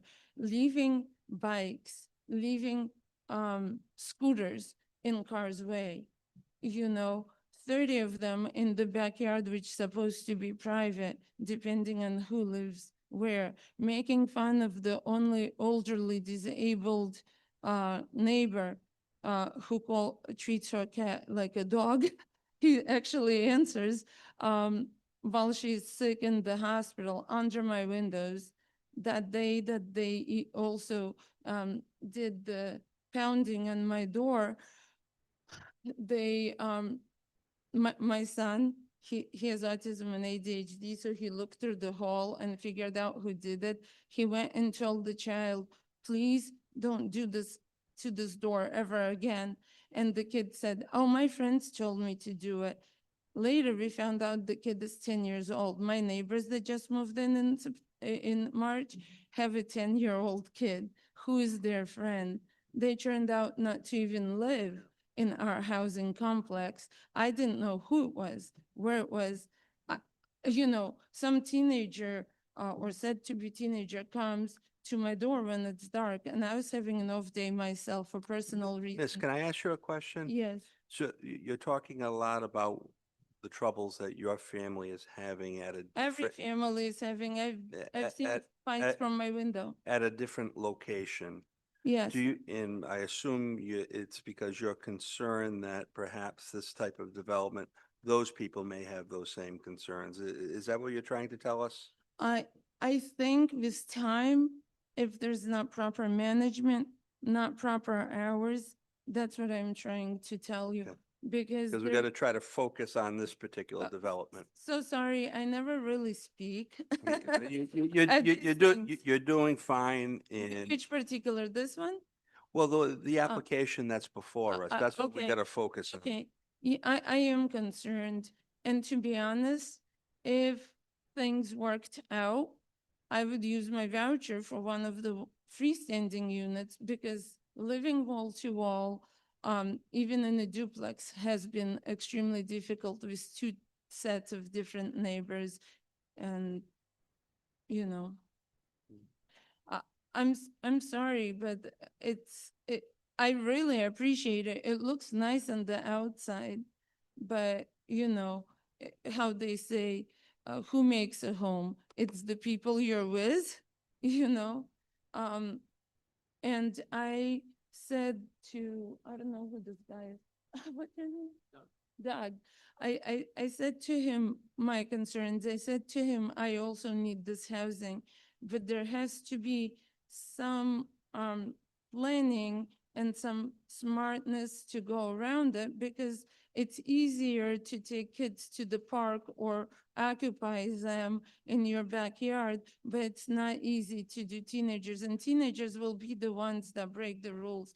They will be walking. We see them walk on a busy Putnam Pike all the way past the library. They will be the ones making the noise alongside their parents. Hardly ever do we see parents mind their children. They're only there if a neighbor scolds them or says not to do something. Thank you very much. No. Thank you.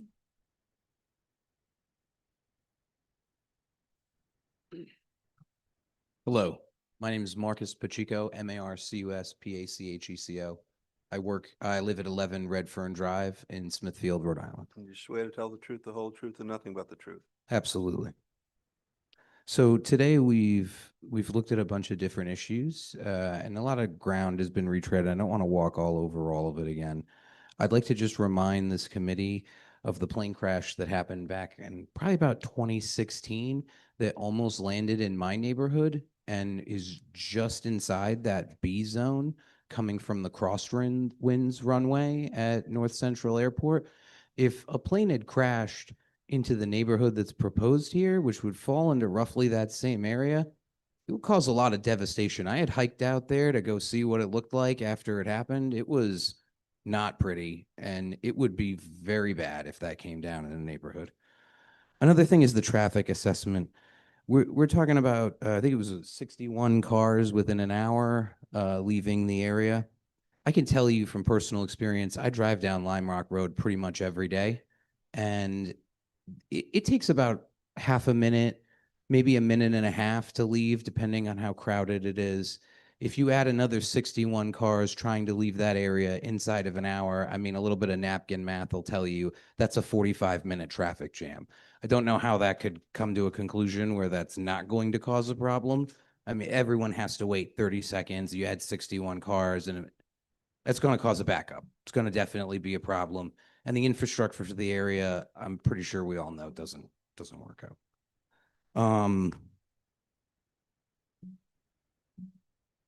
On top of that, I mean, I'd like to give everybody a little like congratulation here, especially our overworked stenographer who's probably ready to stop typing at any moment. It's unfortunate the state has put us in this position where the town has had a portion of its sovereignty taken from us, and this proceeding has to take such an awkward tone. There's a lot of confusion here, whether we're in a courtroom and we're doing testimony, but then also the public is here, and then we're not represented by another lawyer, and you're the deciders of fact, so where's the actual representation for the town? It's a problem. We're not in a courtroom. We're also not in a political event where the people get to decide, where we would elect and decide our own rules and set up our own town the way we want it. We've been robbed of that. And I just think that the process is really dysfunctional at this point. And the town really should take a stand to hold true to what we've decided should be the arrangement of how we place houses and where we place them and how we put them. Because like ultimately we're gonna have to fight it out. And I understand that we're trying to do that by raising safety concerns and setting up that he's trying to prevent us from not setting up a court. And I got to give the lawyer here some credit. He's doing a great job for his clients. And we're trying to show how safety concerns are an issue. And they are. They really are in this particular development. But regardless of that, maybe a little disobedience is in order. Because like at this point, the state is running rampant over our ability to decide how our town looks. And more to the point of what the last one was talking about, I grew up in Providence. I lived there till I was 12. And so until 12 years old, I was a street hooligan who did street kid stuff in Providence. And the way I interacted with my friends and my community was completely different from how I acted when I moved to Smithfield and like the kind of behavior I engaged in. So we talk about matching a neighborhood. What does that mean? It's more than just, you know, how big is your house or how close is your shed to your neighbor's property. My neighborhood that's would be right across from this development has woods between all of the houses. So what did I do as a little kid? I played in the woods with my friends, right? I didn't have a park or a field. That wasn't a concern of me walking down a busy road at 10 p.m. or trying to get to a convenience. We got rides to places. We took cars. The nature of building a property and having a community is more than just the tangible factors of, you know, how many units are within a square footage of each other. It's this planning didn't include any structure that separates houses by woods, right? All the houses in my neighborhood are separated by some patch of trees or woods and have woods behind them. They didn't plan around that. We talk about accidents. They're mostly involve deer strikes. What's going to happen when we cut up this area and move all the deer that live in that field and they have to now go and search for food in other places? We're going to have more deer on those roads crossing, trying to get across to where they can eat somebody's lawn and bushes. And people are going to hit them with their cars in the middle of the night. I mean, there's many concerns with building development this style. And I think I can speak for most people in town when I say if they were planning to build a neighborhood the way the other neighborhoods in the area are constructed, we wouldn't be here arguing with them over it. This is a consequence of corporate greed trying to put a development in the way they want to do it against the way we want it set up and doing it purely for profit. And they're taking what should be a bill designed to help poor people to afford housing and manipulating it into a profit margin for themselves. If they were putting it somewhere responsible, if they were knocking down an old factory and putting it up there, nobody would complain. Well, somebody might complain, but they wouldn't have the vast turnout that we did today, right? Where we had hundreds of people in this auditorium. We don't normally have to have meetings in big rooms like this. This is because people are really upset about it. I hope the planning board considers that when they make their decisions and you use all the tools available to you. I would deny their waivers. I wouldn't give them anything. I wouldn't give them 1 inch until they come with a plan that's reasonable and actually looks like the neighborhoods around it. Thank you.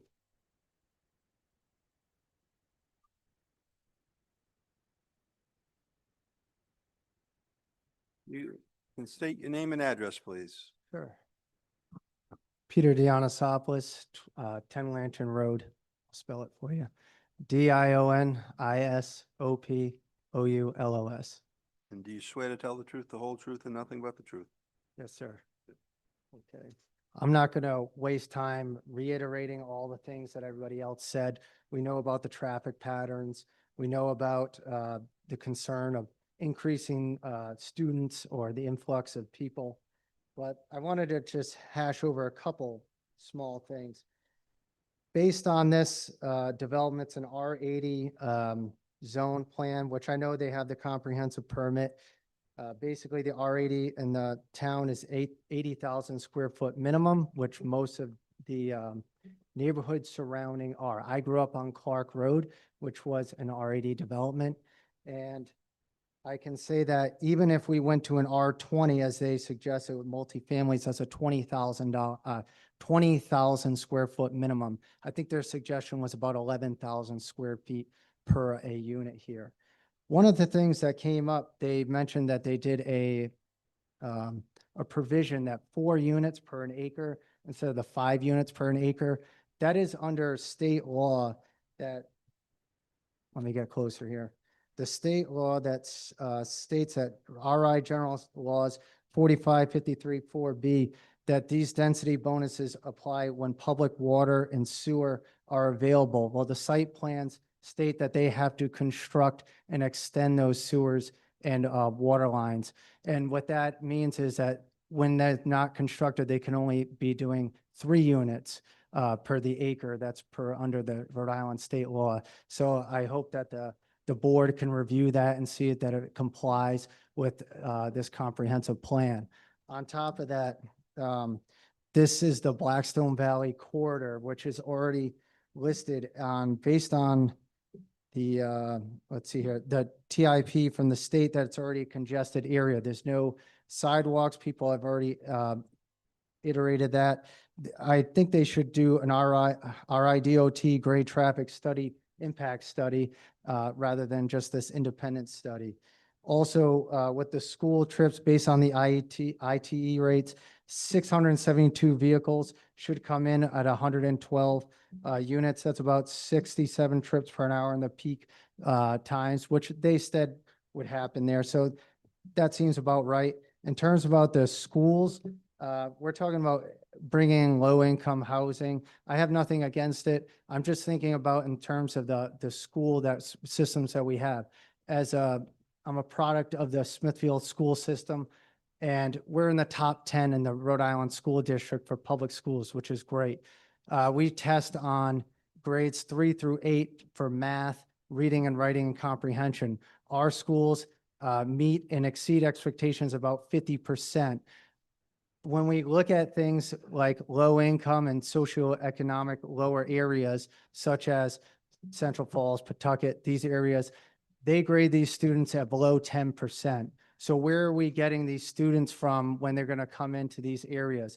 And if they are grading lower, it's not that it's a problem, but it becomes a problem when they go to high school, because after 8th grade, the curriculums change. We could be having students that are advanced here and students that are well behind. So where's the gap going to come from? Are we going to teach down to the students so that now we're going to take away education from students that were excelling? Or are we going to have students that are going to be failing more, which is going to drop down our ability to get funding and aid through the government and things like that? So it could just put a cost to our education system as a whole. So I think the board should review these things and take those things into consideration, and yield my time, and I thank you. Thank you.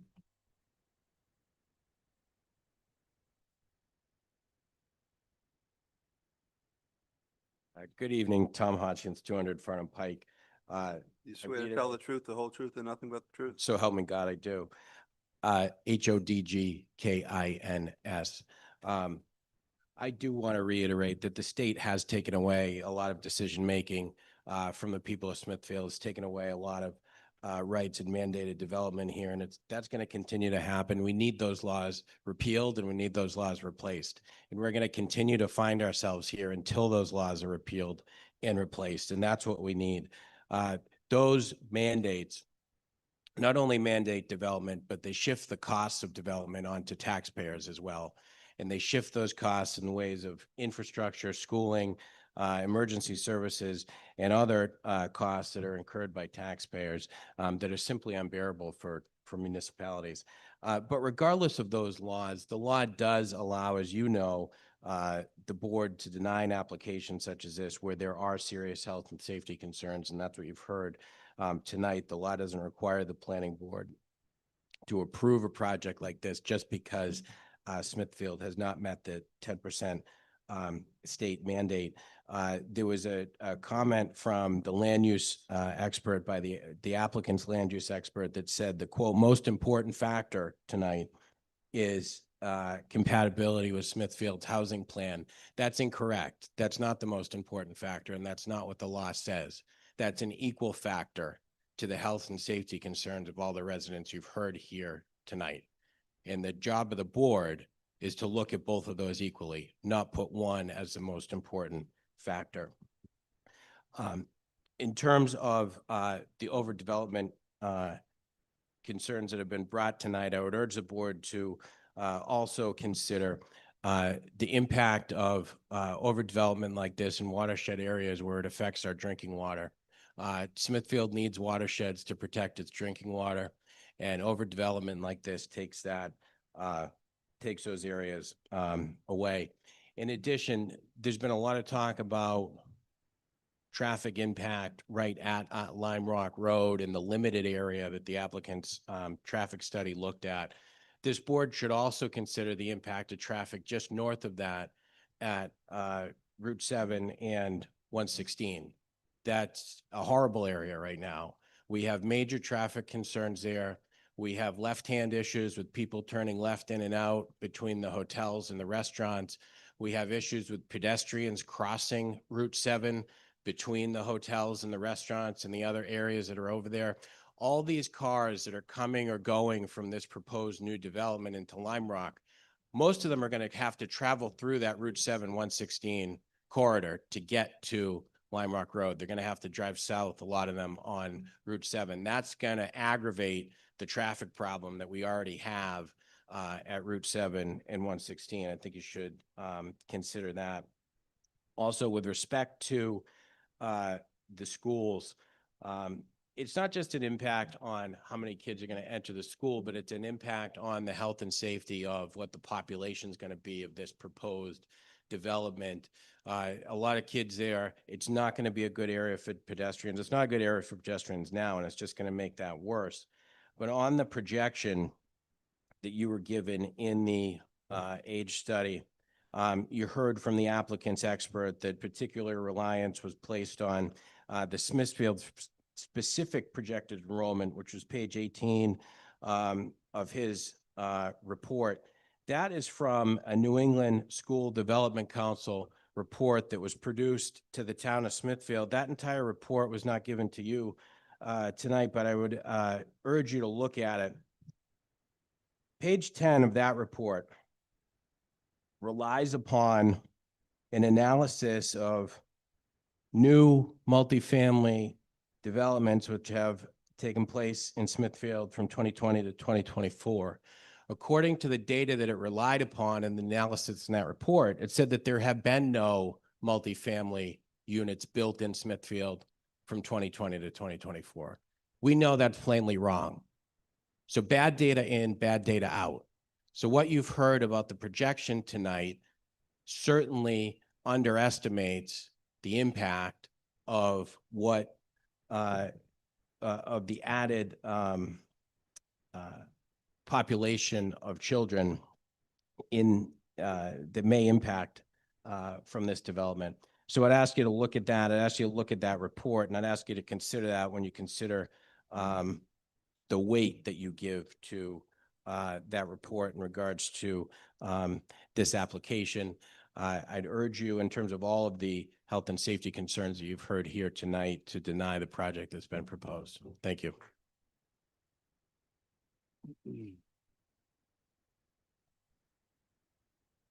Bobby Nikolopoulos, Nikolopoulos. Yep, it's Bobby Nikolopoulos, Nikolopoulos. It's a long Greek name. 26 Deerfield Drive in Greenville. Swear to tell the truth, the whole truth, and nothing but the truth. I do. It's been a long day for everybody, I'm sure. A long night. I'm sure everybody here has a day job as well. I just wanted to quickly come up as a resident, take the opportunity to share a couple of thoughts on outcomes from prior knowledge from seeing a great town change that I used to live in. I grew up in Lodi, New Jersey, a small Italian-centric suburban town. Although Lodi is actually less rural than Smithfield, it used to share a lot of the beautiful character that the residents had worked tirelessly to form. Those residents were hardworking, middle-class families.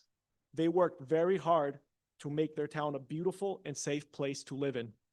Just like Lodi, The reason why Smithfield's homes improved in value is simple. It's not a mystery. It is because hardworking, God-believing American residents composed of families made it a desirable place to live, which of course drew the appeal of developers, as their return on investment would be guaranteed. I understand the appeal to maximize that return. That's, it's business 101. In today's age, common sense isn't so common anymore. You want to live somewhere nice, work harder. You want to live somewhere safe, be a good neighbor. In business, the professional domains, in business and the professional domains, we all learn one thing: there is no free lunch. I moved to Rhode Island in 2010 for school. In 2019, I bought my first home in Smithfield, Rhode Island. This is after I became very familiar with Rhode Island's locale. I made it my goal to buy a house in Smithfield, and that was after working towards that goal for 5 years. This town's character is not one of high-density urban living. It is one of driven families that are within the middle to upper middle class demographic. And we should not be afraid and be proud, we should not be afraid to acknowledge that, and we should be proud that we've accomplished everything we've accomplished working hard in our lives. I mean, you have to work hard to live in a nice town. It's common sense. I do not want to see the town I love become Lodi. Town officials there gave into the appeal and financial influence of village developments. Today, Lodi's original character is completely unrecognizable. It has become a town of fleeing families and only holds any value due to the proximity of Manhattan, New York City. Smithfield is not Lodi. Smithfield is not within 25 minutes of Boston. I urge the planning board to continue the good work of advocating for residents' interests who are paying ever-increasing taxes. I would like to see these developments turn into single-family homes. We have a great transit conduit to Boston. With ever-rising costs of homes in Massachusetts, the market is here. I urge planning boards to work with the developers to help identify locations in town and single-family home specifications that would benefit both parties. I would like to see more beautiful homes built in Rhode Island that match, and especially Smithfield, that match the rest of the existing character or improve upon it. To the town officials and everybody who spoke and gave me the opportunity to come up here today and the time, thank you.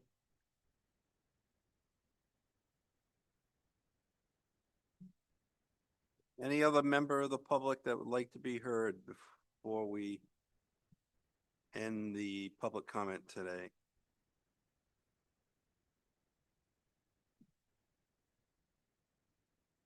With no one responding, Mr. Resnick, any brief comments based upon the public comment?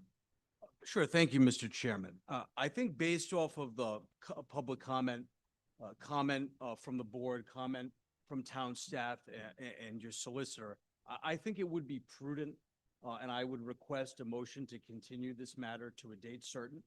And that way that we can provide some substantive responses to some of these issues, particularly the aeronautical issue, which is a new issue for us, and it's an issue that we want an opportunity to both brief this board from a legal basis, but potentially to offer some testimony and data. And also, as you know, my understanding was that there was an appetite to do a peer review of our traffic expert at this master plan time. And my thought process is in order to allow that to happen and to have the board have the benefit of that peer review, we really do need a continuance. So I think it would be appropriate and we would make that request. What time frame are you looking for in terms of ability to the extent you decide to retain an aeronautical expert? It's very unlikely you'll be able to turn that around in 30 days.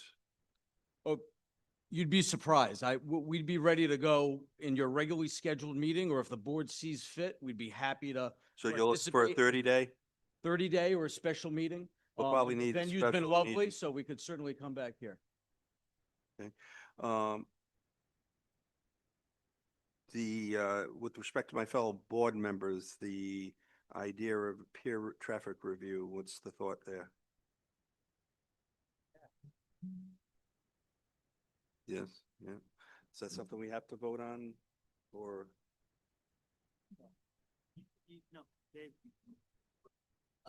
The applicant has agreed to have a peer review conducted. You can make a motion to allow the peer review, but they're agreeing to it also.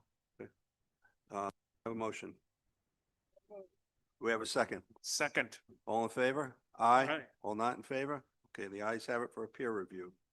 In terms of a potential special meeting, approximately 30 days down the road, what are we talking about? So we're gonna have the planner comment on dates. Well, you know, the other thing is we got to make sure this is available too. Yeah, that would take some coordination with the superintendent. Additionally, our next scheduled board meeting would be on the 20th. The following Thursday is Thanksgiving, and the decision deadline is December 2nd. Well, I'm sure that they'll extend the clock if needed, right? Mr. Resnick, if we I'm need sorry? to, if we need to extend the clock, that's not an issue to give you time to. Yes, I would prefer address that at the next hearing. I think it's a little premature because maybe. No, I'm just saying if, to the extent we couldn't get it in time. What's that, the peer review? Oh, certainly, but. No, In terms of scheduling the meeting, because our next scheduled board meeting would be on the 20th, the following Thursday, the 27th being Thanksgiving. And then the decision deadline, as far as I understand it, would be December 2nd. No, it's January 2nd. It's 60 days. I also thought it was 90 and that's what I had put in my memo. I'm not sure if you did your own math. I was wrong initially when I wrote that in my memo upon looking at it with our solicitor earlier today. And the new law, it said 60 in our understanding. Well, my point is to get a mutually agreeable date. I assume you don't have an issue extending the clock to meet that goal. No, not with the understanding that the appropriate date is December 2nd. That would not be appropriate. It would be too expedited. I thought it was January 2nd, but I have no reason to doubt your solicitor if his representation is that's the law, that's the law. It's 60 days. And then for that reason, we certainly don't mind providing a small continuance to allow for the peer review to be in and for that second hearing to occur.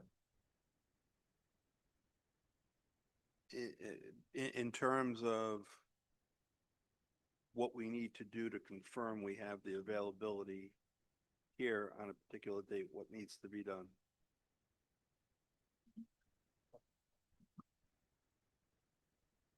Go ahead, you first. I need to coordinate with the superintendent of schools to make sure that the space is available and get a range of dates, aiming for, Wednesday and Thursday nights and see what's available and ensure there's no conflict with other school events that might be occurring. I'm sure that we can coordinate with I you don't know in if that Mr. regard. If I may, I have an Go idea. ahead. Sounds like the date for a special meeting, it's difficult to ascertain right now, but we have to move it to a date certain. Can I make the suggestion that we put this on the calendar for the regular scheduled meeting with the understanding that I can come and we can make a motion to a specific date? I mean, the problem here is we need a specific date. Correct. So I had the same thought in mind. We'll continue it by agreement to the next date, November 20th. Before that date, we'll have an understanding of which date it can actually be. And then that night, you appear, the board with you makes the motion to the actual date. Members of the public that way can appear or call ahead of time so they can, and they are following it, to follow what day will it actually be. They can appear that night also, just to hear and confirm that date. And then that'll be the date and location, and that way we cover our notice issue for our public. Because Totally agree, Mr. Solicitor. I think that's the only way to do it, and we don't want to go through the cost of expense of re-noticing. and this is notice, so for the members of the public, there's not going to be a separate notice other than today's hearing that we're going to have this matter placed on the October 20th normal calendar. Oh, I'm sorry, November 20th, at which time a date certain for a future public hearing will be chosen. We have a motion to continue based upon those points. Mr. Chairman, I make a motion that we continue this matter to the next board meeting of November 20th with the consent of the petitioner. We have a second? Second. All in favor? Aye. And that'll be at the town hall that night, so we can just confirm the actual date. So let me finish we had all in favor, aye. Any nays? Okay, the ayes have it. Motion passes. Thank you, Mr. Chairman, members of the board. See you November 20th. Mr. Chairman, I make a motion, we adjourn. Second? Do we have a second? All in favor? Aye. Not I'd in just like favor? to The say, ayes have it. Chairman, Deambra and the board, thank you for your conscientious view of everything. You're doing a great job. Thank you. Mike.